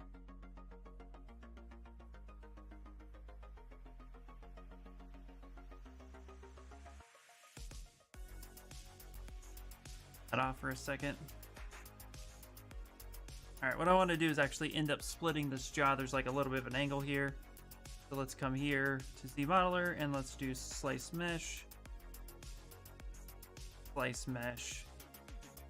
And on the face, slice mesh as well. Actually want to do something like right here. Grab this, let's go to polygroup fill. You can fill that.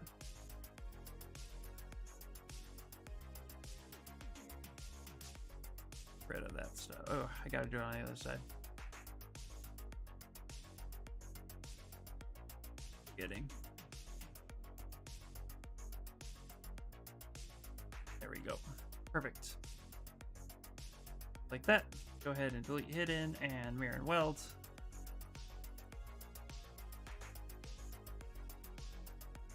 Good.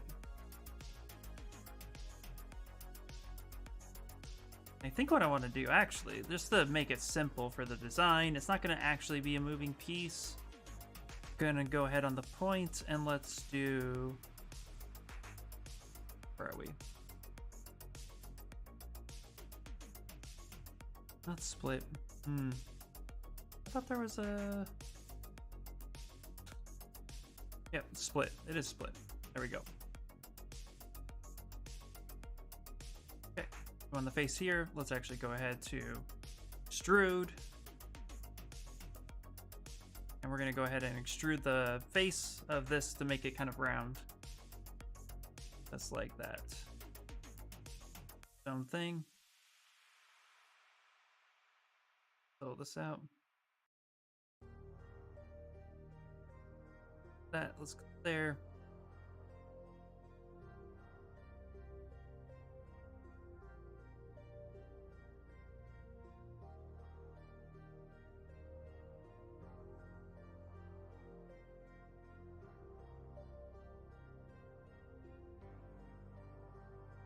Okay, you know what? Never mind. Let's do that part first.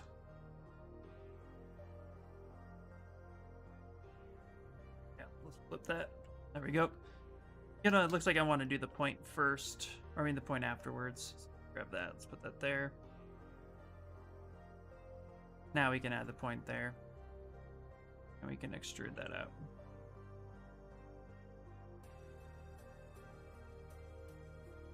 That we can bring that in. We can even make that one piece if we wanted to. Then just go ahead, hit mirror and weld.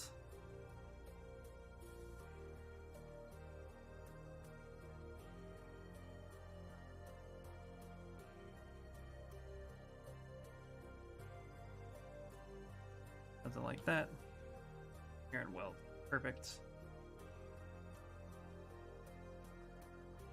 So we can do something like that.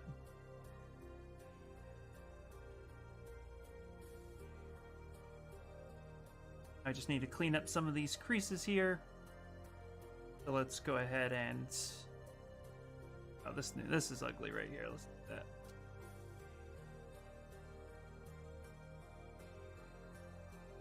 Move that on that side. Mirrored well. That should clean that up. Perfect. Now let's go to geometry. And let's do... Crease polygroups. Hey, there we go. Creasing polygroups will give us a nice little beveling and some decent geometry when we subdivide it.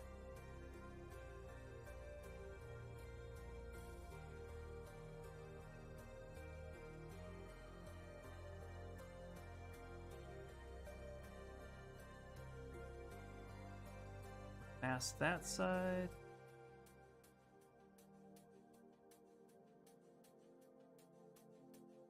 I'm gonna pull these out a little bit. Go.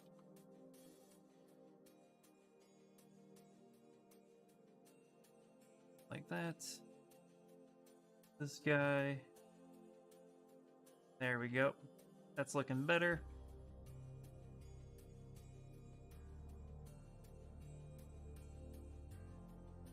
Yeah, this is looking pretty good. I like it. Go ahead and move this up a little bit. I'm gonna do a light smoothing too. Nice little light relaxed smooth.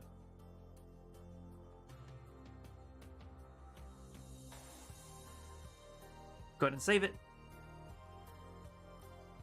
Yeah, he's coming along pretty decently. A lot of just little movements, but we pretty much have a good chunk of them blocked out, and it's only been about 5 hours almost. So I'm pretty happy with the progress. This method will only get faster once I get a little bit better with it.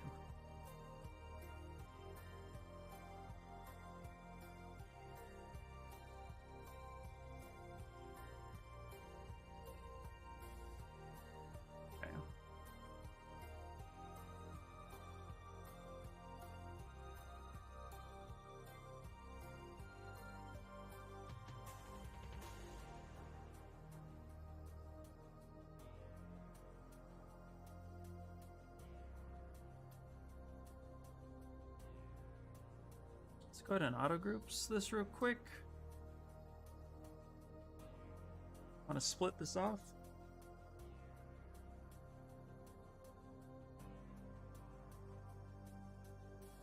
That part's the chest.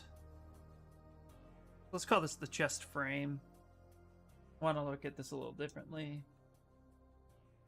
Heck yeah, that's about... that's right, there's a robot, no doubt about it. Yeah, there is. Now, whether or not it's Iron Giant, yeah, you know, we're working on it. I'll split that off here real quick.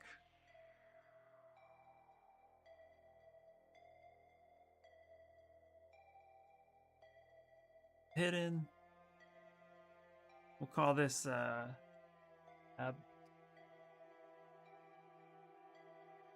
abdomen. Maybe, I don't know. And then we'll call these the chest gears.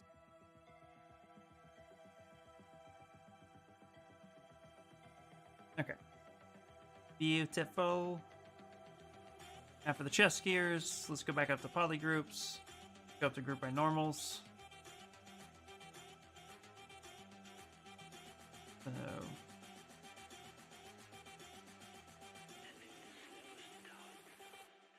the heck. Okay. You're going to be different. Alright. Come here and weld that. And let's go ahead and grab our crease. There we go. Complete.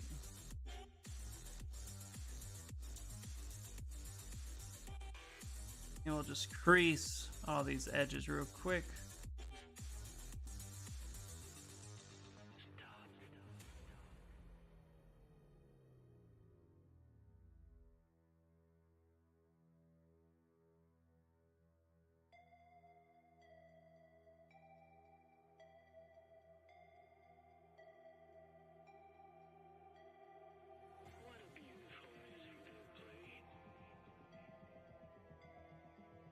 There we go.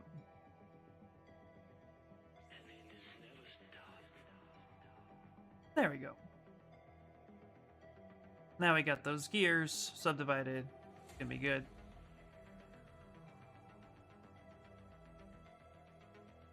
Alright, let's take a look at this as it is.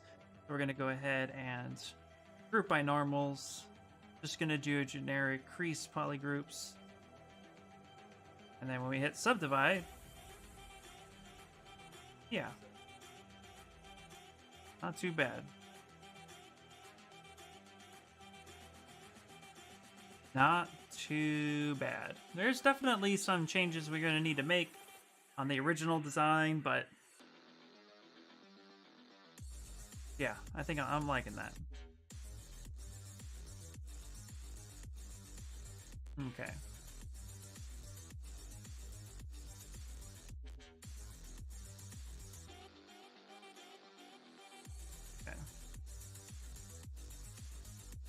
This right here, let's take our primitives. We're gonna take a, what do we want? BTH or BI, H for half. These are rivets actually, so let's see here. Let's kit bash a little bit. Let's go IMM parts and let's just give them bolts.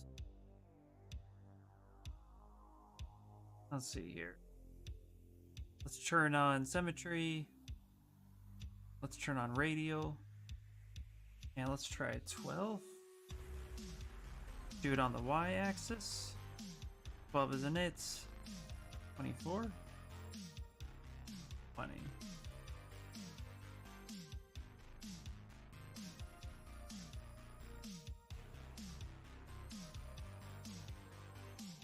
Let's just count them.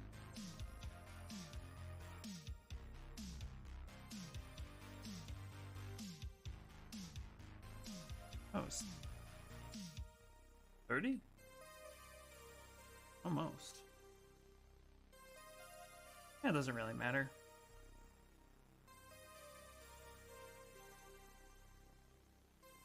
Let's do 20 of these.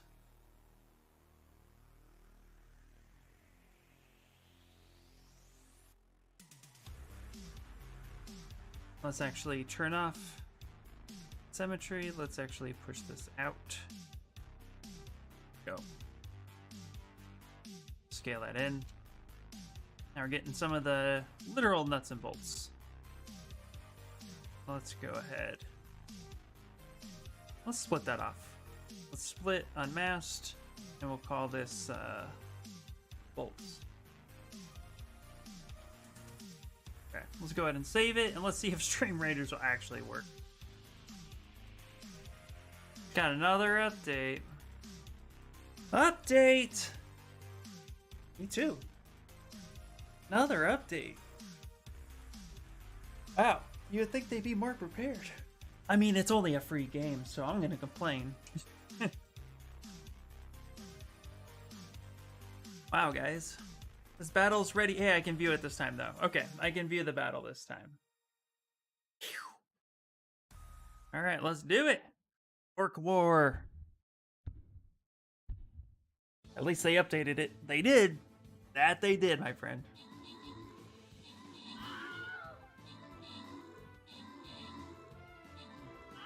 Alright, alright. Get it, get it, get it, get it.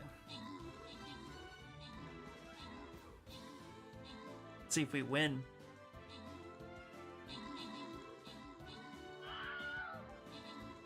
Like, got Peter with all of his assists and his flag bearers.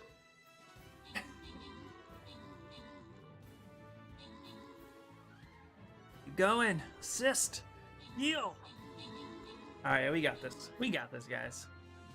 We got this. We did it. Woo-hoo. Alright. And Death Sacrament and Peter.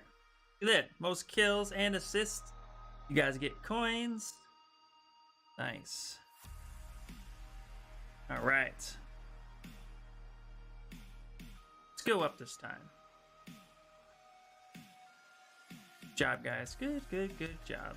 I'm gonna put a Berserker right here. Okay. Right there. That's where I'm putting them. See what happens. Alright. Iron Giant, baby! Iron Giant. Alright.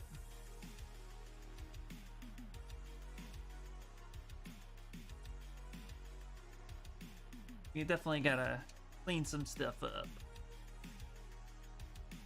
Alright. Take a look.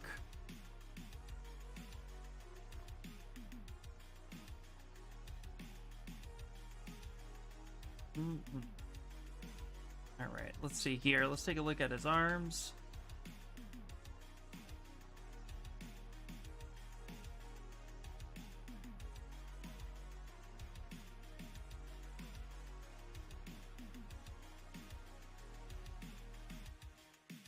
Go to auto groups and let's mirror and weld it. Am I getting a duplicate?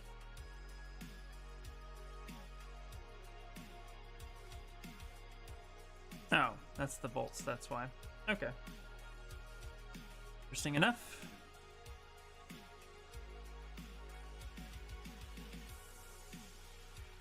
Okay, I see what happened.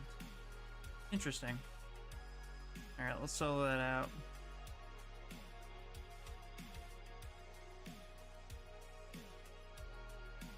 Alright. Get rid of that.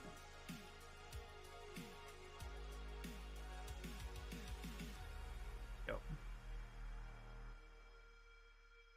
Okay. Here we go again.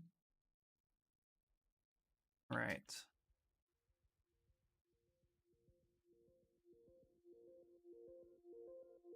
Just kind of taking a look at everything. Let's see.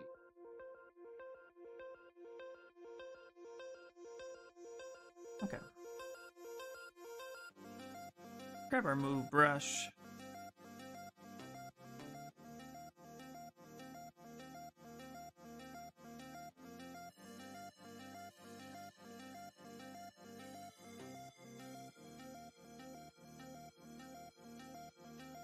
Yeah, okay.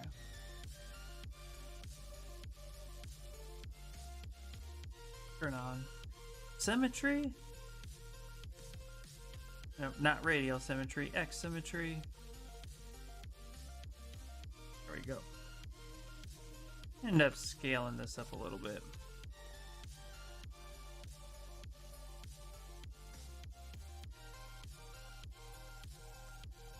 Come on. Auto groups. Mirror and weld. Clear our mask.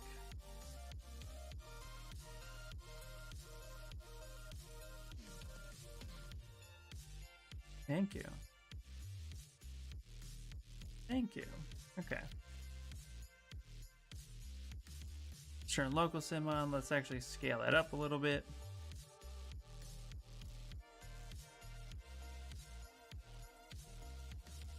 There. Collar like that. Beautiful.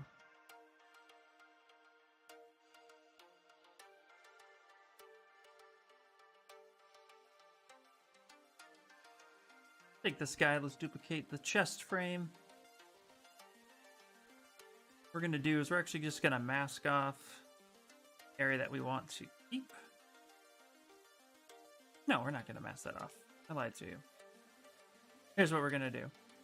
Here goes Z remesh. I really do like this is everything increase? I want to uncrease everything. Uncrease all. Increase all. Okay. We're actually gonna cut. We're gonna use that slice mesh again. That's probably my favorite new tool to use. It seems to be the most effective, so let's go slice mesh, and slice mesh.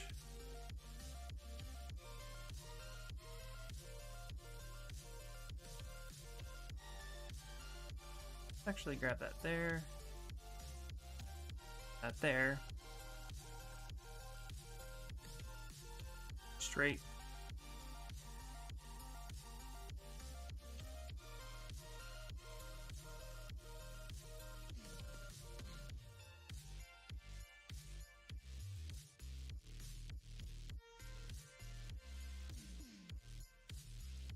Here.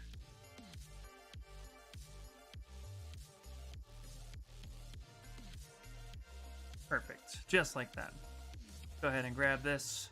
And let's go to polygroup fill. There it is. What we want. Gonna grab it.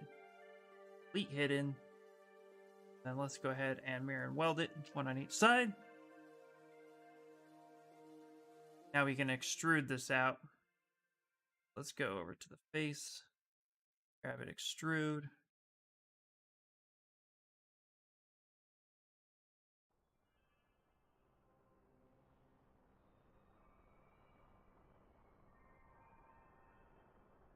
Actually, let's see, remesh that real quick.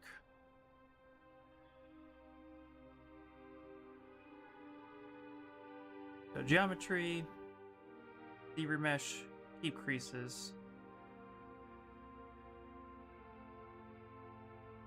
Actually go to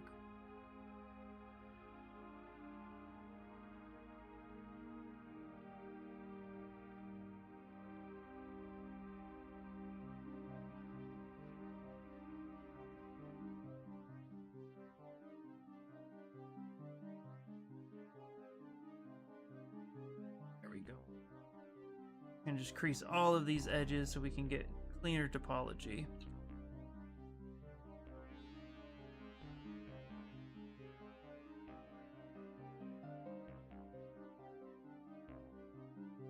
Anytime you can crease to have ZBrush help out on a hard surface, I'm starting to find that it actually works out pretty well.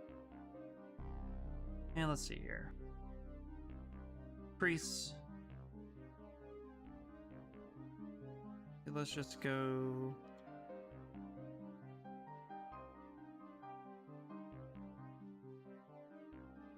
All right, let's try that.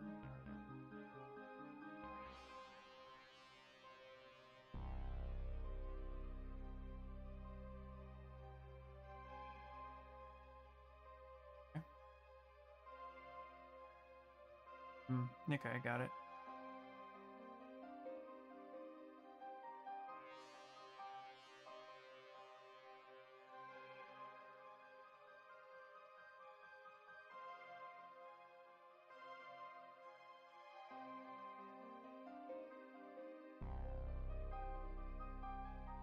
Actually go up to 2.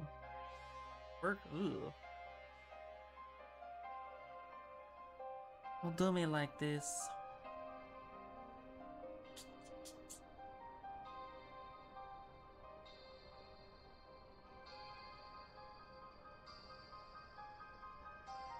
Okay.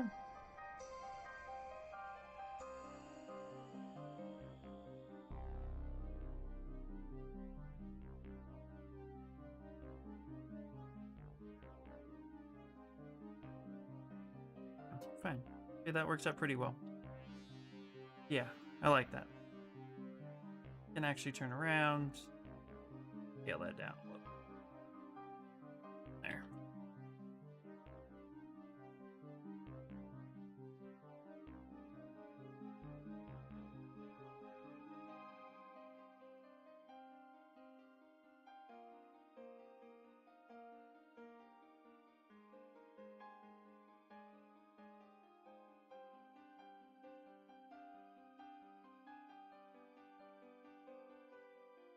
Let's see if something now. Go ahead, let's go to polygroups.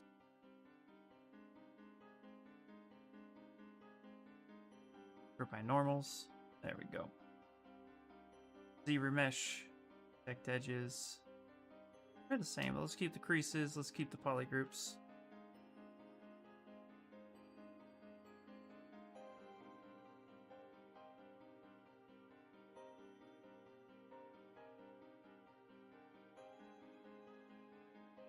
Try and go up a little bit. There we go.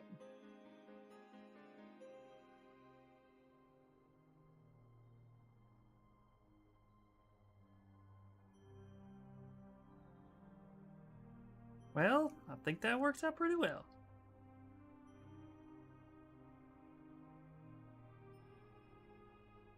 Not too bad. I'm digging it. I think this will be pretty cool. I mean, we haven't even broken 0.5 mil of poly points yet. We're still at like 112,000, which is... Oh. All right, let's go ahead and let's get primitive. Let's take a Q cube. Up. Fill this in.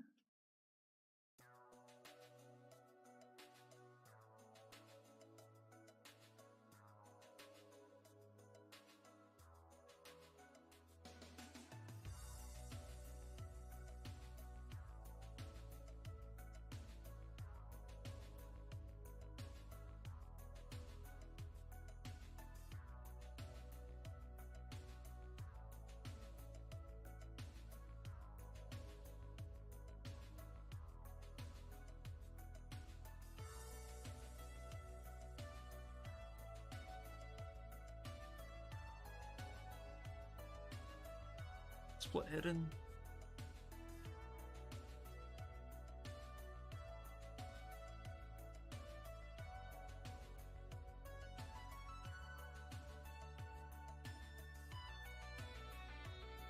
There we go.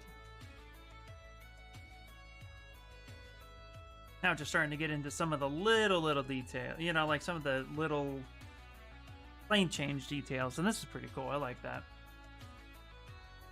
Still have a good chunk to fix, but overall, I think it's looking pretty good. See what else? What else do I need? I need some vents in the back, that's for sure.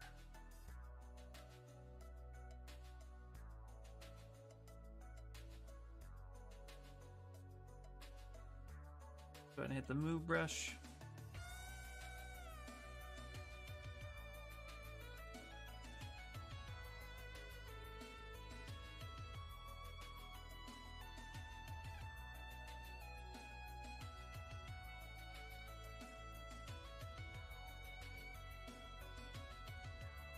Okay.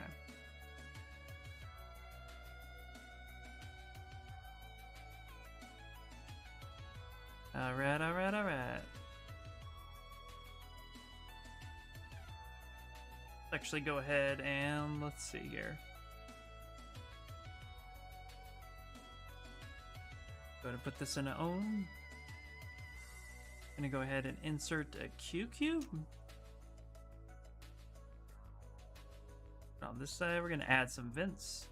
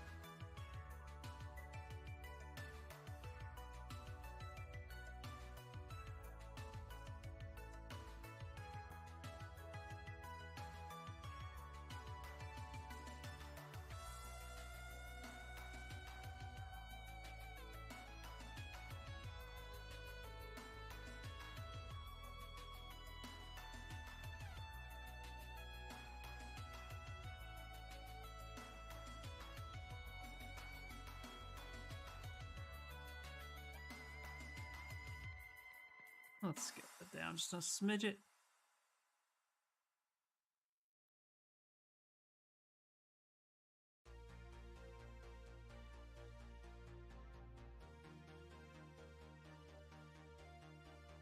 Boop, boop, boop, boop, boop, boop. Love this song. My jam. I think this is Spicer's jam too. And turn it up a little bit. It's an awesome song. There we go.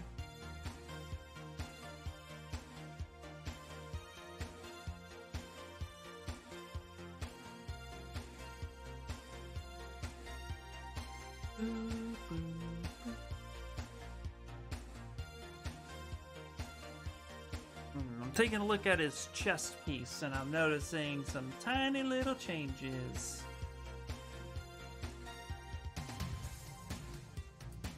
First things first, let's actually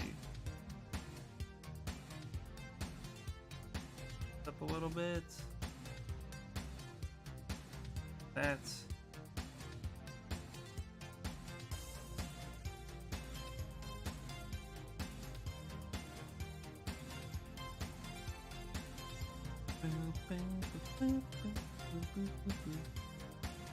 crazy actually how many small differences there are between some of these. They are not all the same, which gives me a little bit of leeway actually. Dig that. Kind of make it my own then. Boop, boop, boop, boop. That's what we'll do.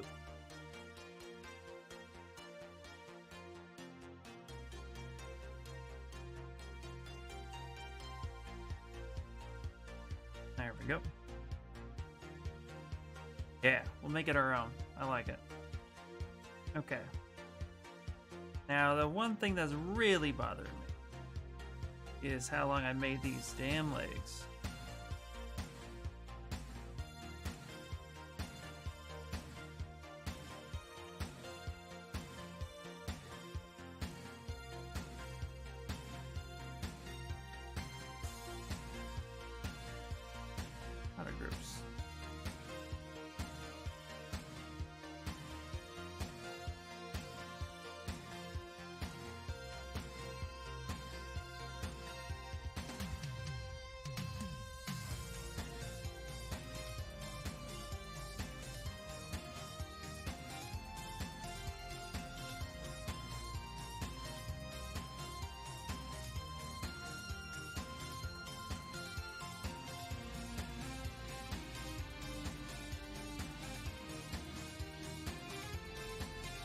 Really weird the way it's pinching on that.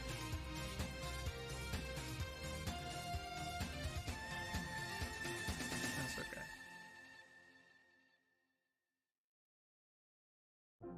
That right there. Up here.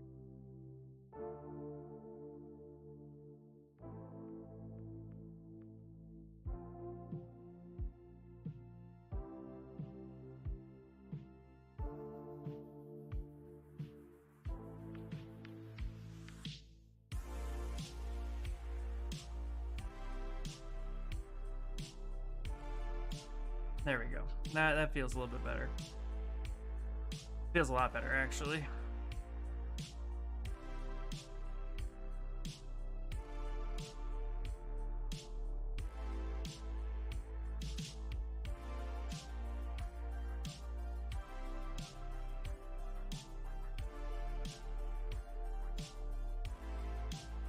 Down a little bit.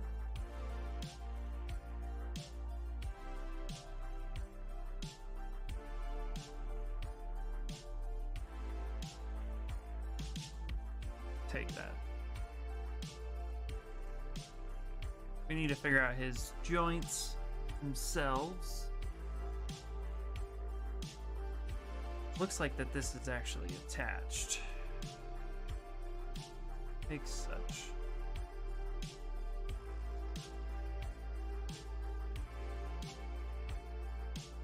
Like that.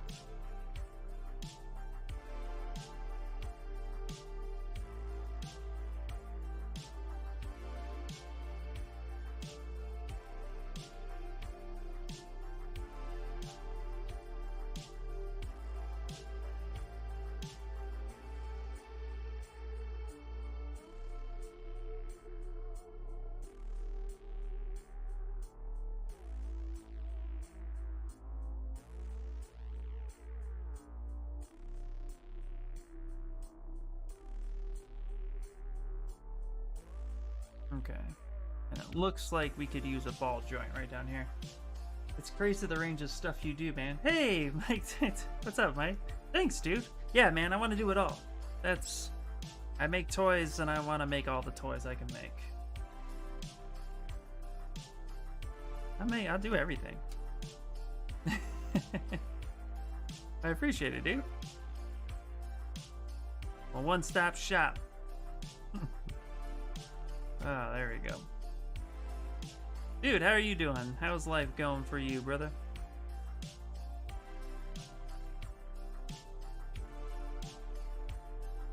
There you go. I actually like how this is turning out. At first, I was a little iffy about it, to be honest. But I'm telling you guys, like, the biggest motivation for me is I just gotta do it, you know? Okay, so with this folder here, let's go ahead. Let's turn this live boolean back on. Doing good. How have you been? I've been doing really, really well. I forgot you were the same person that did Gwynum. Your ability is amazing. Dude, that means so much to me, man. You have no idea. I'm doing good. I'm doing good. Just trying to hang in there, not lose my mind with the pandemic. Yeah, trying to just keep a positive mindset, you know?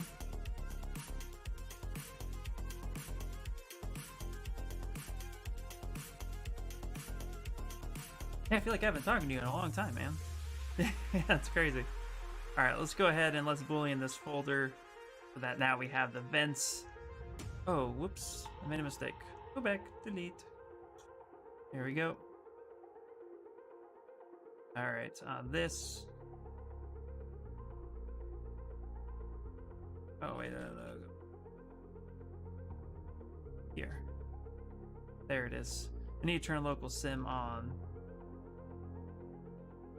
And then I need to turn on actual symmetry. That. Let's just go ahead and hit mirror and weld. There we go. And boolean.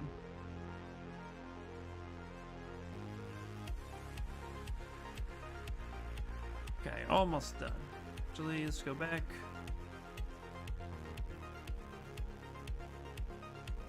We need to turn that symmetry back on. We need to cut in just a little bit more. We kind of made an executive decision to do kind of our own little take on this guy, which actually I prefer anyway. Been trying to make my stuff my own, so I'm not trying to copy the design 100%. So I always think that's a little bit appreciated, you know? All right, let's do that. There we go.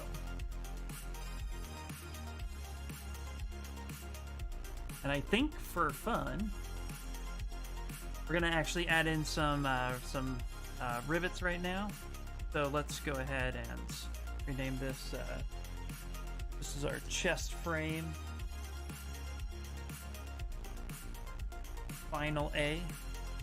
You know that's gonna change.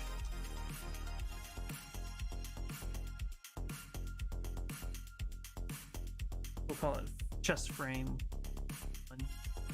There we go. Let's add some rivets in here. And let's go here. Machine parts. And I'm actually going to add... let's give him some torque. Give him some torque wrench. There. Scale that down a little bit. Oh, we need to turn symmetry on.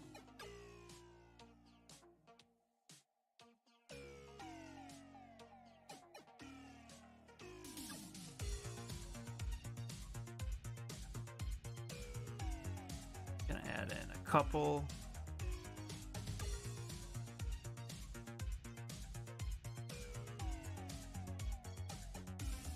You want to make sure that your bolts are the same size. You hold control after you start dragging. That will pretty much do it for you.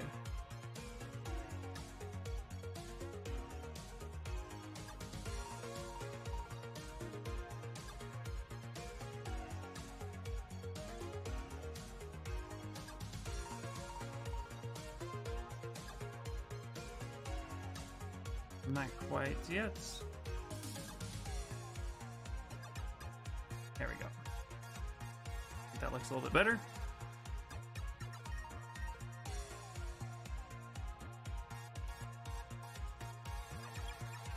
Go ahead and... No, let's not apply that yet. A little smaller of these.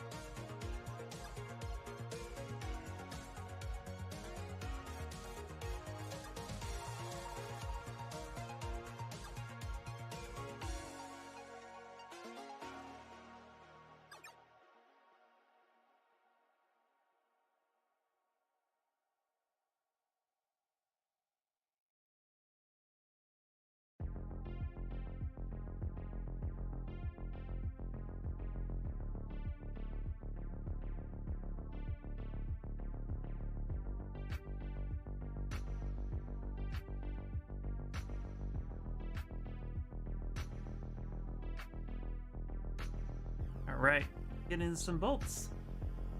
Splitting for print is the worst. It can be, yeah. Splitting for print can definitely be problematic. But, you know, you just kind of do your best to get it as clean as possible, which is always hard. That's why I love the live Boolean cutting and then dynameshing it all at a super high resolution.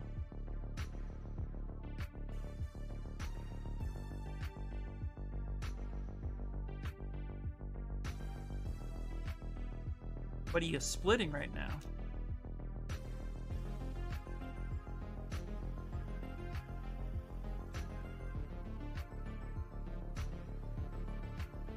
Go.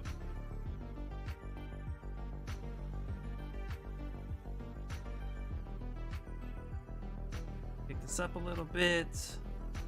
Way you can move his arms a little bit more center.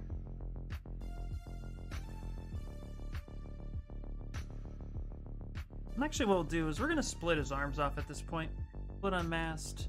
And we're going to rename this arms so we can work on these a little bit more in detail.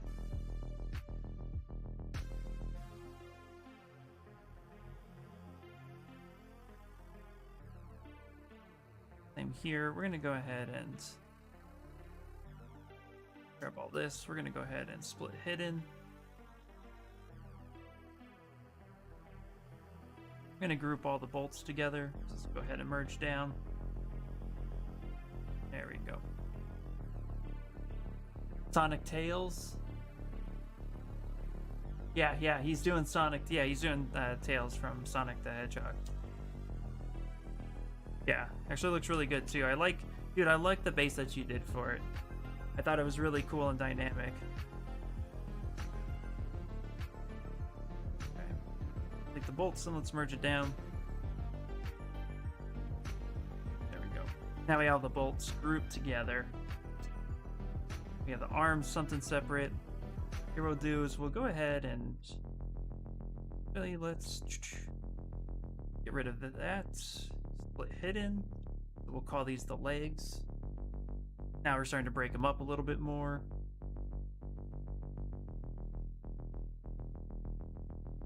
Let's actually merge down. Merge down. Constantly like changing direction on how I want to keep things split, but down. Down.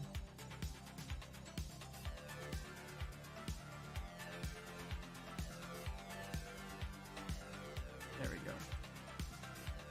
Okay, we'll call this torso.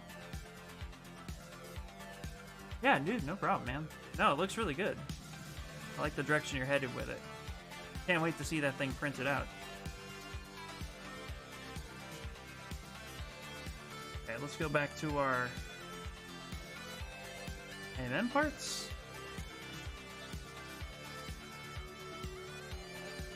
Ooh, boy.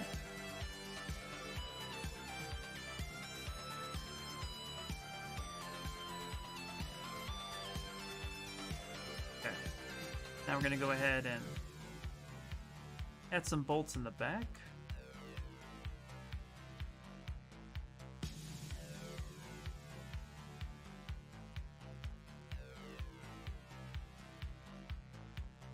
Set her aside, something like that.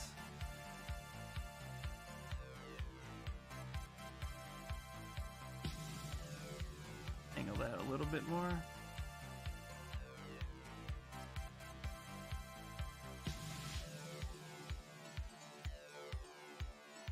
Perfect.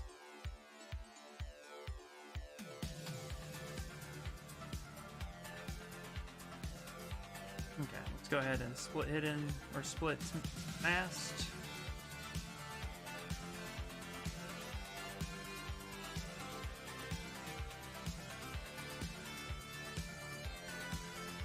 Drag that a little bit.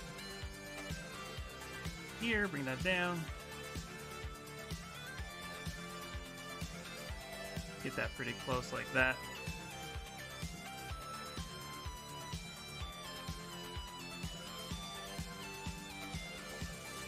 I heard the stream rate as is happening, so 1 second. Go. Yeah, just a couple more of these.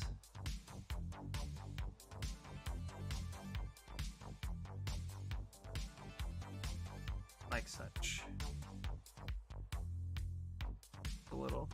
A little bit of a night and day difference, you can kind of tell.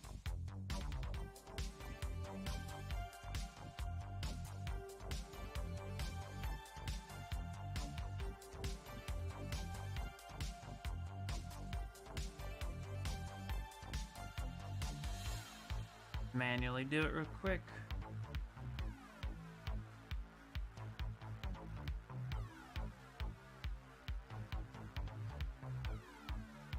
There we go.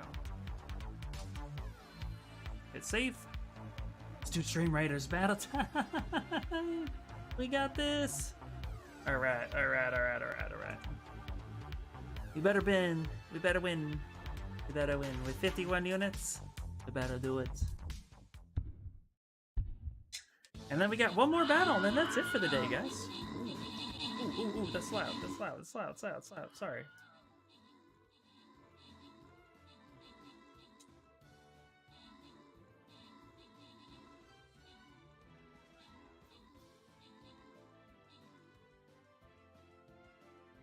All right. Look at that. Like it was nothing. Freaking did it, guys. Freaking did it. All right. And let's see here. We got Death Sacrament and Kit Kat. Winner, winner, chicken dinner.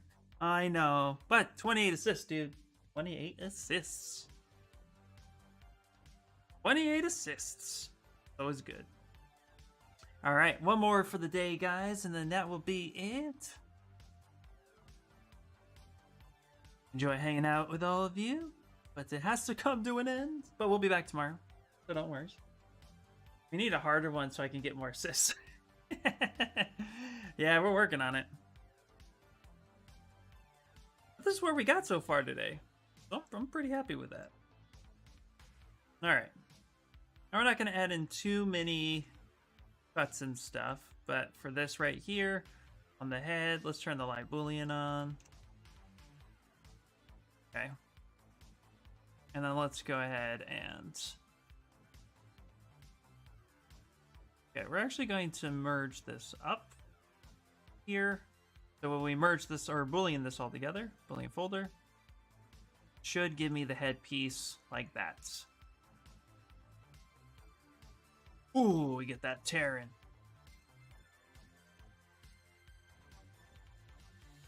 That was pretty gross, wasn't it?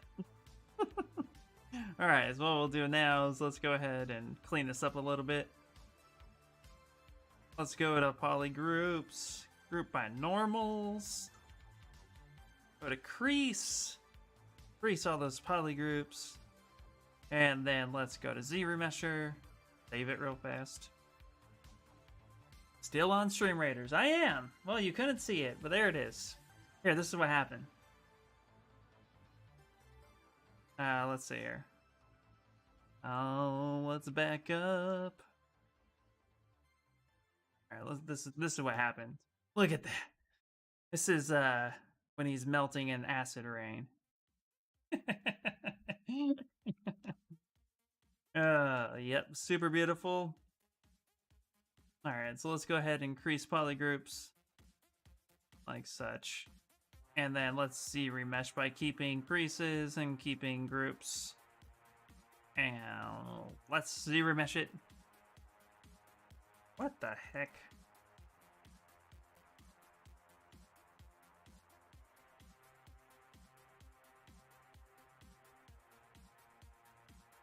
What the heck? Oh, let's keep it the same.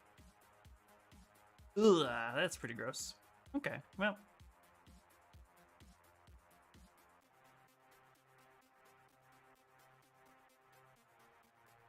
See here. Okay. Let's uncrease all that. Let's go to polygroups. Normal. Increase polygroups. There we go.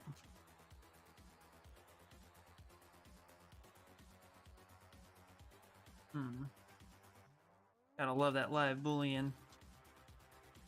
Rusting, yeah, for sure. All right. Yeah, that's nasty.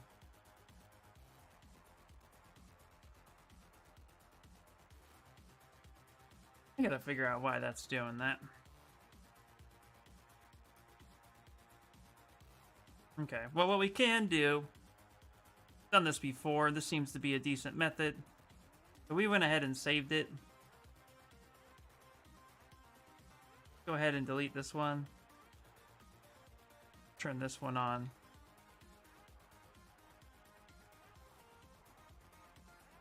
Grab our Z modeler brush. Go to Insert, Multi-Edge Loops. Nope, okay. Send this home, solo this out. So we're gonna send this right here in the home position. We're actually gonna go with multi-slice. And what this will do is kind of give us a little bit more geometry to work with. Kind of clean it up a little bit.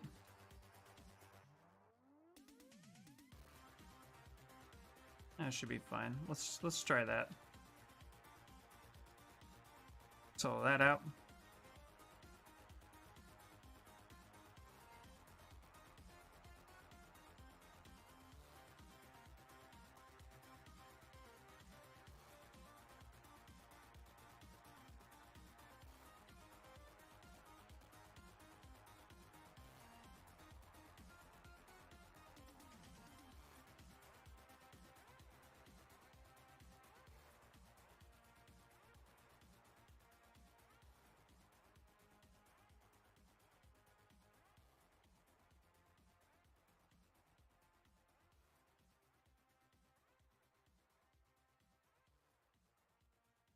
Try that. Go ahead and apply that. Boolean. And let's go Boolean folder. There we go. That's a lot better.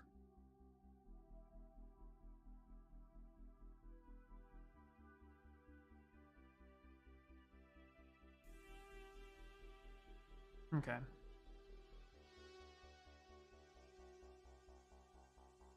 Go ahead and add a few creases and we should be okay with this.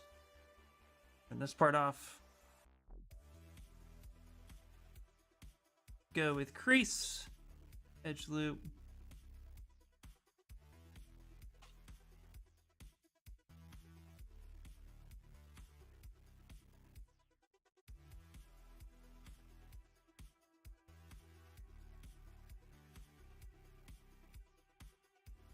Let's go crease.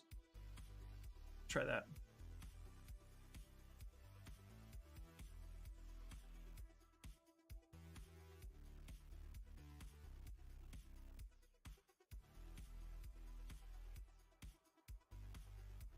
There we go. Okay, that's better.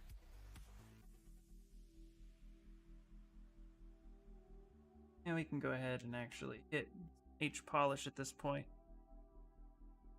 Turn up edge preserve.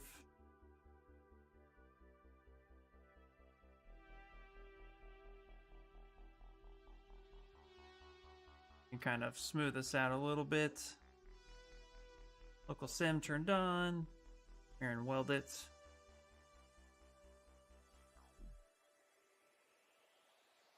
Go.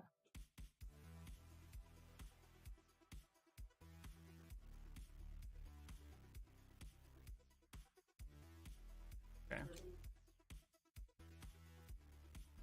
Yeah, I think they'll be okay. Hey, Hopper, dude, what's up, buddy? Making some Iron Giant action. He's going for it. How are you, my friend? How's it on your side of the world? I know you guys are on another lockdown, right?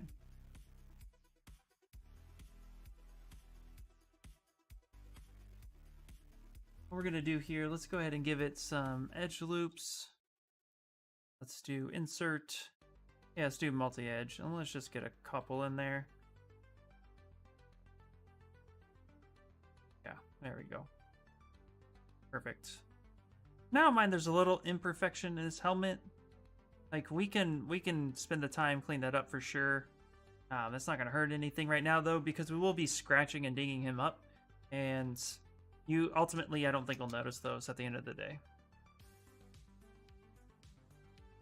We got another 30 minutes and then that is it for the day. But this is what we got so far. 6 hours, not too bad. Pretty happy with it. Especially since I've never done a full hard surface character before.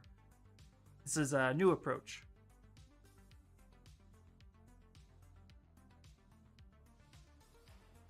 Good, man. Well, considering, yeah, it's almost a lockdown again.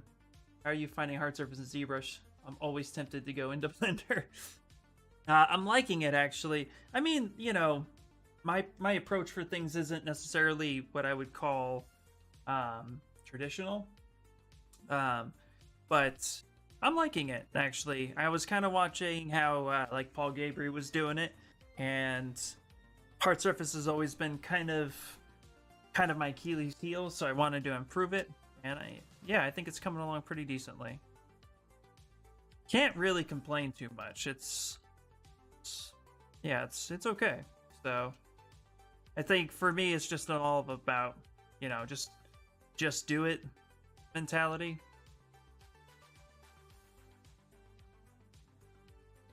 So yeah, that's about it.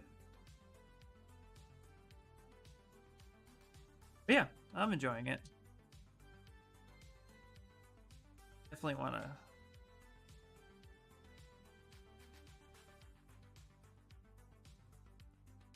There. It's really about keeping it as low as possible, you know? Just trying your best to keep it as low as possible, but at the end of the day, you know,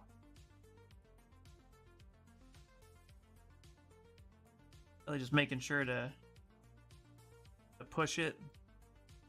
I'm learning to crease things that wouldn't normally crease, just to keep it relatively hard surface. So when I do my sub D, pretty decent shape. So yeah, too bad. And working off of this reference and kind of creating my own too at the same time. So here's my reference. Pulled like a Ready Player One, the original drawings for it, which is pretty simplistic. And then even between these two, there are some pretty big differences. Just these three alone, actually big differences between them all. Besides, excluding the S. So yeah, overall not too bad.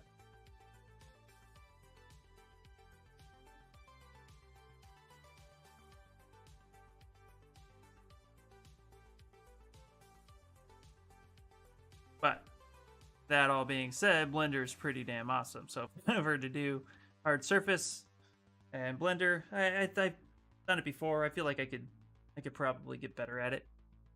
But let's challenge ourselves. Why not?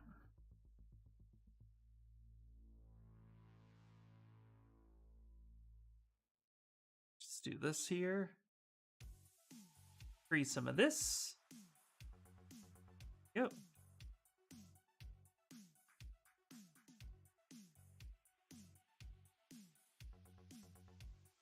This edge, let's grab this edge.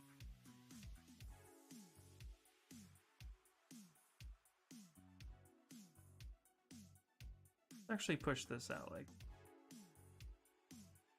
And then let's crease here.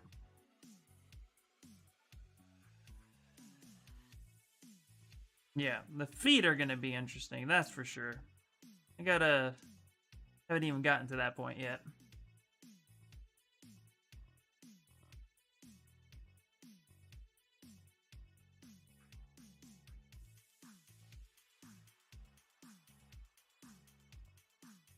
But looks like an Iron Giant. I'm pretty happy with that.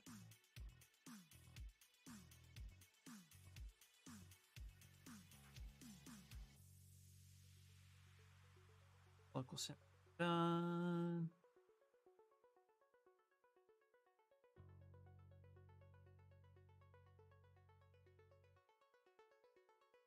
Go. Yeah, he's looking good. Oh, thanks, man. I appreciate it, brother. What project are you working on right now? Do you have anything in the works? I saw your last piece on Instagram. It looked really good, dude. So, really impressed, man. Keep it up.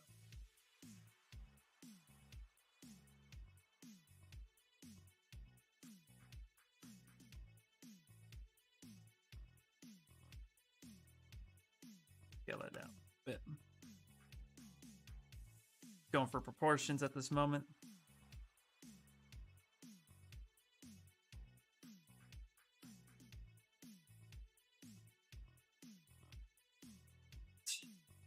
Oh, Zbrush. Zbrush is doing its thing. All right.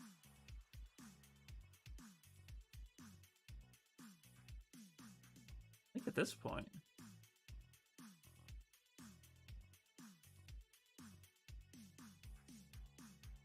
Let's see here.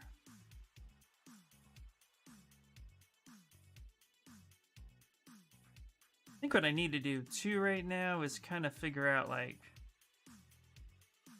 okay, for example, or here.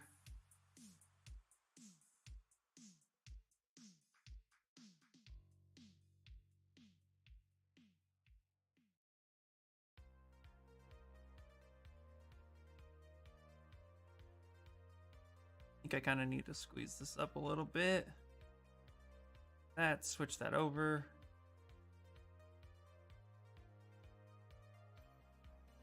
There. Yeah, that kind of needs to get attached. I think what I should do, actually, put symmetry on, take a cylinder, that's, start these feet. Nice, dude. Thanks, Sculpt Kid. Yeah, having a couple days off before starting next sculpt. It was a lot of fun. That last sculpt I did, doing the mentorship with Paul Deasy, really pushed me on. Nice, dude. I didn't realize you had a mentorship. That's awesome. Great job, dude. That's awesome.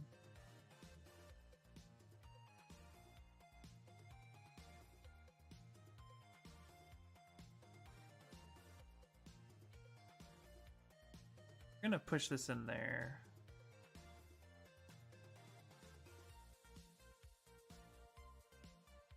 There we go. Yeah, those feet are gonna look awesome, Sculpt Kid. Wait. So, Hopper, the mentorship, man. Did you something that you paid for, signed up for? You don't mind me asking? I think that's awesome. He's an amazing sculptor, perfect for stylized too. So, all that works.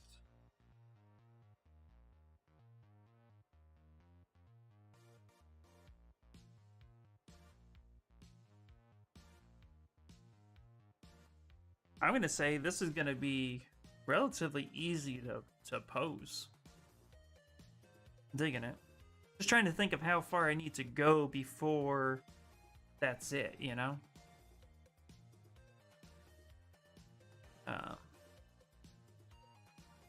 Do is take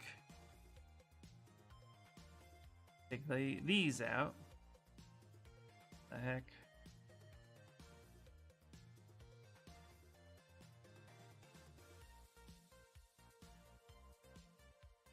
Okay, I got some colliding issues that's happening.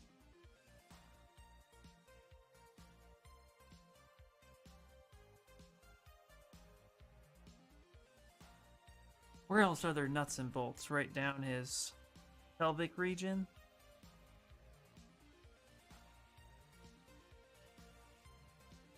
Take an IMM, let's drag it. Let's see here. I don't want to differ, so let's just use a bolt 5V.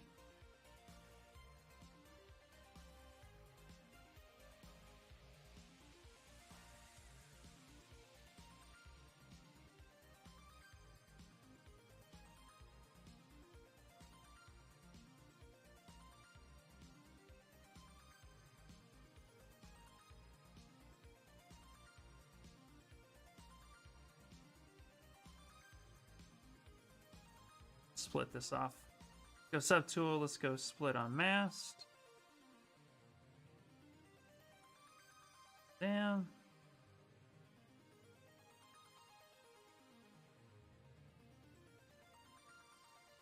Go.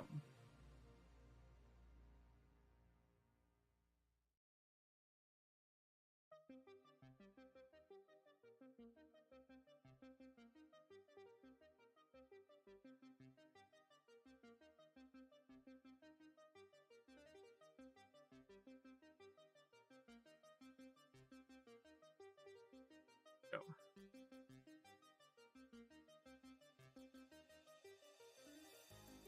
Yeah, it was paid. I spoke to him quite a bit over the last few months. Then he mentioned he was signing up for a website as a mentor, so I thought, why not? I'd sign up. It was a 7 hour long session. Well worth it. That is 7 1 hour long session. Okay, nice. Okay, I was like 7 hours. That's a day. I wouldn't remember half of what happened in that time period. That's awesome, dude. Yeah, no, that's great. That's really fantastic. I can already tell based on your last sculpt and some of the other stuff I've seen you do that you're constantly improving, man. So keep it up. It looks great.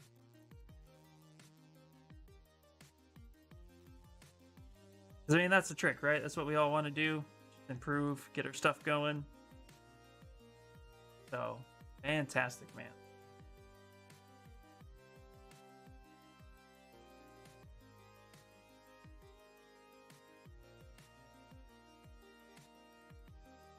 Okay.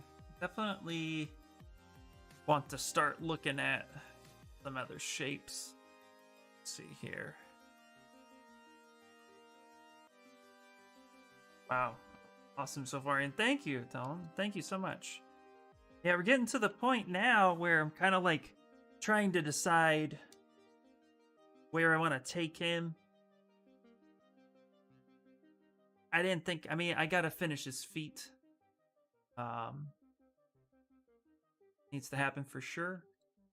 Let's finish that part up.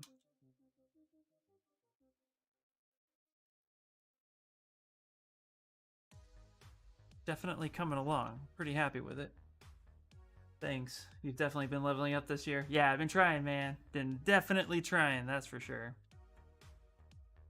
I won't take no for an answer. That's where I'm at these days, you know?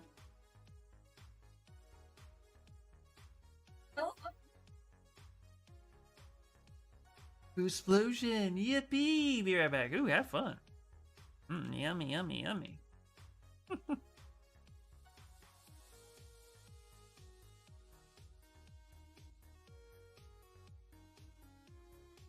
That'll happen. Yeah, exactly.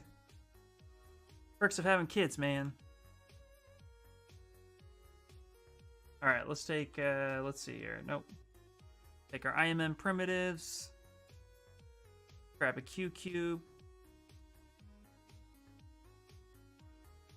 There we go.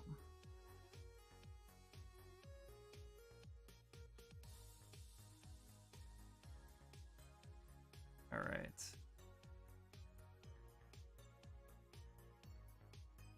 Go, yeah. Please explosions. Don't miss those days, right? Yeah, not at all. Nope.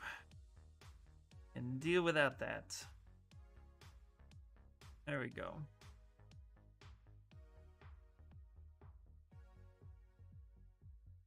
Guess we gotta ask ourselves. He looks to be pretty flat-foot in the concept. If you look at the concept, there's like a little step underneath this main thing I just built. But even here on this DeviantArt one, it's pretty flat-foot, so we can definitely kind of make some altercations ourselves, but you know, we'll figure it out. Yeah, alteration. Yeah, okay. You don't remember where I stood.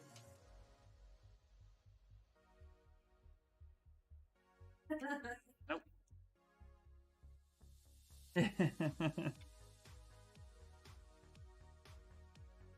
Okay, let's go ahead and hit auto groups. This is so annoying. This right here. This is two separate pieces. I know this is two separate pieces. And it's not doing what I asked it to. Somehow it like welded itself. Maybe when ooh, okay. I know. I made a mistake. When I merged down, I didn't keep okay. So that's my fault.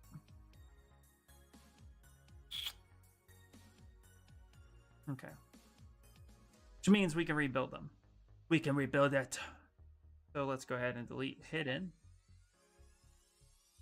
And let's go ahead and just bring in a Q cube.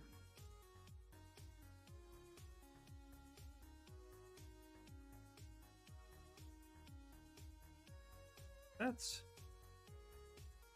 go ahead and just split unmasked for now, just so we can not mess ourselves up any further than we've already done.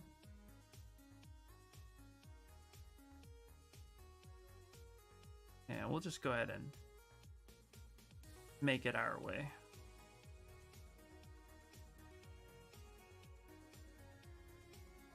Ooh, just a few more minutes, guys. I'll be ending the stream today.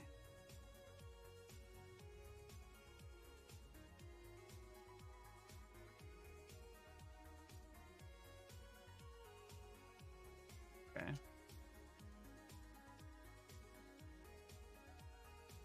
Okay, let's go ahead and grab insert.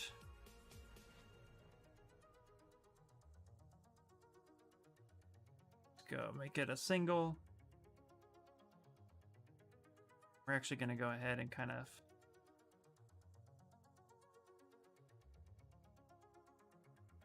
okay, let's back that up for a second.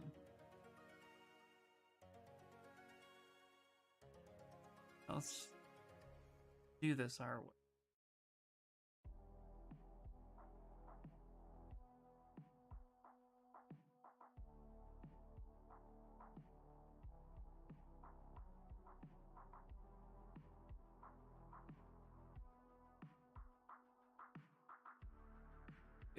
Okay, let's see.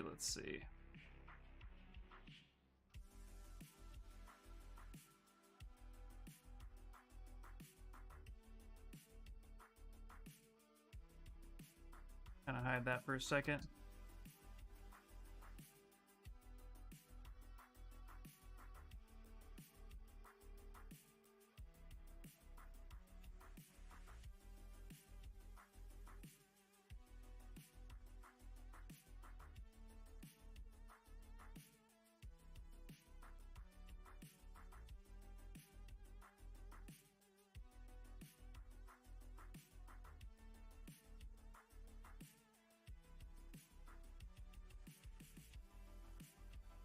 We add an edge loop right here.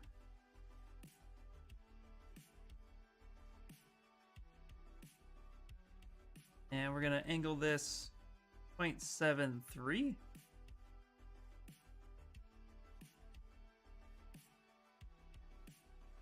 Something like that. A little bit of a measurement. So we can actually make his feet a little bit bigger. Small, I think.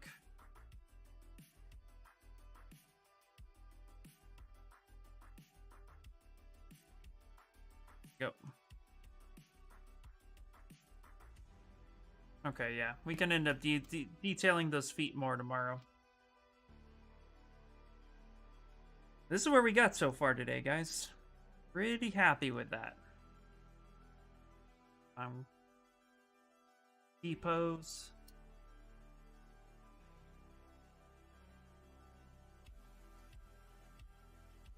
I mean, yeah, honestly, woo, this is pretty good. Let's go ahead and save it real quick. Let's save.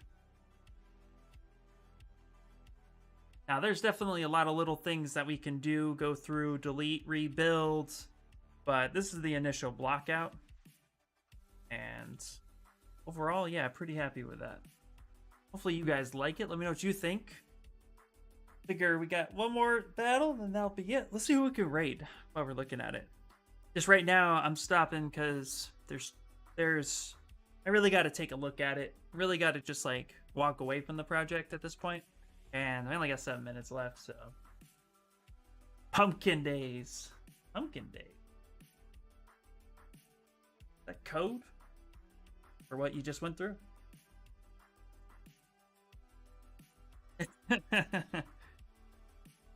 But yeah, I think we should sculpt Hogarth, which will really give him a size. In fact, here's a trick that I did learn from Paul Gabriel, which is if you really want to just kind of help set the scene. So let's go ahead and let's go to our torso and let's insert just anything. It doesn't matter. And then let's go.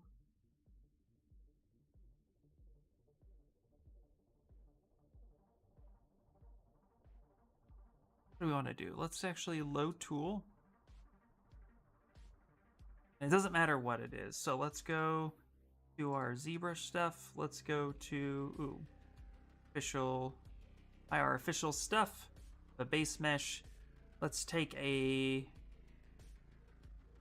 male base like this. Go ahead and grab it here. Let's go ahead and insert that base. Cool. So now he doesn't look that tall because this would be this. Here you go. Here's like a mix of the Rocketeer and Iron Giant combined. Okay, so Hogarth is a child. We're gonna go ahead and actually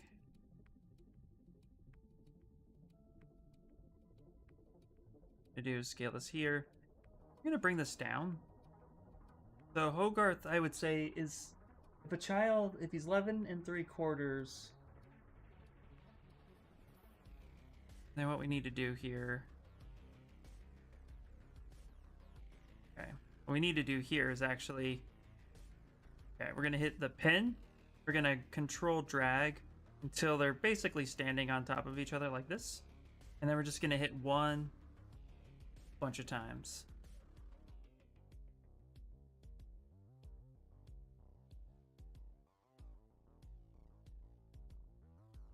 Ooh, that's acting up. Oh, because he's okay. Here, let's remesh it real quick. Let's do half. There's just too much going on here. He doesn't have to be pretty. He just has to be. He's my decent base mesh. Okay, we'll remesh him a couple times so that he's super low poly.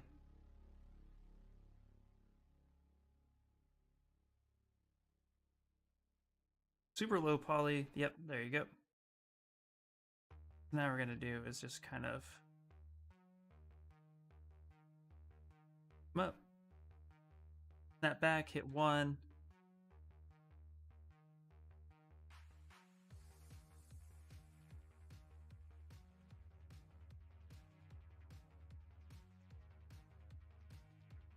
Okay, 1, 2, 3, 4, 5, 6, 7, 8, 9, 10, 11. Okay. So let's actually unpin this real quick. Auto groups.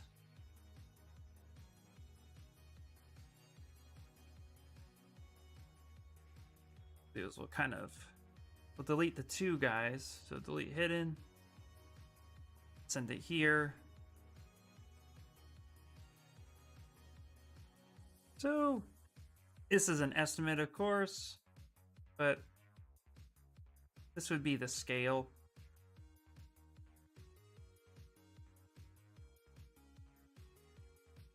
Where are we? Yeah, this would be about the scale. Perfect. Go ahead and delete hidden. So now this gives us a bigger idea of just how tall he would be. And we'll actually move this up on top. We'll go ahead and we'll delete this one little gear icon that we're not using anymore. So then we'll just come through. And this is our scale. Save as. Go to, where are we? Iron Giant sculpt. There he is. Real person, yeah. All right, so that's our scale. So now we have an idea of exactly just how tall this Iron Giant would relatively be. And I always find that that's super important. So in this case, Sculpt Kid, this person could, wait for it, pilot this Iron Giant. Gonna say, when you set scale, man, could, exactly, just saying. Good. Yeah, based on scale size, he is mech heavy. Double.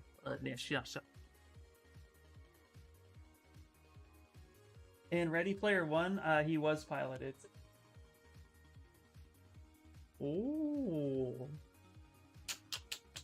So yeah, he would technically be doesn't, but currently could if it was a mech. But in Ready Player One, he was piloted by H. Did you watch Ready Player One?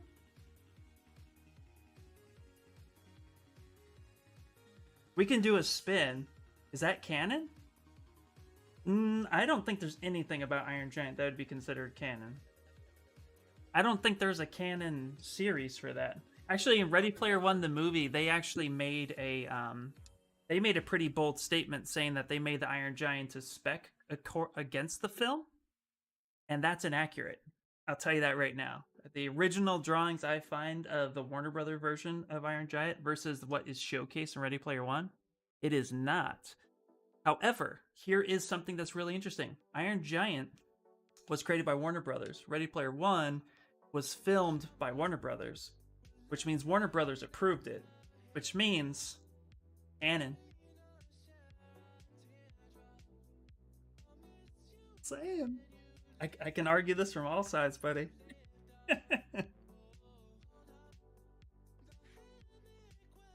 Anyway, so just saying, just going back and forth. There you go. All right, let's start our battle. Start it.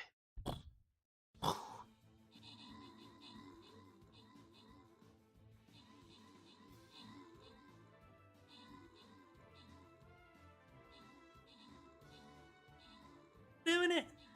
Oh, come on. Easy. I'm just gonna put him across the board. We get an extra one. Nice. There we go, guys. There we go. There we go. There we go. Ooh, Drifter, Mike, and Carde. There you go. There you go. Peter with the assists. 7. Good job. Good job, buddy. All right, guys. That is it for today. Thank you for hanging out with me as always. I appreciate it. Guys, we're going to go ahead and save this as our little progress bar. And let's go ahead and find somebody to raid. Who are we raiding today? Thank you for the stream. Have a good day. It's Sanchez, dude. Thanks for hanging out with me, buddy. I appreciate it. And you're welcome as always. Enjoy hanging out with you guys more than you know. I had fun in lurk mode. Heck yeah. Oh, yeah, that is pretty good progress. I'm pretty happy with it. Yeah. All right, all right, all right. I'm just gonna go to Twitch. I know the Kana is going, but I've rated her a lot lately. Let's see if there's anybody with. Let's find somebody new. Somebody with at least. Let's see here. Yeah, I just watched Ready Player One scene with Iron Giant. Yeah?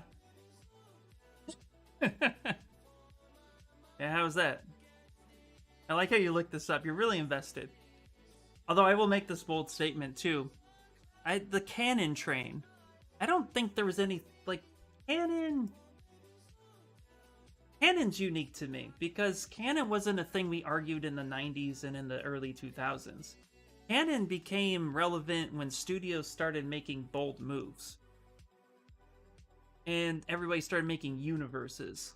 So, I don't agree with a lot of the is that canon argument.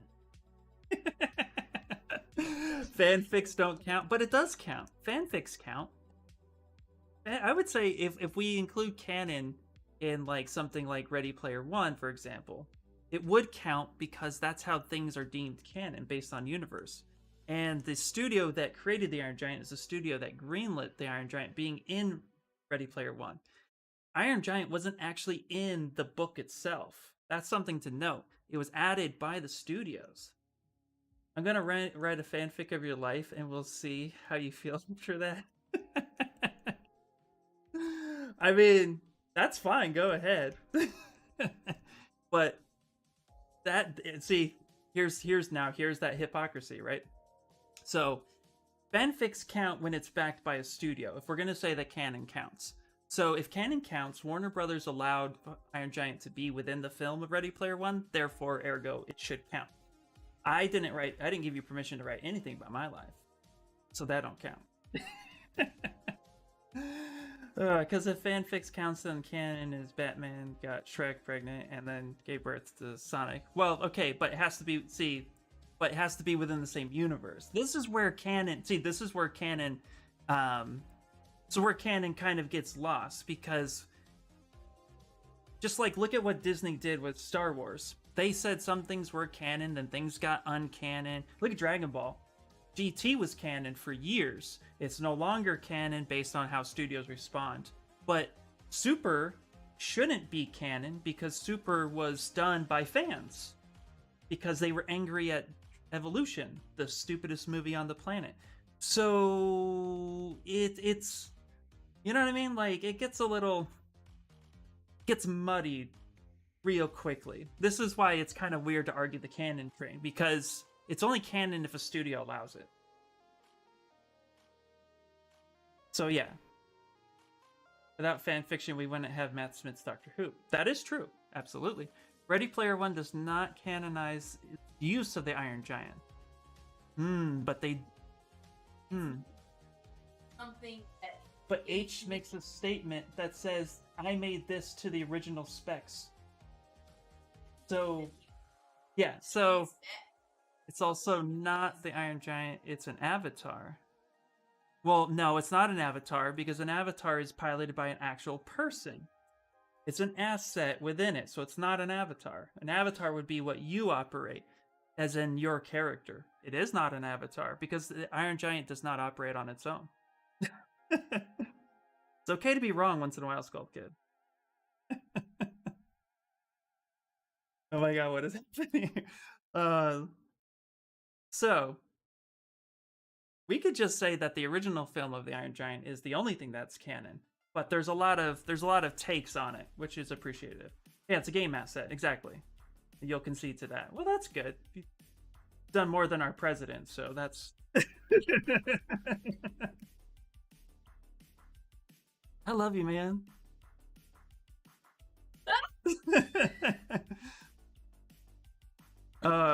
Debating with you is fun, just because you're like, I could just feel, you can feel that you're like, oh, no, but yeah.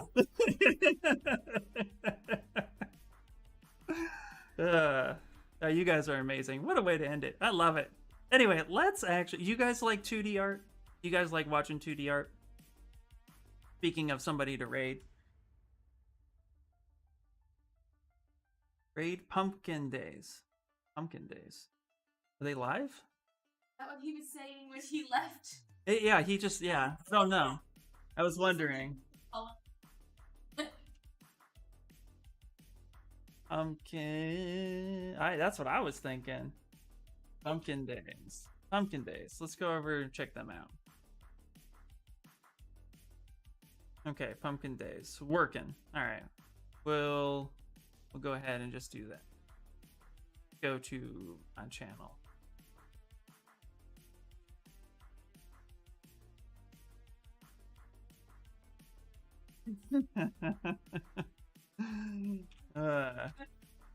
I've said my piece and I'm right.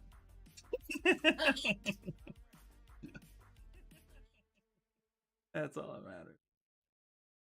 Yeah.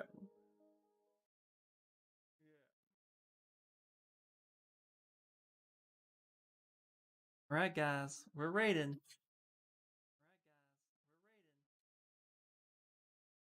See ya. I can go back and look at the VOD as well. Alright, we completed that tutorial.